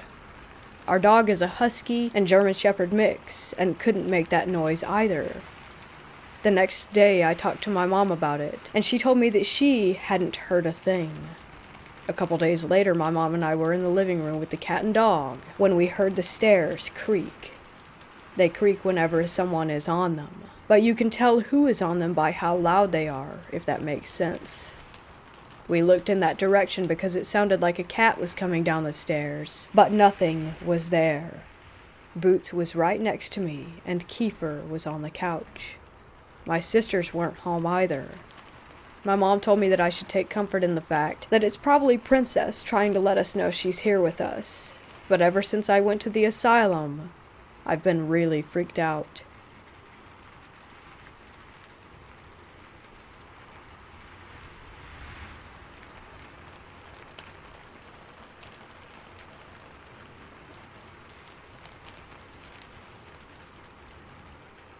I bought an old antique Asian chest about 15 years ago.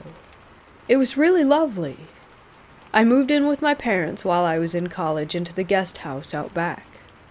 There was no room in the tiny cottage for the chest, so my mom had me put it in the walkway between the back of the house where my young brothers slept and the living room. Everyone, and I mean everyone, hated that piece of furniture. They'd scurry past it as fast as they could to get wherever they were going. Occasionally we would hear knocking or a random door that would just open. One morning my brother Justin and I left and went to run errands and go shopping.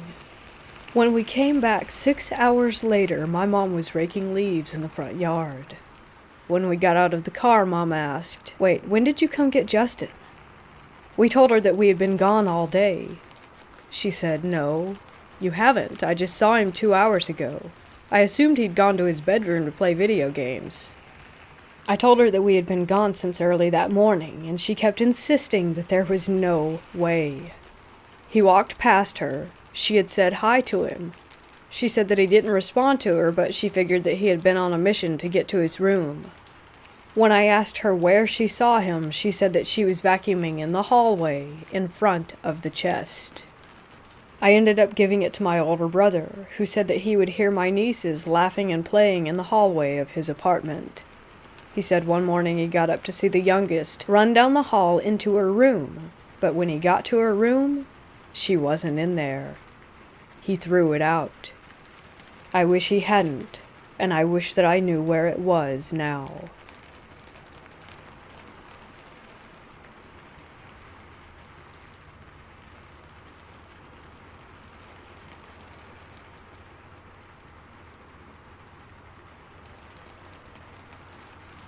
When I was a little kid, I was pretty much fearless.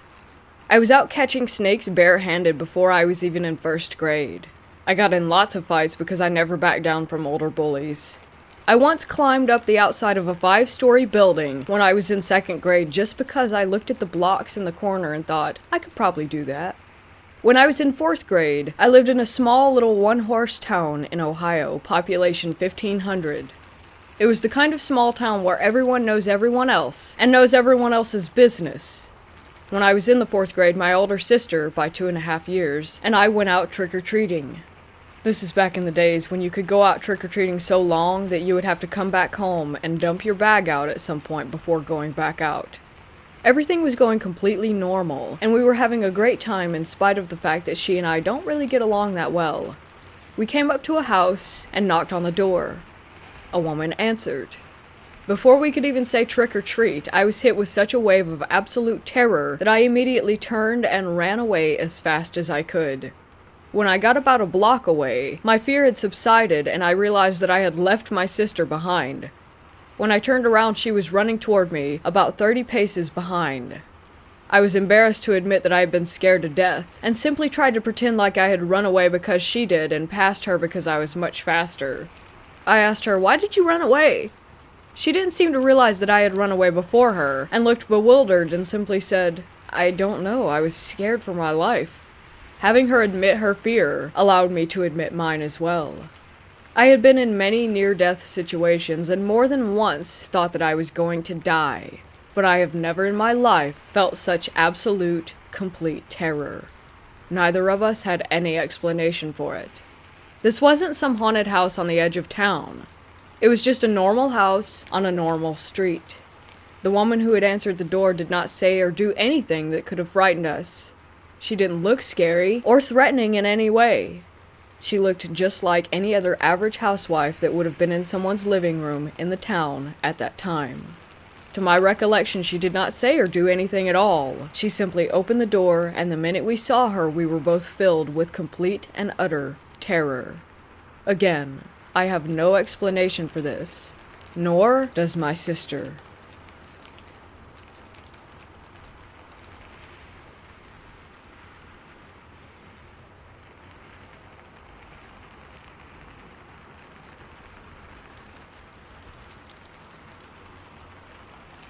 This is my one and only paranormal or unexplained experience. I was never exactly a believer, but I'd never completely disregarded the existence of the otherworldly. It happened a few years ago, sometime in the winter of 2016. I randomly woke up in the middle of the night, and the first thing that I noticed was how dark that my room was.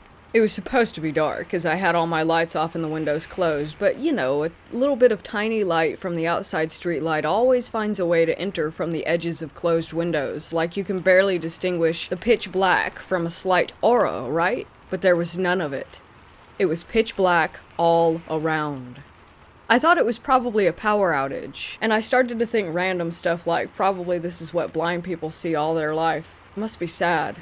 And slowly drifting back into sleep, when I was suddenly reawoken by the feeling of my bed shaking. I thought I had fallen asleep, and this is one of those sleep jerks that happen when you fall into your dream. But then more stuff started to happen.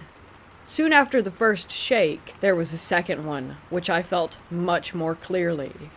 A big rat had been invading our kitchen for a while, and I thought maybe it had somehow snuck into my room. But how could a rat shake my bed? Then, a few seconds later, I felt a literal punch under my bed, as if someone had punched the underside of my mattress right beneath where I was laying. I felt the mattress bump up in the center of my back. Oddly enough, instead of freaking out, I became extremely calm. And oddly enough again, I started to think of a logical reason. My mom made me check under my bed before sleeping, as she thought that some thief might have snuck into our home. She overthinks a lot. I thought that maybe someone actually had snuck in this time, but why would he disturb me instead of... And I felt another 2 consecutive punches from under me, right as I was having that thought. I froze for a solid minute, finally realizing that things might be abnormal here. Maybe I'm bragging, but after freezing initially, I went weirdly calm again, almost as if my brain went, oh no, it's a ghost. Anyway, there was a final punch, followed again by the bed shaking. I remember as the bed was shaking, I got up almost subconsciously, walked straight to the light switch on the other side of the room, and turned the lights on. There was nothing out of the ordinary. I looked under my bed with a flashlight. Also nothing. I should have freaked out here, but I didn't, which is really odd for someone like me who gets nervous and shaky for even the simplest social situations. My body worked almost on its own. I turned the lights off, took the flashlight with me to bed, and fell asleep as soon as I hit the mattress. And then it was morning. Nothing ever happened after that.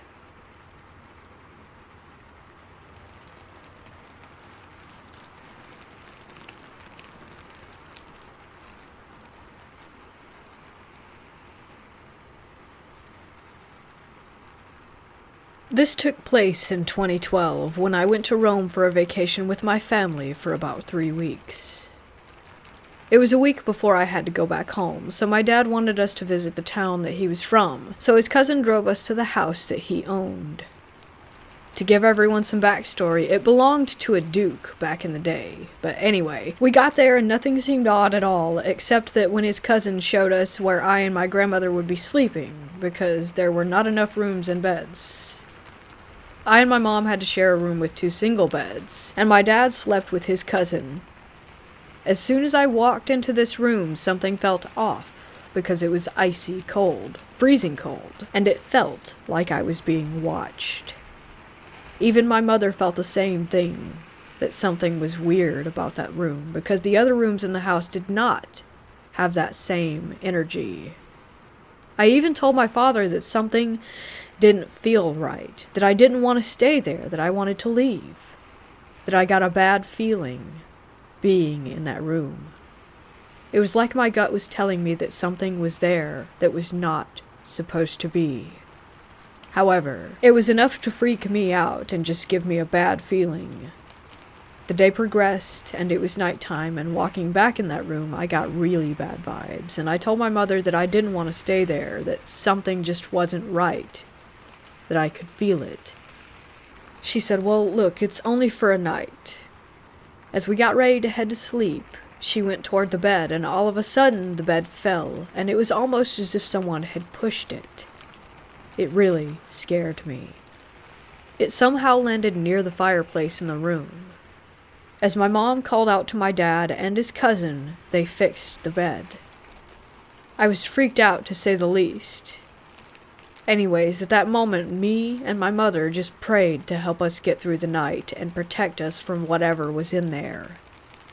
I did not sleep well, and as soon as the morning came, I was ready to nope out. I took a picture of the bed with my camera, and after looking at it, you could see a black shadow near the fireplace hovering over the bed, and it was super creepy.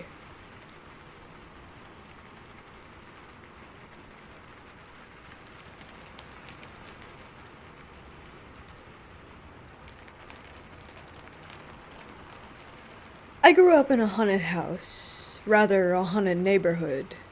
It's an old Air Force base that has since been recommissioned for college students and families that go to school on the outskirts of town. Growing up there, I have experienced many strange things, most of which I cannot explain besides it being paranormal. Even though I know a good bit about the paranormal or the occult, some of these entities proved out of my knowledge base.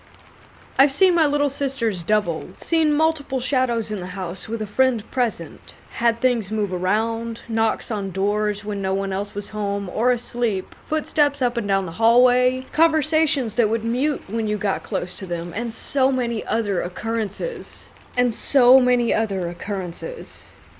However, one of the creepiest ones always happened at the main bathroom. It had a small hallway branching from the main hallway. It wasn't very long, but I never felt safe there. During the night, even as a growing adult, I would run as fast as I could because I feared what was behind me. I slowly stopped doing so because I realized that whatever it was got some kind of sick pleasure from it. It slowly started to not feel like there was a presence nearby as much, but was still there.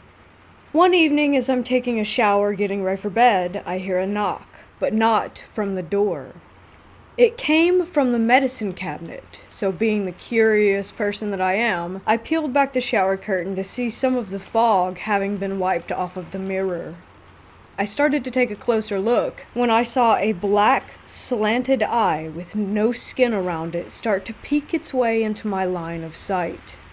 I quickly hopped back into the shower and sat there back against the wall, not knowing what to do. I eventually turned the shower off and hauled ass out of there, still dripping wet. The next time I saw this thing, I was walking down the hall after getting home from school, and I'm the only one home. So I start to do what male teenagers do when no one was around. I hear some scuffling like dogs running around, and a door open. I ready myself for someone to be home, and as I walk out of my bedroom door, I hear a, "Hey," but muted and not a voice that I knew. So I start making my way toward the front door with my back to the wall, as I felt I might need to dash back to my room for safety. My mistake here was that I was facing the hallway that leads to the bathroom. I move over bit by bit, and I hear another voice, one that seems to be coming from the living room, so I take another step. Then I see something in the corner of my eye, like a hand pulling back from a corner. I couldn't make it out at the time, but it didn't freak me out enough until I got into full view of the hallway with this thing standing there in a grotesque way. Black slanted eyes, no skin anywhere, black claws, and smelled something awful, more of rotting meat than rotting eggs. I froze for a second before I saw it flinch, a little like it was coming for me, and I dashed back to my room, slamming the door behind me, only to get 3 knocks every few seconds. I don't remember what I said, but it was something along the lines of, "I'm not going to be afraid of you. You can't get past this door." And then it stopped. I waited there until someone got home, to which I went outside for the rest of the day, making sure I didn't have to use the restroom at night for any reason. A few months go by, and I'm still uncomfortable with this bathroom and the hallway, but not as much has happened since, so my guard starts to slip. One night, I believe it was a Friday night, I was taking a late night shower. Everything was going as normal, wash my hair, face, body, when suddenly the lights go out. There was a storm going on in town, and we were getting the weak part of it, so I didn't really think anything about the lights. I stepped out to turn on the lights and see if the house actually had power. Sure enough, the house did have power, but the bathroom wasn't turning on, yet the exhaust fan was still on.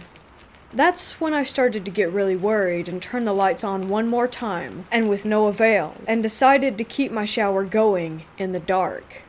As I got back into the shower, I could feel something breathing on me, on the back of my neck, my shoulders. I felt a few brushes of what I hoped was just my towel and not something else.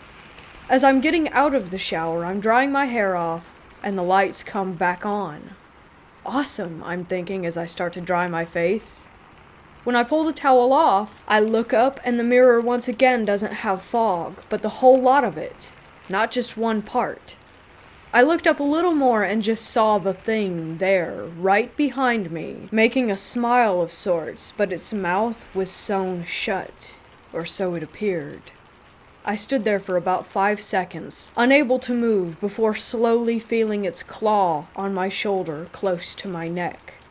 Suddenly I became unparalyzed and again left the bathroom dripping wet, running to my bedroom door.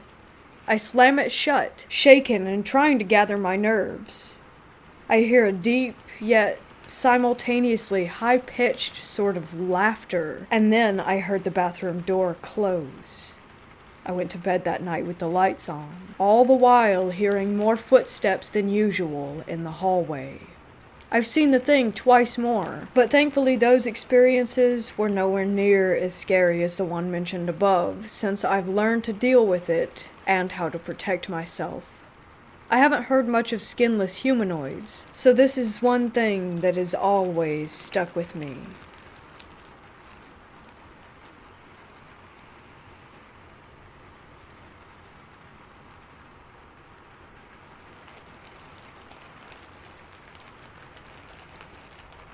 I went ghost hunting with a friend at Rolling Hills Asylum in East Bethany, New York. The whole operation of ghost hunting at this place is actually pretty interesting. They give you a quick tour and let you go around hunting on your own, allowing you to bring your own equipment, rent theirs, or sometimes borrow theirs. Now, there is a fairly large amount of people, but plenty of ground to cover, so it was rare to be bunched up too much. But we always kept in mind others when investigating on our own. Primarily, the equipment that I was using was pretty mundane. Flashlights, audio recording on a Samsung Galaxy S6, and a Nikon Coolpix. Rolling Hills used to be a poorhouse near Batavia, New York. It is located in pretty much the middle of nowhere, surrounded by nothing but fields. Outside disturbances are minimal, which is great. The place is old, no doubt. Bugs get in, and field mice and rats are no doubt common. The grounds took in people with mental disabilities, the physically ill, the poor, and later it served as a senior living facility. There are a few famous resident spirits, but during our interactions we caught no evidence from those areas. We're very objective and scientific with our investigations, and for some reason do not get creeped out by much. I can safely tell you that we did not have any feelings of a presence or the like. Our first start was the shadow hallway. This hall is famous for shadow beings peeking out from the doors down the hall, as well as pushing people in wheelchairs, and your run-of-the-mill terrors. Additionally, the portal room was on this level. We experienced 3 events in this hall. 1. While not our experiment, a group of people had a flashlight that uses a twist motion to turn on. While barely having it on, they asked the spirits questions. The flashlight, much to my surprise, flashed with responses accurately. While this was not my flashlight, I am convinced that it was legitimate. I took several photos of the area and captured nothing of note. 2. A loud bang came from a bathroom nearby. My friend and I immediately went inside to investigate, taking photos. While we caught nothing, others nearby said that they had heard a bang from that room as well earlier. This could be explained by the building's age, but nevertheless, it was still interesting. 3. We thought we heard footsteps coming down the hall, but we did not record any sounds on the audio device, so I cannot say that this was 100% legitimate. The next location that we experienced an event in was a small building attached via tunnel to the main building. My friend, who is extremely skeptical, always brings this situation up when talking about the experience.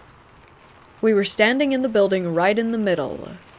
They say that there was a boy who liked to hear songs. So, as I was about to chime in my best pirate shanty, don't ask, we heard a knock on a large wooden door behind us.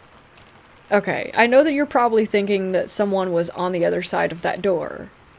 Well, that door is out in the field, and we were extremely quiet in that room. There was no window for someone in the next room to look through. The door was a large sliding wooden door that was sealed. He thinks it was the best experience there. Shortly after the door knock, something made a noise almost like an object falling on the opposite side of the room. While my friend investigated the door, I investigated the noises across the room. There were no people anywhere near us at that time, but something could have fallen. The rest of the building was fairly tame, and I enjoyed the experience. I may go sometime again, but next time shell out the cash to make it a private event. I am far too worried about individuals ruining evidence, or worse, causing false positives.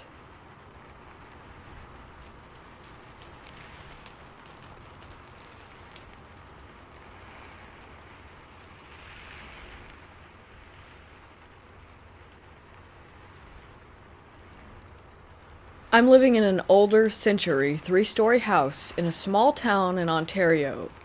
I was laying on the first set of stairs beside the front door next to my dog, I think taking his leash off for a walk.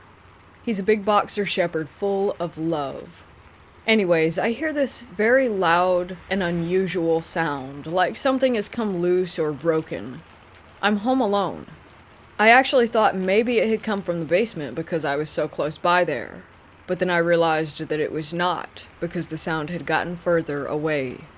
I went up to the 3rd floor, which is actually like a split level with 2 empty rooms. Both remain empty since we've lived here, my wife and I. I go upstairs, not sure what I was expecting, but generally am a very logical human being. We have old bedroom doors with skeleton key handles, and when I get upstairs, I see that one handle is literally shaking up and down, almost vibrating. It didn't just go on for a couple of seconds. Remember, it carried on from when I went to check the basement and went upstairs, and now, as I was staring at it, it continued to vibrate. I grabbed the handle to make it stop, which it did completely. I opened the door to see nothing there and nothing in the room across either. We keep both doors closed, and the windows closed, and also the vents closed because we don't want heat or cool coming up to a floor that we don't even use. To this day, I have not figured out what caused this, and it hasn't happened since. Note, I don't remember any behavior from my dog. He may have been a bit timid, but he gets like this whenever my mood shifts to anxiety. There's one other experience that I had in our home. Our dining room is attached to the garage, and it is not a proper exterior door. It's another old, beautiful wooden door with a skeleton key and all. One day as I was cleaning, I shut the door just enough so that it was closed but not fully sealed, which I do this all the time. I went to my bedroom and heard the door to the garage swing open. Again, no other surrounding windows were open that could have made the air shift. Nothing was different than any other day when I do this. One other side note, my dog is terrified of our rocking chair. It's an old one that I had spray painted black. Never thought anything of it because honestly this dog is kind of scared of everything. He doesn't like certain flooring, which I'm assuming is because he must have had a bad fall at our old house or something, because even if I put a big piece of meat treat for him across a tiled floor, he won't enter. And yes, we trim his claws, so I'm thinking it's a bit of trauma or a phobia.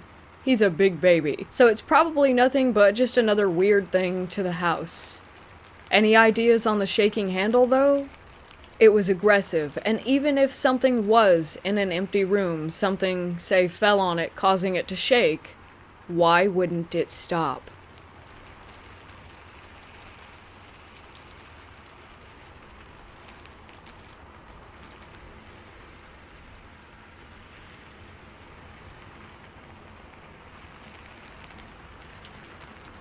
I've always been pretty sensitive, and so have quite a few people in my family. I've seen dark figures, recorded a few voices. but nothing too major before this story.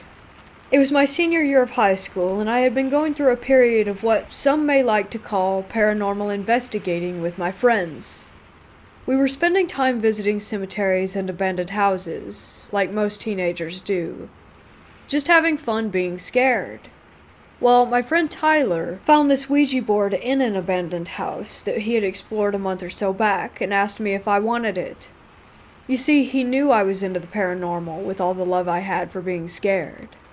I liked scary movies, haunted houses, and anything to get the adrenaline going. So of course I said yes. My friends Alex, David, and I decided to skip school, and I asked them if they wanted to use this Ouija board with me. They were along for the ride, and we had planned to find a place to do this.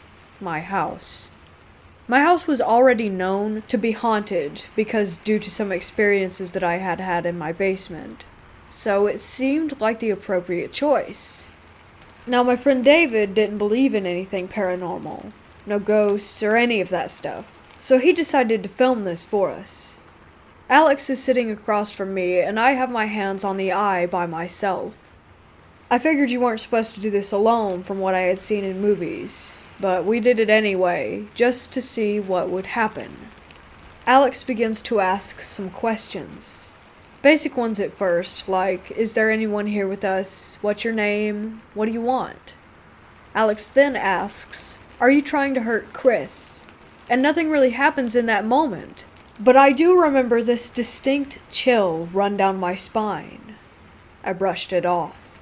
We decided to watch the video back on David's phone just to see what it looked like. As we're watching this back, when it comes to the question of, are you trying to hurt Chris? In the video, my head tilts back and I say yes in two different voices. One in my own voice, and one in a deep, guttural voice. We all look at each other and exclaim, oh my god. You didn't say that. You didn't say anything. And needless to say, we got rid of that board and never really talked about it again. But that was one of the most terrifying experiences I have ever had.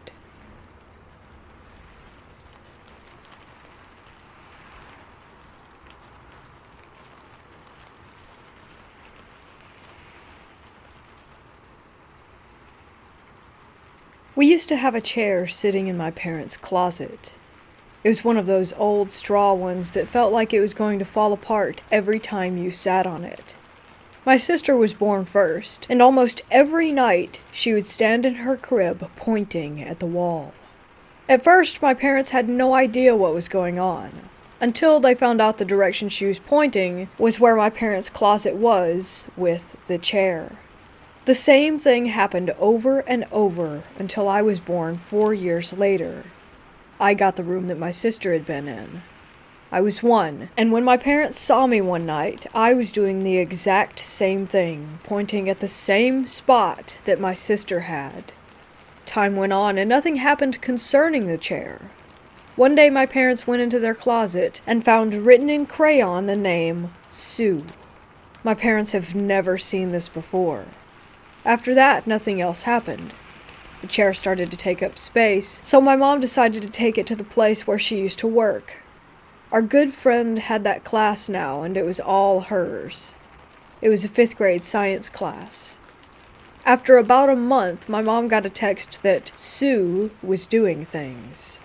She said that Sue was dumping stuff off of shelves and throwing things. She said that Sue took a liking to one of her kids and messed with his hair and threw stuff directly at him. That was the last time we ever heard anything about Sue. I would definitely like to go back to see if she's still there.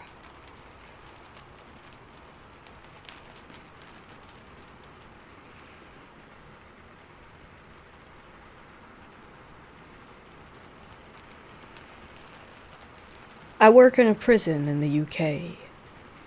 I always like to work nights because you do 7 days on and 7 days off. While on nights, I got locked onto a wing with no keys.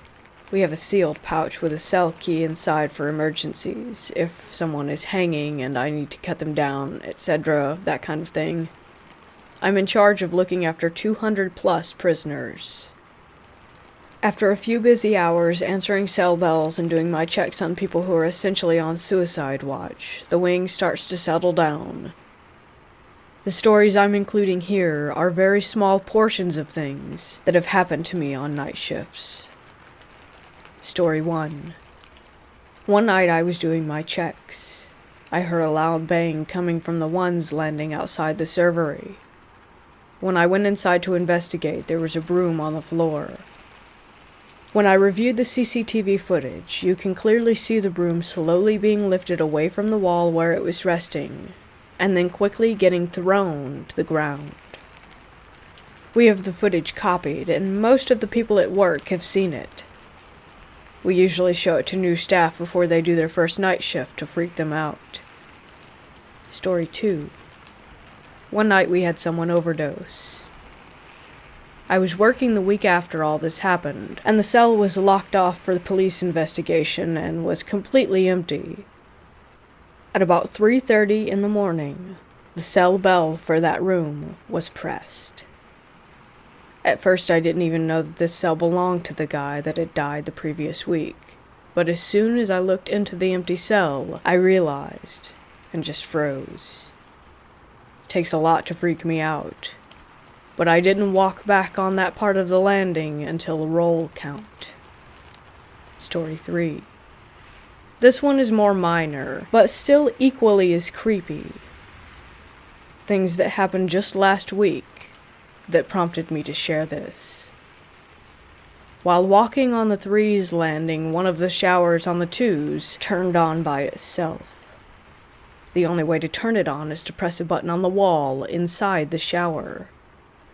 I went to investigate, and the showers were locked, and the lights inside were turned off. This was about 2:30 a.m. Approximately 30 minutes later, I was walking down the 2's landing and an office door slammed shut.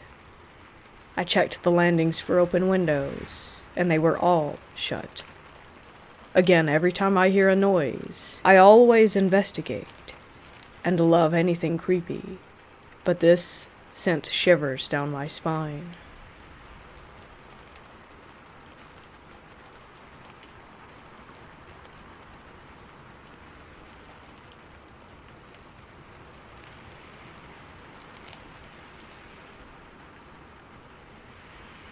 I lived in Adams, Tennessee growing up, from about the ages of 14 to 18. A couple of weeks after my family and I moved there, something unexpected happened. I was mowing on my dad's tractor with a big 8-foot wide back-end mower. I was going down a hill when my horizon line violently was thrown around as the tractor tires hit something.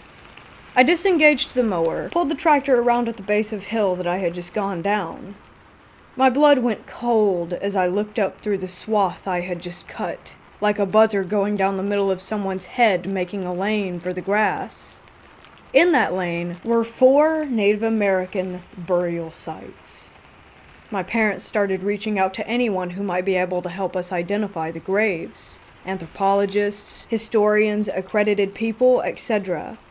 Those people unanimously agreed that these 4 graves were from the Trail of Tears. They corroborated this from what I remember because of how the graves were laid, very, very shallow, with a giant slab of stone where a gravestone would normally be. The fact that they were interned on a hillside to keep the water from sinking in and raising the bodies since they had to bury them so quickly, and many other reasons. I consider myself a very logically driven and rationally minded person. Basically, I let my empirical senses try to explain something before I'll open myself to other possibilities.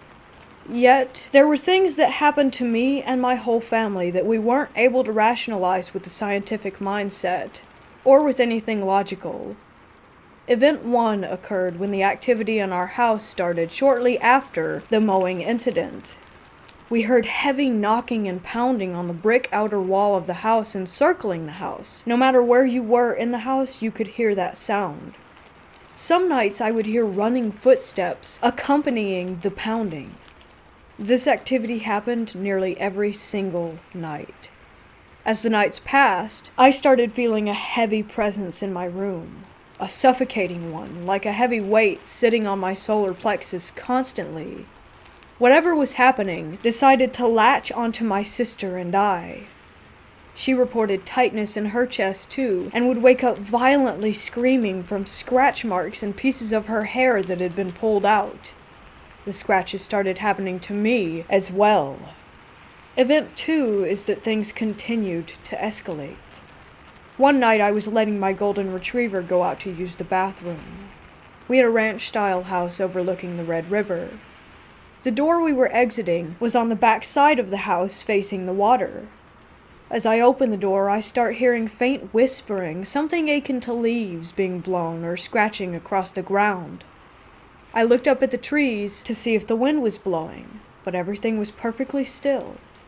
It was fall in Tennessee, so there were tons of leaves on the ground, and they were not moving either.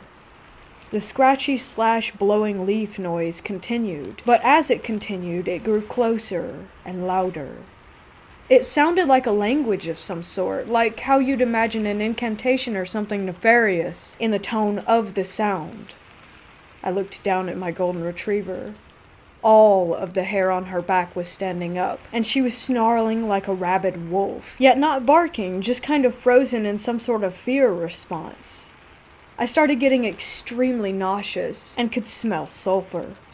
I was completely frozen when my dog launched herself through the door's threshold and started gnashing her teeth mid-air while snarling and chomping. The voices were now coming from directly in front of me. I could hear them as if someone were standing there just a foot or two away. I grab my dog and pull her quickly inside, slamming the door and throwing the deadbolt into place. The door and frame shook violently as a vicious pounding started hammering on the threshold. I ran with my dog to the middle of the house, flipping on every light along the way. We sat there alone all night until the sun came up. My parents were out of town supporting my sister in a competition. Ginger, my golden retriever, laid across my lap the entire night, pressing into me while she whimpered for hours. All I could do was pet her and try to calm her down, which was also helping me. This was impossible, though, completely. The entire night until sunrise, the back door was thumping. Event 3 happened when I was coming home from football practice.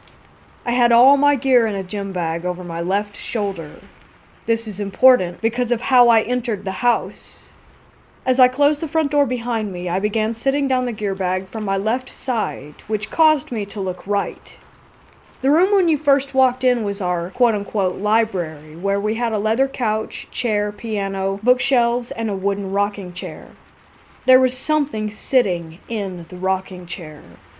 My peripheral vision caught it first, the chair just going back and forth. As my vision centered on the chair, there was a humanoid-looking shape, head glancing downward at the book that it was holding. It had long black hair drawn down over its head and completely void of light. To picture what I saw, imagine the silhouette of a person in 3D form. The light coming in and around the edges of it seemed to be eaten up by the presence or void, as if the light spilled over the contour edges of the humanoid shape, like how black holes are visualized, almost exactly. It felt like I had jumped off of a bridge into ice-cold water. I blasted myself backward against the door, screaming, and fell down. As I was falling, I saw the void blur suddenly as it shot across the walls of the house and out through a huge bay window overlooking the river. My golden retriever was in the next room, and she came running to chase the shadow across the walls, barking and clawing at the plaster. After it left through the window, my dog came to see me and laid on my lap until my parents got home. Event 4 occurred while I was fishing with my cousin Jack on the river by our house. We were right on the bend of the river, so the moon would be shining through on both sides, racing out at 2 lines like a 90-degree angle from the house. Super beautiful when you aren't on edge. The reason I bring this up is because there was a lot of light on the river that evening. Jack was about 10 or so at the time. He reaches up and taps me and says, "Does that lady need help?" I looked to where he was pointing, and there was a pale woman dressed in white clothes going back and forth picking up stones just to the left of us across the river. I had seen her many times before around the property, and whenever I would get close, she would disappear behind a tree or something. Knowing this, I told Jack as calmly as I could that it was time for dinner and that he needed to go up to my mom immediately. When I walked him up and made sure that he was on his way, I looked back and she was gone, but I could hear a splashing sound in the water below. When Event 5 occurred, it was myself, my dad, his friends, and some other family members who were staked out along the river bend on the gravel bar beneath the rise to our house. As usual, nothing out of the ordinary happened at first. It was July 4th, and we were actually having a really good time for a change. We were all spread out about 15 yards away from each other. Each man had a low-end gas Coleman lantern. As the sun was setting, my dad looked over at me like something was bothering him. He told me later that he felt as if someone had just thrown a bucket of ice water over him before it began. The sun had just gone down when this happened. In unison, all the lanterns were cranked up full blast, then just as quickly became barely aflame, and then the flames roared to life again, down to barely aflame, roared to life, and then they went completely out. Right as the flames went out, we heard the most God-forsaken scream by some woman across the river. Whatever it was kept on screaming despite our best attempts to call out to help. As her scream reached a crescendo, it sounded like what I could only imagine as a person's throat being cut interrupted her. The sound of a dead weight fall of a human body tumbled down the hillside across from us and splashed violently into the water. At this point, all the guys had their flashlights out. That's when something started swimming and splashing around in the water on both sides of the river bend. The splashing receded toward the opposite gravel bar, and whatever it was got out and started pacing back and forth across the rocks there. We were pointing all of our flashlights to where the sound was coming from, but we couldn't identify where it was originating. It's safe to say we were all running up the hill at this point. We all went inside the house, locked the doors, then gathered in the central living room. Nobody wanted to leave for fear of what might be out there. We stayed up all that night because the wall pounding was more violent than it had ever been. Bam, bam, bam, all night like the ticking of some demonic clock. I didn't sleep for 2 days after this event. Event 6 came in the form of lost time. I was walking through the woods near the Bell Witch Cave. One moment it was completely sunny, blue skies, and about mid-afternoon. The next moment it was overcast and looked like it was maybe 4 p.m. I still have no idea what happened there. Event 7 was night terrors. Torture dreams, being held down and brutally drawn and quartered.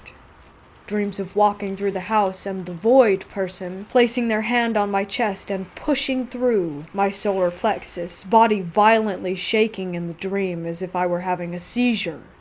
Event 8 happened as I visited the Bell House plantation marker in a tobacco field adjacent to my family's property. I brought friends to try and prove that something crazy was happening to my family. The rite of passage in the area is to go to the stone marker where the paranormal events happened hundreds of years ago, then dance on the stones saying, "I don't believe in the Bell Witch." I got them to promise they wouldn't do that while we went. Of course, the moment when we got there, one guy who doubted the legends in a massive way jumps up onto the stone marker and starts screaming, "I don't believe in the Bell Witch," as loud as he could. I got so upset at him. I'm the only one that knows the way back, so I said, "Come on guys, we're leaving." In this area it's known as the Tennessee River Valley, so there's tons of flowing water, etc. around these tobacco fields. The reason this is important is because of what happened next.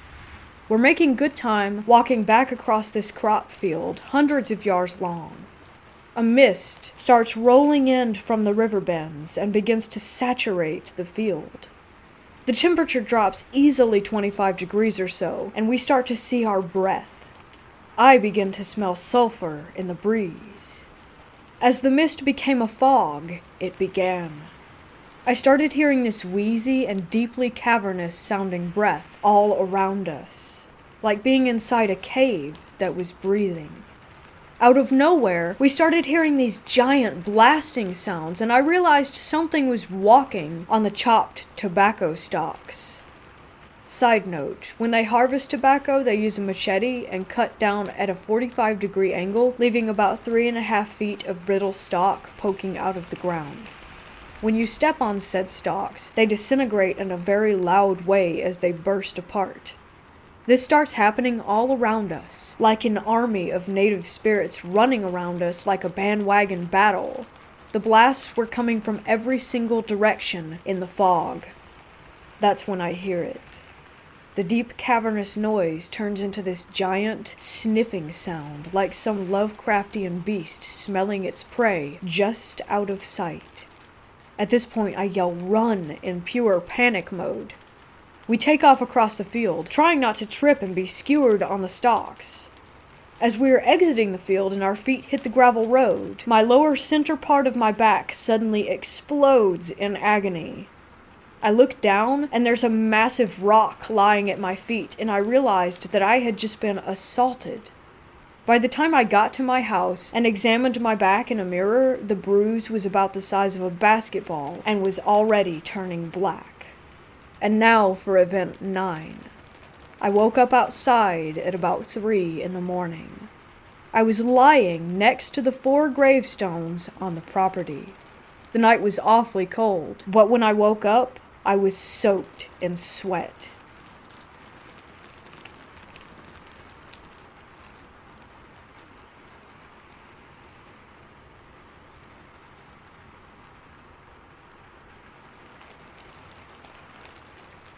About 8 years ago, my mom, sister, niece, and I decided to go for a look around a well-known and at the time abandoned mental asylum, the name of which is Royal Derwent Hospital, aka Willow Court, in New Norfolk, Tasmania.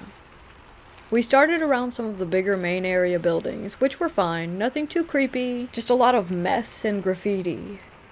I was taking some photos in one of the main halls there, and I moved backward to get a better shot.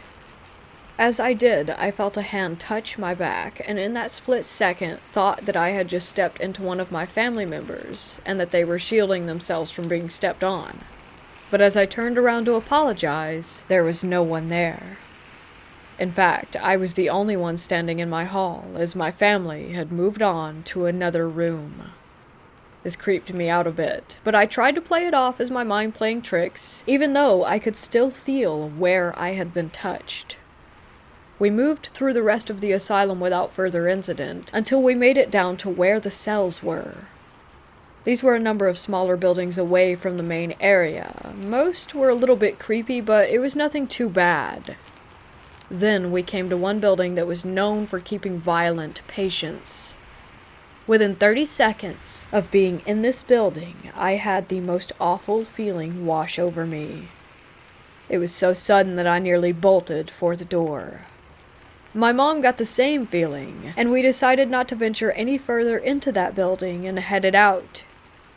As we stepped outside, we stood for a second to gather ourselves. Then one of the heavy cell doors inside slammed shut. It was almost like an emphasis on the get out feeling that we had when we were inside. Needless to say, that pretty much did it for me, and we called it quits on our little adventure.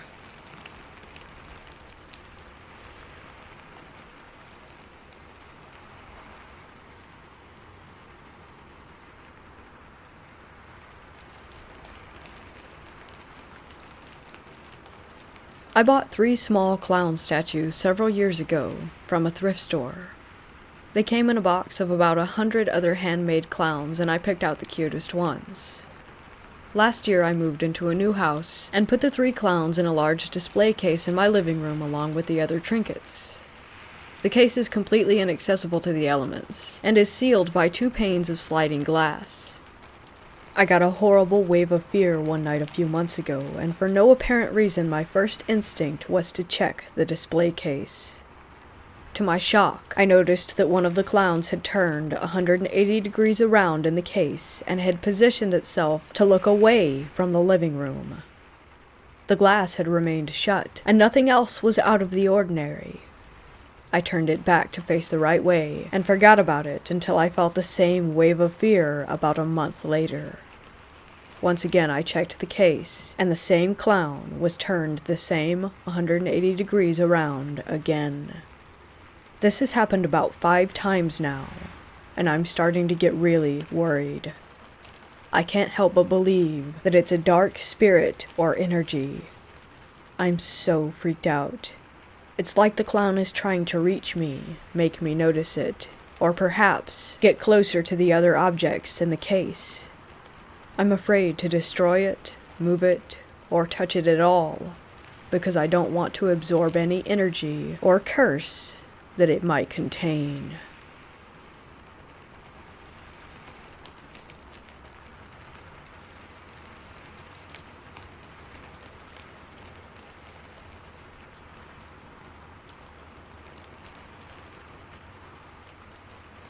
I lost my dad a couple of years ago to ALS. It was a rough way to go. We were very close. I'm an only child and a daddy's girl. We always promised each other whoever went first that we would try to reach out from the other side. There have been many ways that he's been in touch.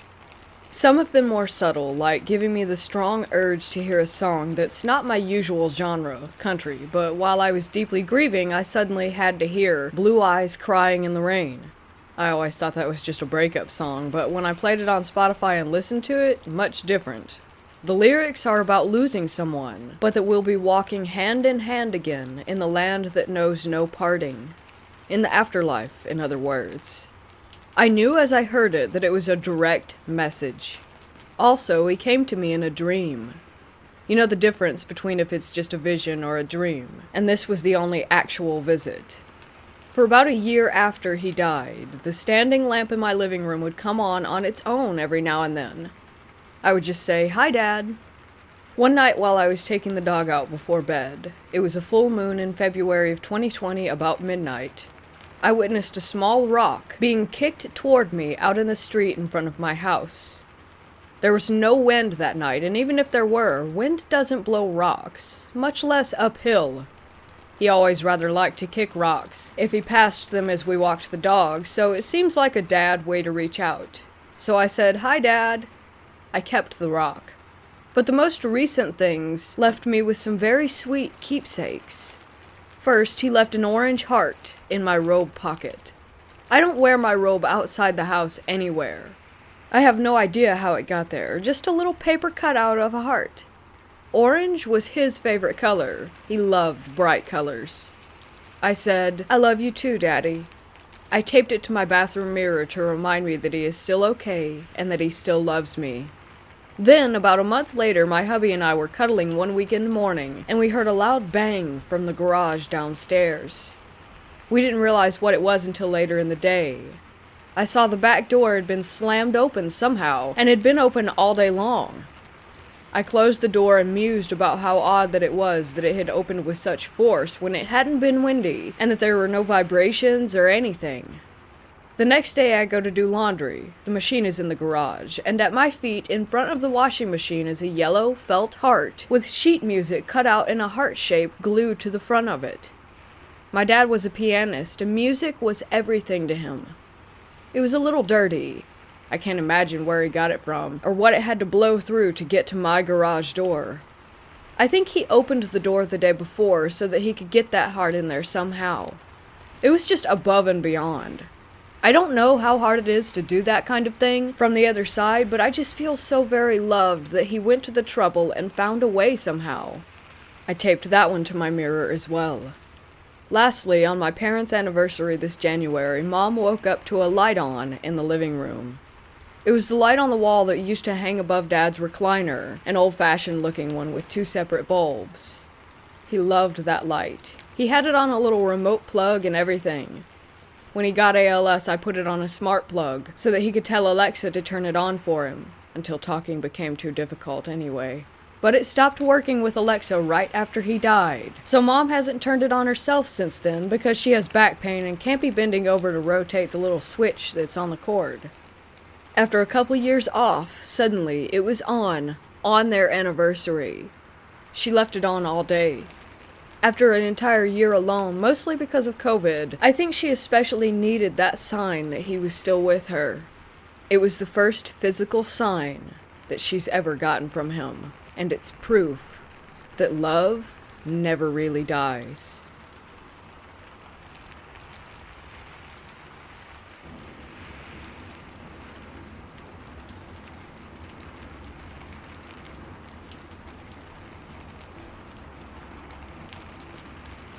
This happened to me when I was in high school. I was at my friend's house at the time, who lived in an apartment building. She had a neighbor who lived upstairs, and was a few years younger than us, who we hung out with when I visited my friend's apartment. On this specific day, my friend's neighbor mentioned that she had a Ouija board, and asked if we wanted to use it with her. We both agreed, as I personally didn't think Ouija boards were actually paranormal, and thought it was a myth. We went into a garage area of the apartment building and put our fingers on the planchette. For the first few hours, nothing really even happened.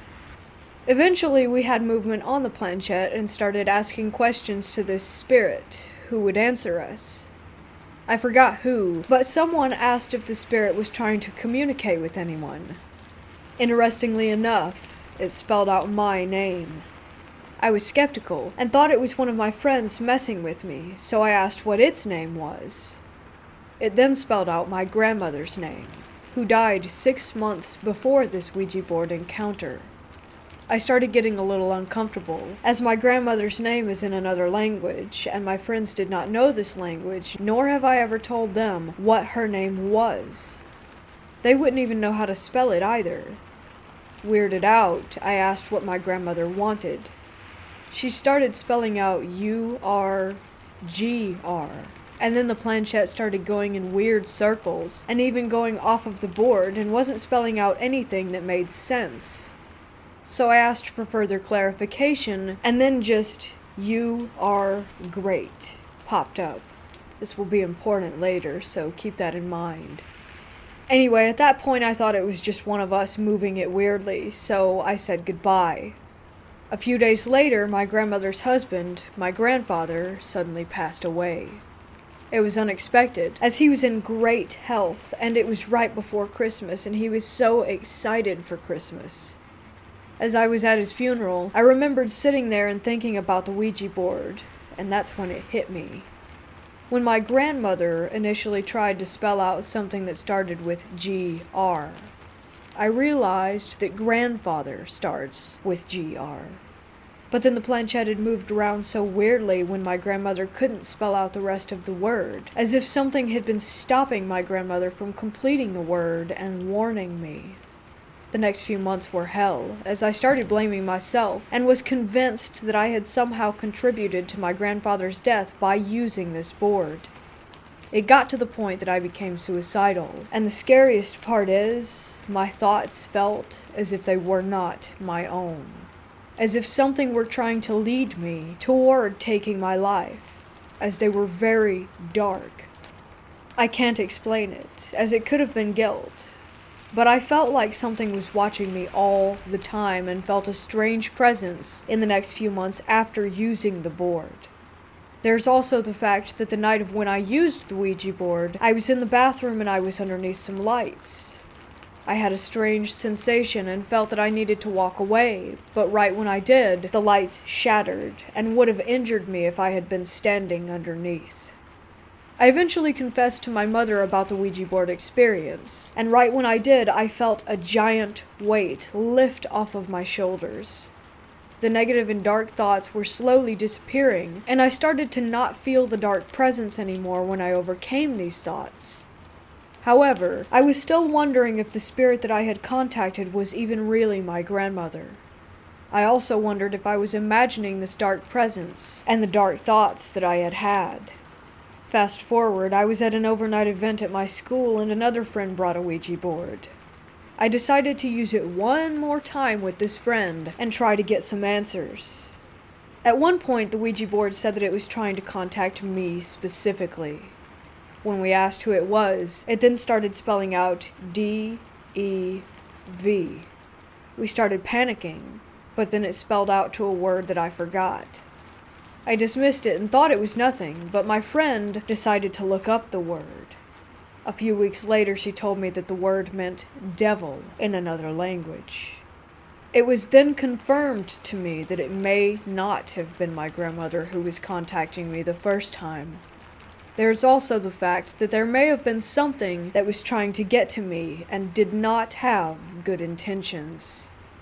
To this day, I am convinced that this spirit only tried to warn me about my grandfather so that when he passed, I would have felt guilty. By feeling guilty, I was more vulnerable to the spirit's influences, to the point that I would almost take my own life. I do not know if this is what actually happened, but it's the only logical explanation that I have.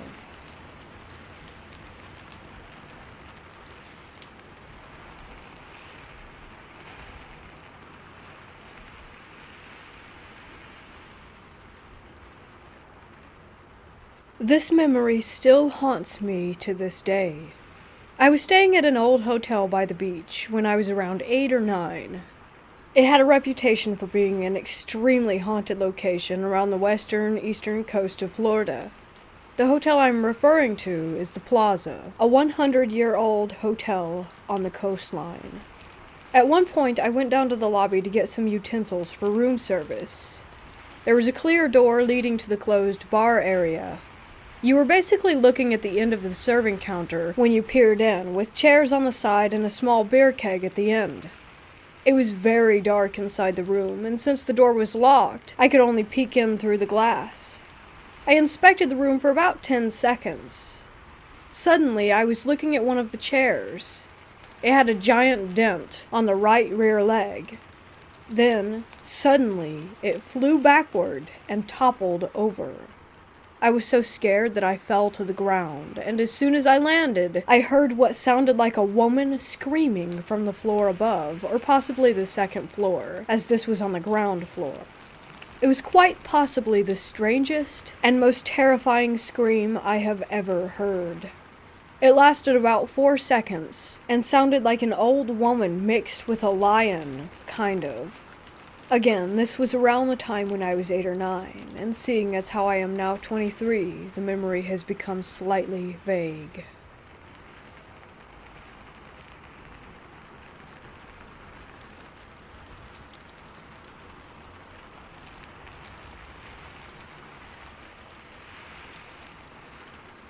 So I've been doing some spirit box investigation at the house I share with my fiancé. The last 2 nights we've done this together, we have discovered that there are 4 spirits in our home. Bob is the calmest one. When I mentioned that we spoke to a spirit named Bob in the house, my fiancé's cousin mentioned that Bob is her grandfather who passed. His name is actually Robert, but everyone just called him Bob. Mind you, we share the house with her cousin and uncle. Knowing that Bob isn't a threat, I've gotten the other names of the 3 spirits left. Those being Toby, Eric, and Melissa. The female spirit, I can't say for sure if that's her name. Anytime I've tried to reassure the name, I don't get a response. And whenever I'm about to, it's like something is stopping her. She does indeed like to laugh, as she has done so 3 times in the last 2 days. Anytime I hear from her, she's giving a yes or no answer with occasional other sentences. Toby is, from what I understand, a good spirit, although I've seen him as a dark shadow next to our bathroom, and this was earlier today while I was home alone, with most of the lights out. The main part of this story that I'm getting into now is Eric. So upon using the spirit box, about 20 minutes ago before the post, I had asked multiple questions, but I'm going to get into the more interesting ones. One of the questions I asked after I got his name was if he was a good or an evil spirit. I got no response, and then I asked if he was a good spirit. I get a response this time, and he says yes, very clearly. Since I know that demons can lie and try to trick you of what they really are, I decided to ask if he was lying to me. He responded once more by saying, "Yeah." I was then able to confirm that he is the one spirit who is demonic. Things started making sense at this point, as clearly today, when I was home alone, when my spirit box was on, I noticed our kitchen chair was knocked over, and I took a picture of it and sent it to my fiancée to show her. It also explained why I always felt uncomfortable and watched in our garage that we rarely enter now. I had asked him about both of these things, even trying to make sure that he wasn't the shadow figure in the hallway leading to our room. He told me that he wasn't, which led me to assume it was Toby. He did reply to me that the garage is where he hides at. Most of the talk that I had with him after was him saying, "Come." The female spirit as well was trying to convince me to go into our garage. At the time, though it didn't cross my mind that they were mentioning it, I was trying to ask where they want me to go. I didn't get any straightforward response about the question. I was told, "Leave me alone," or "Go," on multiple occasions today and tonight. Upon ending my spirit box session, I went to the kitchen to grab something to eat. I ended up feeling some weird sensation on the left side of my collarbone, almost like something had touched me or dug into my skin softly. I went to the restroom to comb my hair and checked my neck and person for any kind of marks. I ended up noticing that there was a fingerprint on my collarbone. It almost looked the size of a young male's hand, or maybe a little older. I wanted to capture a picture, but when I went to do so, the marking was gone. All I know now is that there is something evil here, and there are more spirits than me or my fiancé thought.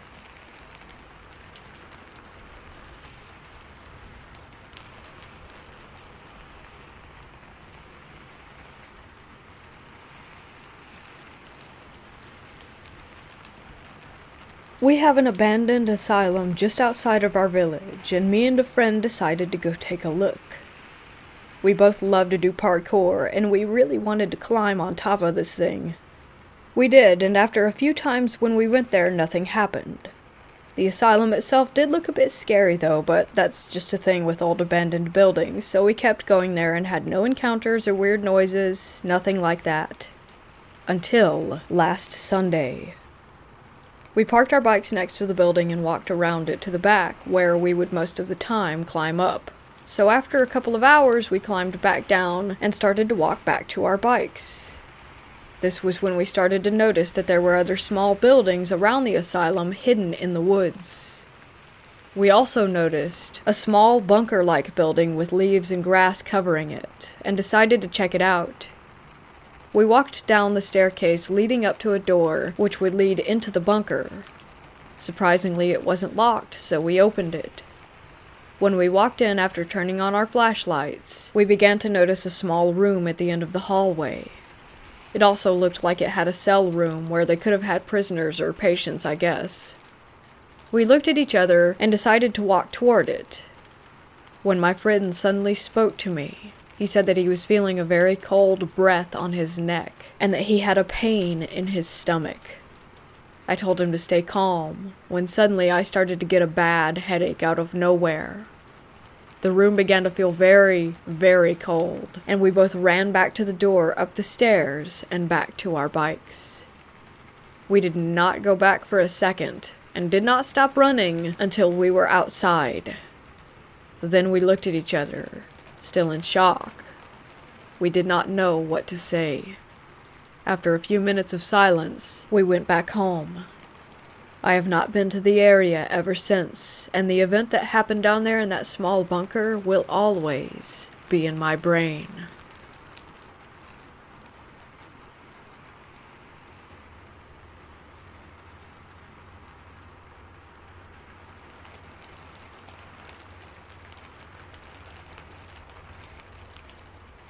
I'm 23 years old and starting to remember this shadowy figure that would appear then disappear in my old family's house.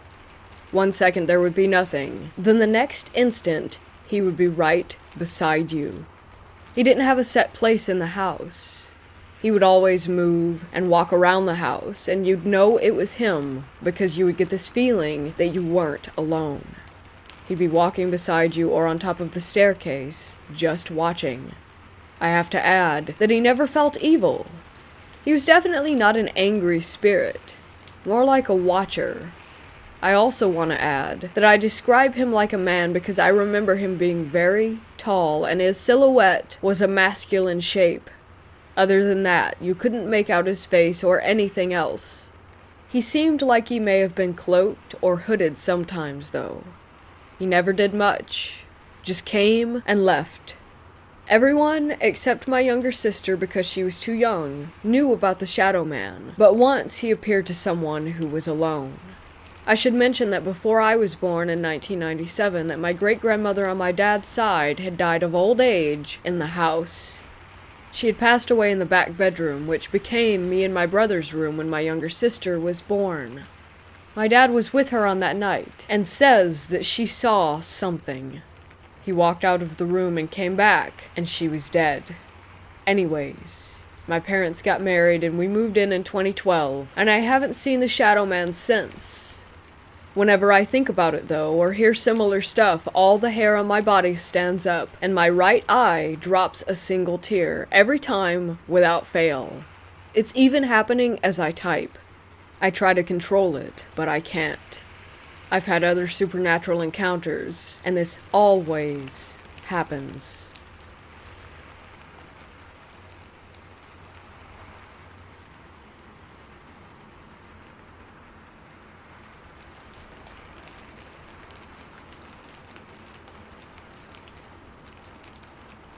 All this started when I was in middle school. I was young and stupid and seriously interested in the paranormal. I grew up in a religious home, and I am still religious. I have no explanation for what happened to me. I started experimenting with the paranormal with my friends. We thought it would be really cool to use a Ouija board. At first, nothing seemed to happen, but then the board started to move. We asked all the normal stupid questions like, "Who's there?" or "Is anyone here?" It moved really slow and steady. I was sure that my friend was messing with me. I got spooked and we threw out the board. But that is not where this story ends. Moving forward, I started having really weird nightmares. I would consistently wake up at 3 a.m. or not be able to sleep at all.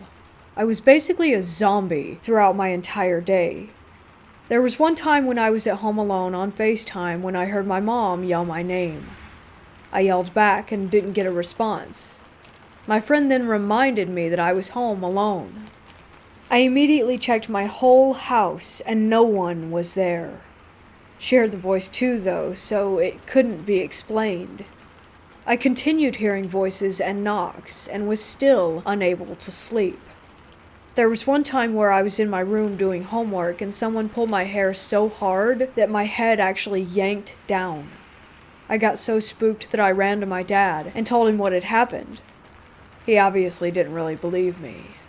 My brother started noticing weird things too, and that's when I got really uncomfortable. He and I were in my room, and I went to the bathroom. When I came out, his face was stone white. He claimed he saw a little girl run past my bedroom door. It couldn't have been me because I used the bathroom connected to my room. We don't have any other siblings. Another time I was on FaceTime again with a separate friend and I had my phone out in front of me when I walked into my bathroom. My friend asked, "What is that behind you?" And as soon as she said that, the lights shut off. I sprinted to my brother's room and of course nobody believed me again. The icing on the cake though was when I was asleep one night and I woke up suddenly. It was 3 a.m. again and I was completely paralyzed with fear. I couldn't move. All I could see was a hooded figure in all black staring at me from the corner of my room. I couldn't see its eyes. I just knew that it was looking at me. It began to float toward me, and then pressed all of its weight on my chest. I couldn't talk or move. After silently crying for what felt like forever, I finally croaked out the word Jesus. and it fled from the room through my door. After that incident, I told my mom everything about the Ouija board and the experiences, and she finally believed me. She could see how scared that I truly was and knew that I couldn't be lying. She immediately got to work and blessed me and the house. I haven't had anything that terrifying happen to me since, and I no longer live in that home.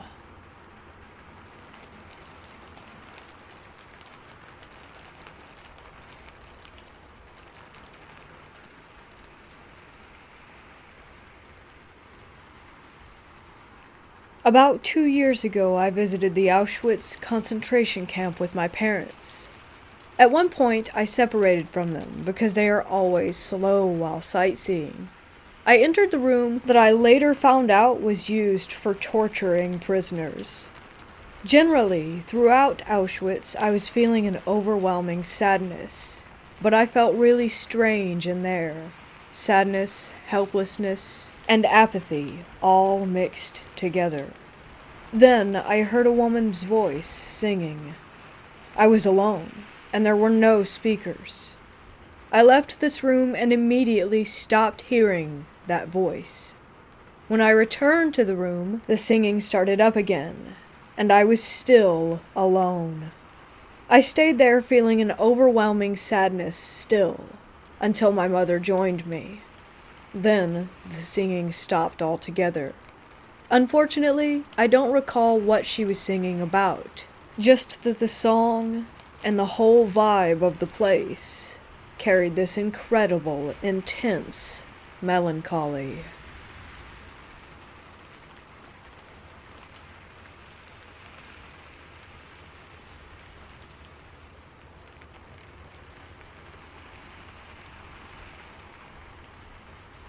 This story took place when I was a kid. My dad has been a pool man for many years. One of his oldest customers decided to purchase a ranch. I don't exactly remember where. He asked my dad if he could come and fix their pool, which was disastrously maintained before he bought it. He gave my dad permission to bring us along, and told us we were welcome to stay a few days to enjoy the ranch. We drove there, and I had been in charge of reading the MapQuest instructions because I never seemed to be able to sleep during car trips. We drove back home a few days later after my dad was finally able to save the pool. The drive home was very long. For whole stretches, the view was mostly desert, farms, and the occasional suburban town. Unlike me, my mom and brothers knocked out almost immediately. So most of the trip, it was just my dad and I talking or listening to music. I'm also a very avid reader, so I had a book on my lap beside the maps. I remember the ride had been quiet for a while because I had been reading. I had to stop because it was getting dark, and my dad only let me turn on the dome lights to read the maps. No radio service, and the Game Boy's batteries had all died. All I had left to do was look outside. All of a sudden, I spotted a very tall shadow on a roof. I recognized that there was a man who seemed to be wearing a hat, bowler or top hat, dancing and jumping from roof to roof of this suburban lot. It was kind of like the scene from Singing in the Rain, which at that point I had not seen yet. It took a second to realize that it wasn't a normal thing to just happen. The houses were separated in a way where a normal person couldn't possibly have jumped roof to roof. What scared me the most is how at the last house before a field he seemed to turn around and sense me. He bowed and tipped his hat. Even though I couldn't see it, I could sense him smiling. All I felt was dread. I turned to face my dad to see if he had seen him as well, but he had been paying attention to the road. When I turned back, I couldn't see the houses anymore. They were way behind us. I never saw a face or any details. He was just a silhouette on the roofs. I remember feeling afraid that he might follow us, or that he could if he wanted to. I never saw something like that on our many road trips ever again. Sometimes I wonder if I imagined it, but it felt so real. The memory is very vivid as well, which always comes back when I'm watching old musicals because the dancing reminds me of the way that he moved.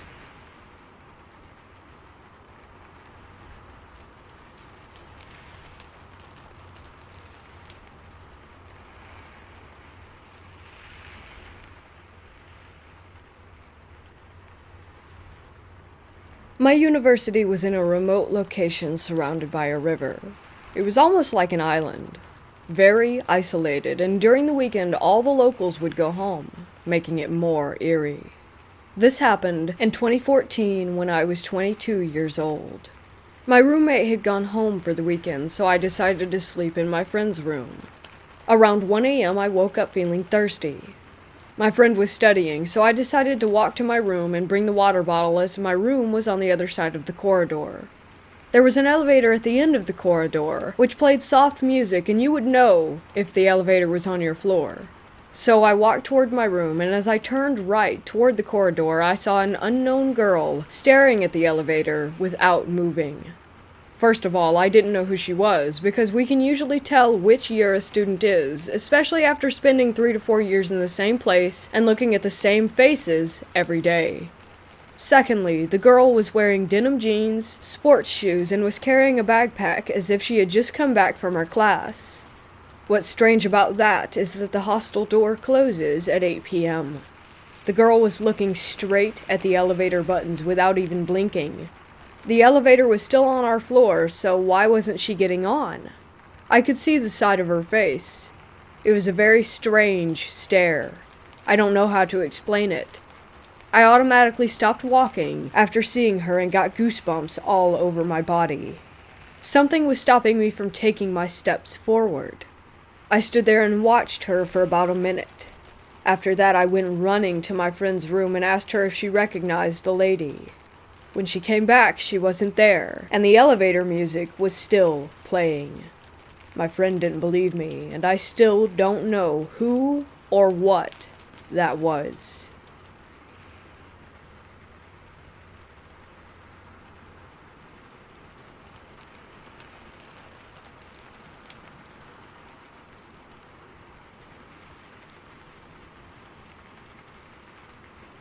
Last year, I went to the Transalgony Lunatic Asylum in Weston, West Virginia. It was a birthday trip for my friend, and since we both had an interest in the paranormal, we decided to head there and check it out. If you're a paranormal enthusiast, you should know that this place is supposedly haunted. Looking into the brief history of the place, deaths, suicides, housing for Civil War patients, housing for tuberculosis patients, and medical patients, you would definitely expect some ghosts are not at rest. It was cold and dark as it was November at around 5 p.m. or so. We made it for the last historic tour of the West Wing and the Civil War Wing. As we waited for the tour guide to gather our group, we took a tour of the front entrance and saw all these patients' drawings. One was of a man cutting his father's head off, and there was a long list of reasons for being admitted into the asylum. We then went back to wait in the lobby for our tour to begin. As we sat there waiting, I felt a slight tug at my jacket on my right side. My friend was standing on my left side. I brushed it off, as maybe being my sleeve button caught my jacket, just some casual debunking, since what are the odds of 12 people standing in a lobby that the ghost somehow decided to screw with me? Our tour began, and if you studied the place you would know that the building is shaped into L-like sections as to try and let in as much sunlight to the building as possible. It was one of their treatment ideas. Eventually, we made it to a section where they hosted the Halloween parties, which was originally, if I remember, a place where patients could acquire their medication or new clothes. After the tour guide walked away, I waited for my turn to walk through the doorway. At this moment, a loud bang came from the closet. I again shrugged it off and debunked it as maybe an animal or a bird who had gotten into the closet and knocked something over in there. Our tour finally came to a close, and we began to walk back to the lobby. I was in the back of the group with my friend in front of me. No one was behind me. As we were beginning to walk through the connection between the first and second part of the building, I looked back at the end of the hall. Down at the end, by the nurse's station, I saw a large, black figure cross in front of the window. I was immediately spooked. I started taking steps back and forth to see if maybe it was my shadow or anything really like that, but it was nothing. I could not debunk it. So I just continued on and tried to write it out of my mind. Then came the final walk to the lobby. This building is massive, by the way. If I remember correctly about this, they said the building is almost a quarter-mile long from end to end, so you can only imagine how long these wing halls are. Before I made it to the lobby, a chill went up my neck. I'm again in the back of the group. I would also like to mention that I have long hair as well. After that chill, I immediately felt as if someone blew on my hair, and the sound of a quick breath. There was no wind in that building, no doors being opened or closed, nothing. Someone or something blew my hair. I continued to keep my cool and started talking to my friend about it, who had no experiences whatsoever and thought that I was just trying to spook her. I was a bit unnerved, but we didn't want to leave without a t-shirt, so we went into the gift shop and talked to the lady inside about if she had experienced paranormal activity. She said most of it happens on the 3rd floor, and has had many people talk about seeing, hearing, and feeling things.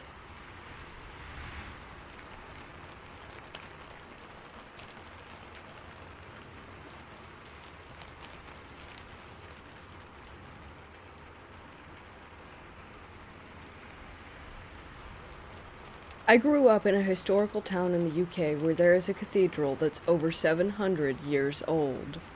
For hundreds of years, people across England and beyond would pilgrimage to it. My family bought a house in this town and decided to renovate it. From the start, I had edgy feelings about the place, but being a generally nervous teen at the time, I put it down to me just being silly. My dad is a total no bullshit kind of guy. Calls a spade, has no time for the paranormal, spiritual, or religious chat. He thinks in terms of logic and realism and trusts what he can see and touch. My mom and him have had some heated debates about the fact that she has seen or felt unexplained things, and he scoffs at that. Basically, if anything spooky ever happened to him, I would believe it purely because he doesn't. I found this out years later. One night, Dad was woken up by the sound of hooves galloping. We slept on the ground floor, but nowhere near cattle or horses, so the unusual noise woke him up. He got up and left the bedroom to look for the source of the sound. He took one step toward the lounge door in front of him and opened it. The lounge door had windows that opened out onto the main road. Through the window, all he could see were rows and rows of heads walking past the house. The heads had gold helmets with red plumage on them, and they all moved toward the center of town, toward the cathedral. They didn't pay attention to him, but just moved silently through, just their heads facing toward town. We knew the road that we lived on was built on a Roman road, and he believed that these were Roman soldiers on horseback making their way to the city. Over the years, the land would have been built on and up an accumulated height. So in this day and age, all that you could see of them was their neck and head.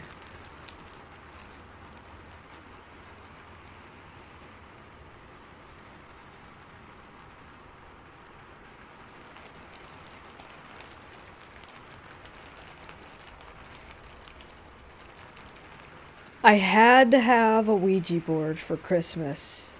My wife refused to buy one, so I did it anyway. One night, when my wife was out, my daughter and I tried to use the board. Nothing. The planchette didn't move at all, or if it did, I could feel my daughter pushing it. As I suspected, it's just a parlor game. Move ahead 2 weeks. While working in the garage on a guitar amplifier that I was building, I had a very strong feeling that I was being watched. As I had spent many hours previously on this project without any sensations, this was disturbing. It got so bad that I couldn't spend more than a minute or so in the garage after the initial encounter without the hairs on my neck going up. Then came the whispers. More like a shh, shh sound, actually. Kind of a be quiet between 2 or more people lurking about. This only happened when entering the garage from the house, and later when my daughter called me at work to say she heard shh, shh when entering the darkened dining room. Since she was alone at the time, I blamed it on the cats. I too experienced it in the house, but usually only when entering the garage itself. Finally, I decided that enough is enough. I went into the garage one night and yelled at whoever was there that they had to leave because they were scaring the crap out of us. No more whispers after that. I wasn't yet into paranormal investigations at the time, so I didn't have a digital audio recorder to leave in the garage overnight. It bothers me now that I had real live spirits in the house to test with, and I didn't have the equipment or the moxie to do anything.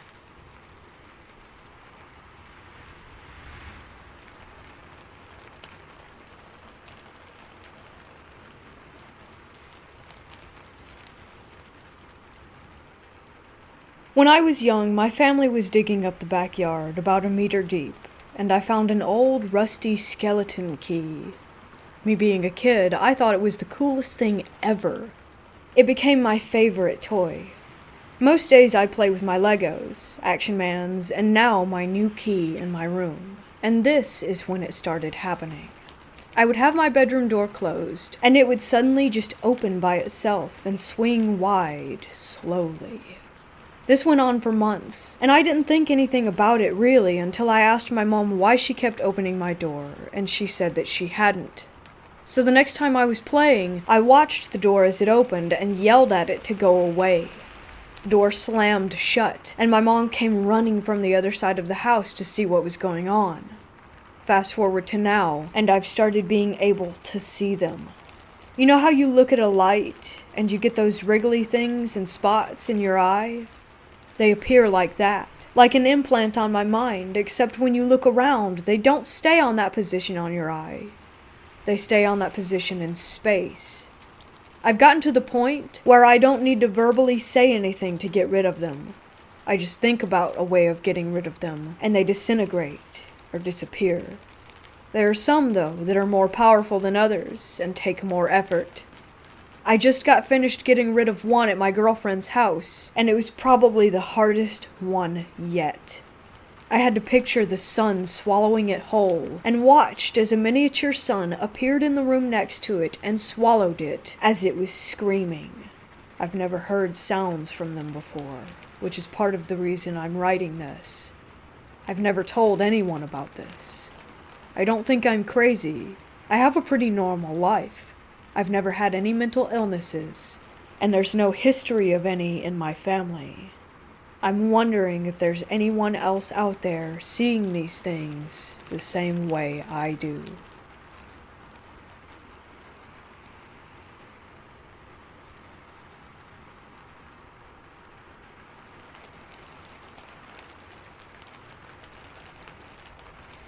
It was 1999, and I worked night shift in a factory back in Puerto Rico. One night it was just QC and me working in a back dark room of the factory. About 2:30 a.m. I saw a door open, and a pale young lady stepped in and walked in our direction. QC was facing the other way, and I was looking at her from my workstation. I stood up, and that's when I noticed that from the waist down, the woman was blurred. She was dressed in a light blue dress and a cap. As she got closer, she vanished into a mist. I rubbed my eyes and called the QC. I told her what I had just seen, and she said, "It's just your imagination playing tricks."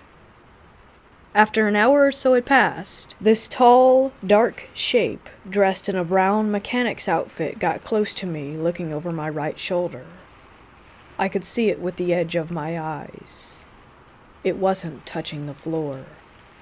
I froze, petrified. For about 30 minutes, it kept moving forward and backward. I finished the work night and went home spooked. Next day, I told my experience to everyone, and a mechanic who had worked there for years told me that when he stayed there, an old mechanic who had all kinds of issues was found hung in the same spot where I was working.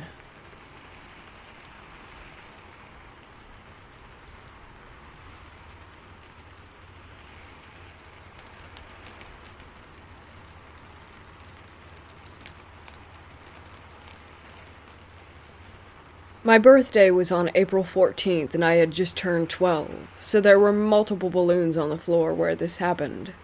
It was around 3:30 a.m. on Sunday, and my family was asleep, but I was playing with my new birthday present, a Nintendo Switch, in my bedroom. I heard a loud pop sound coming from the kitchen.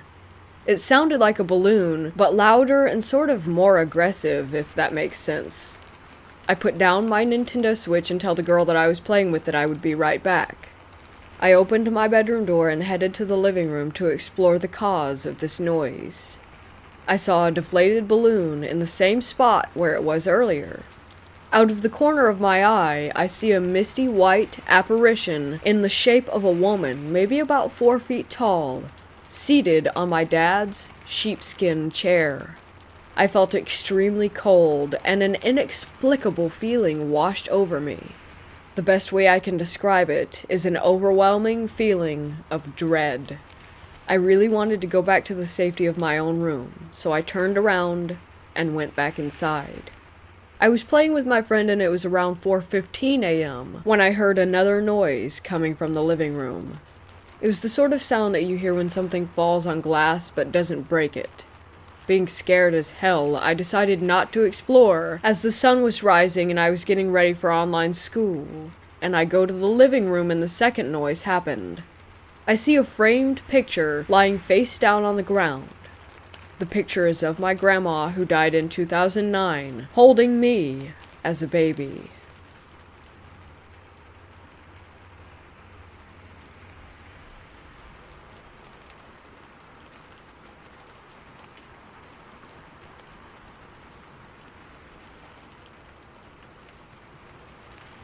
The area where I live is a heavily wooded Indian residential area, and we have no neighbors, and the closest town is about 15 minutes away. The only animals that come around are coyotes, black bears, sometimes wolves, and since I live in the southern part of Canada, there aren't any mountain lions that I've seen anyway. So a few nights ago, around 2:50 a.m., I heard my dogs barking like crazy, and I got pretty annoyed by this because they never usually do it. It was hard for me to sleep, and I pulled out my phone to check the time, and like I said, it was almost 3.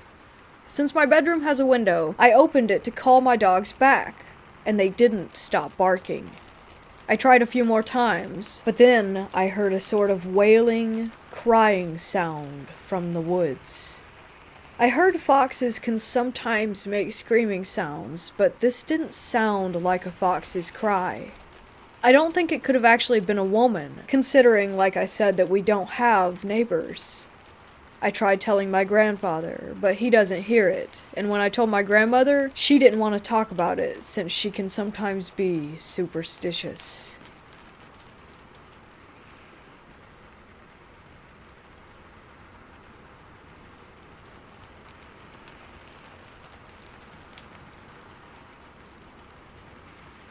Many years ago, I visited a secret bunker in England that had been turned into a museum. The only thing I knew about it beforehand was that it had been built during the Second World War. The atmosphere inside was kinda creepy because it was underground and very quiet, and there were mannequins dotted about the place, but that didn't really bother me. What creeped me out the most was a feeling of being watched and followed by someone or something that I couldn't see. During one part of the tour, I was leaving one of the rooms when a desk lamp suddenly turned itself off. I was the only person in the room at the time, and the lamp was behind glass, so nobody could get to it to switch it off. When I got home, I did some research on the bunker and found out that TV's Most Haunted had done an investigation there once, and they felt exactly the same feelings of being watched and followed as I had. I'm a bit skeptical about ghosts, so I can't say for certain if my experience was paranormal or not, but it was certainly quite interesting.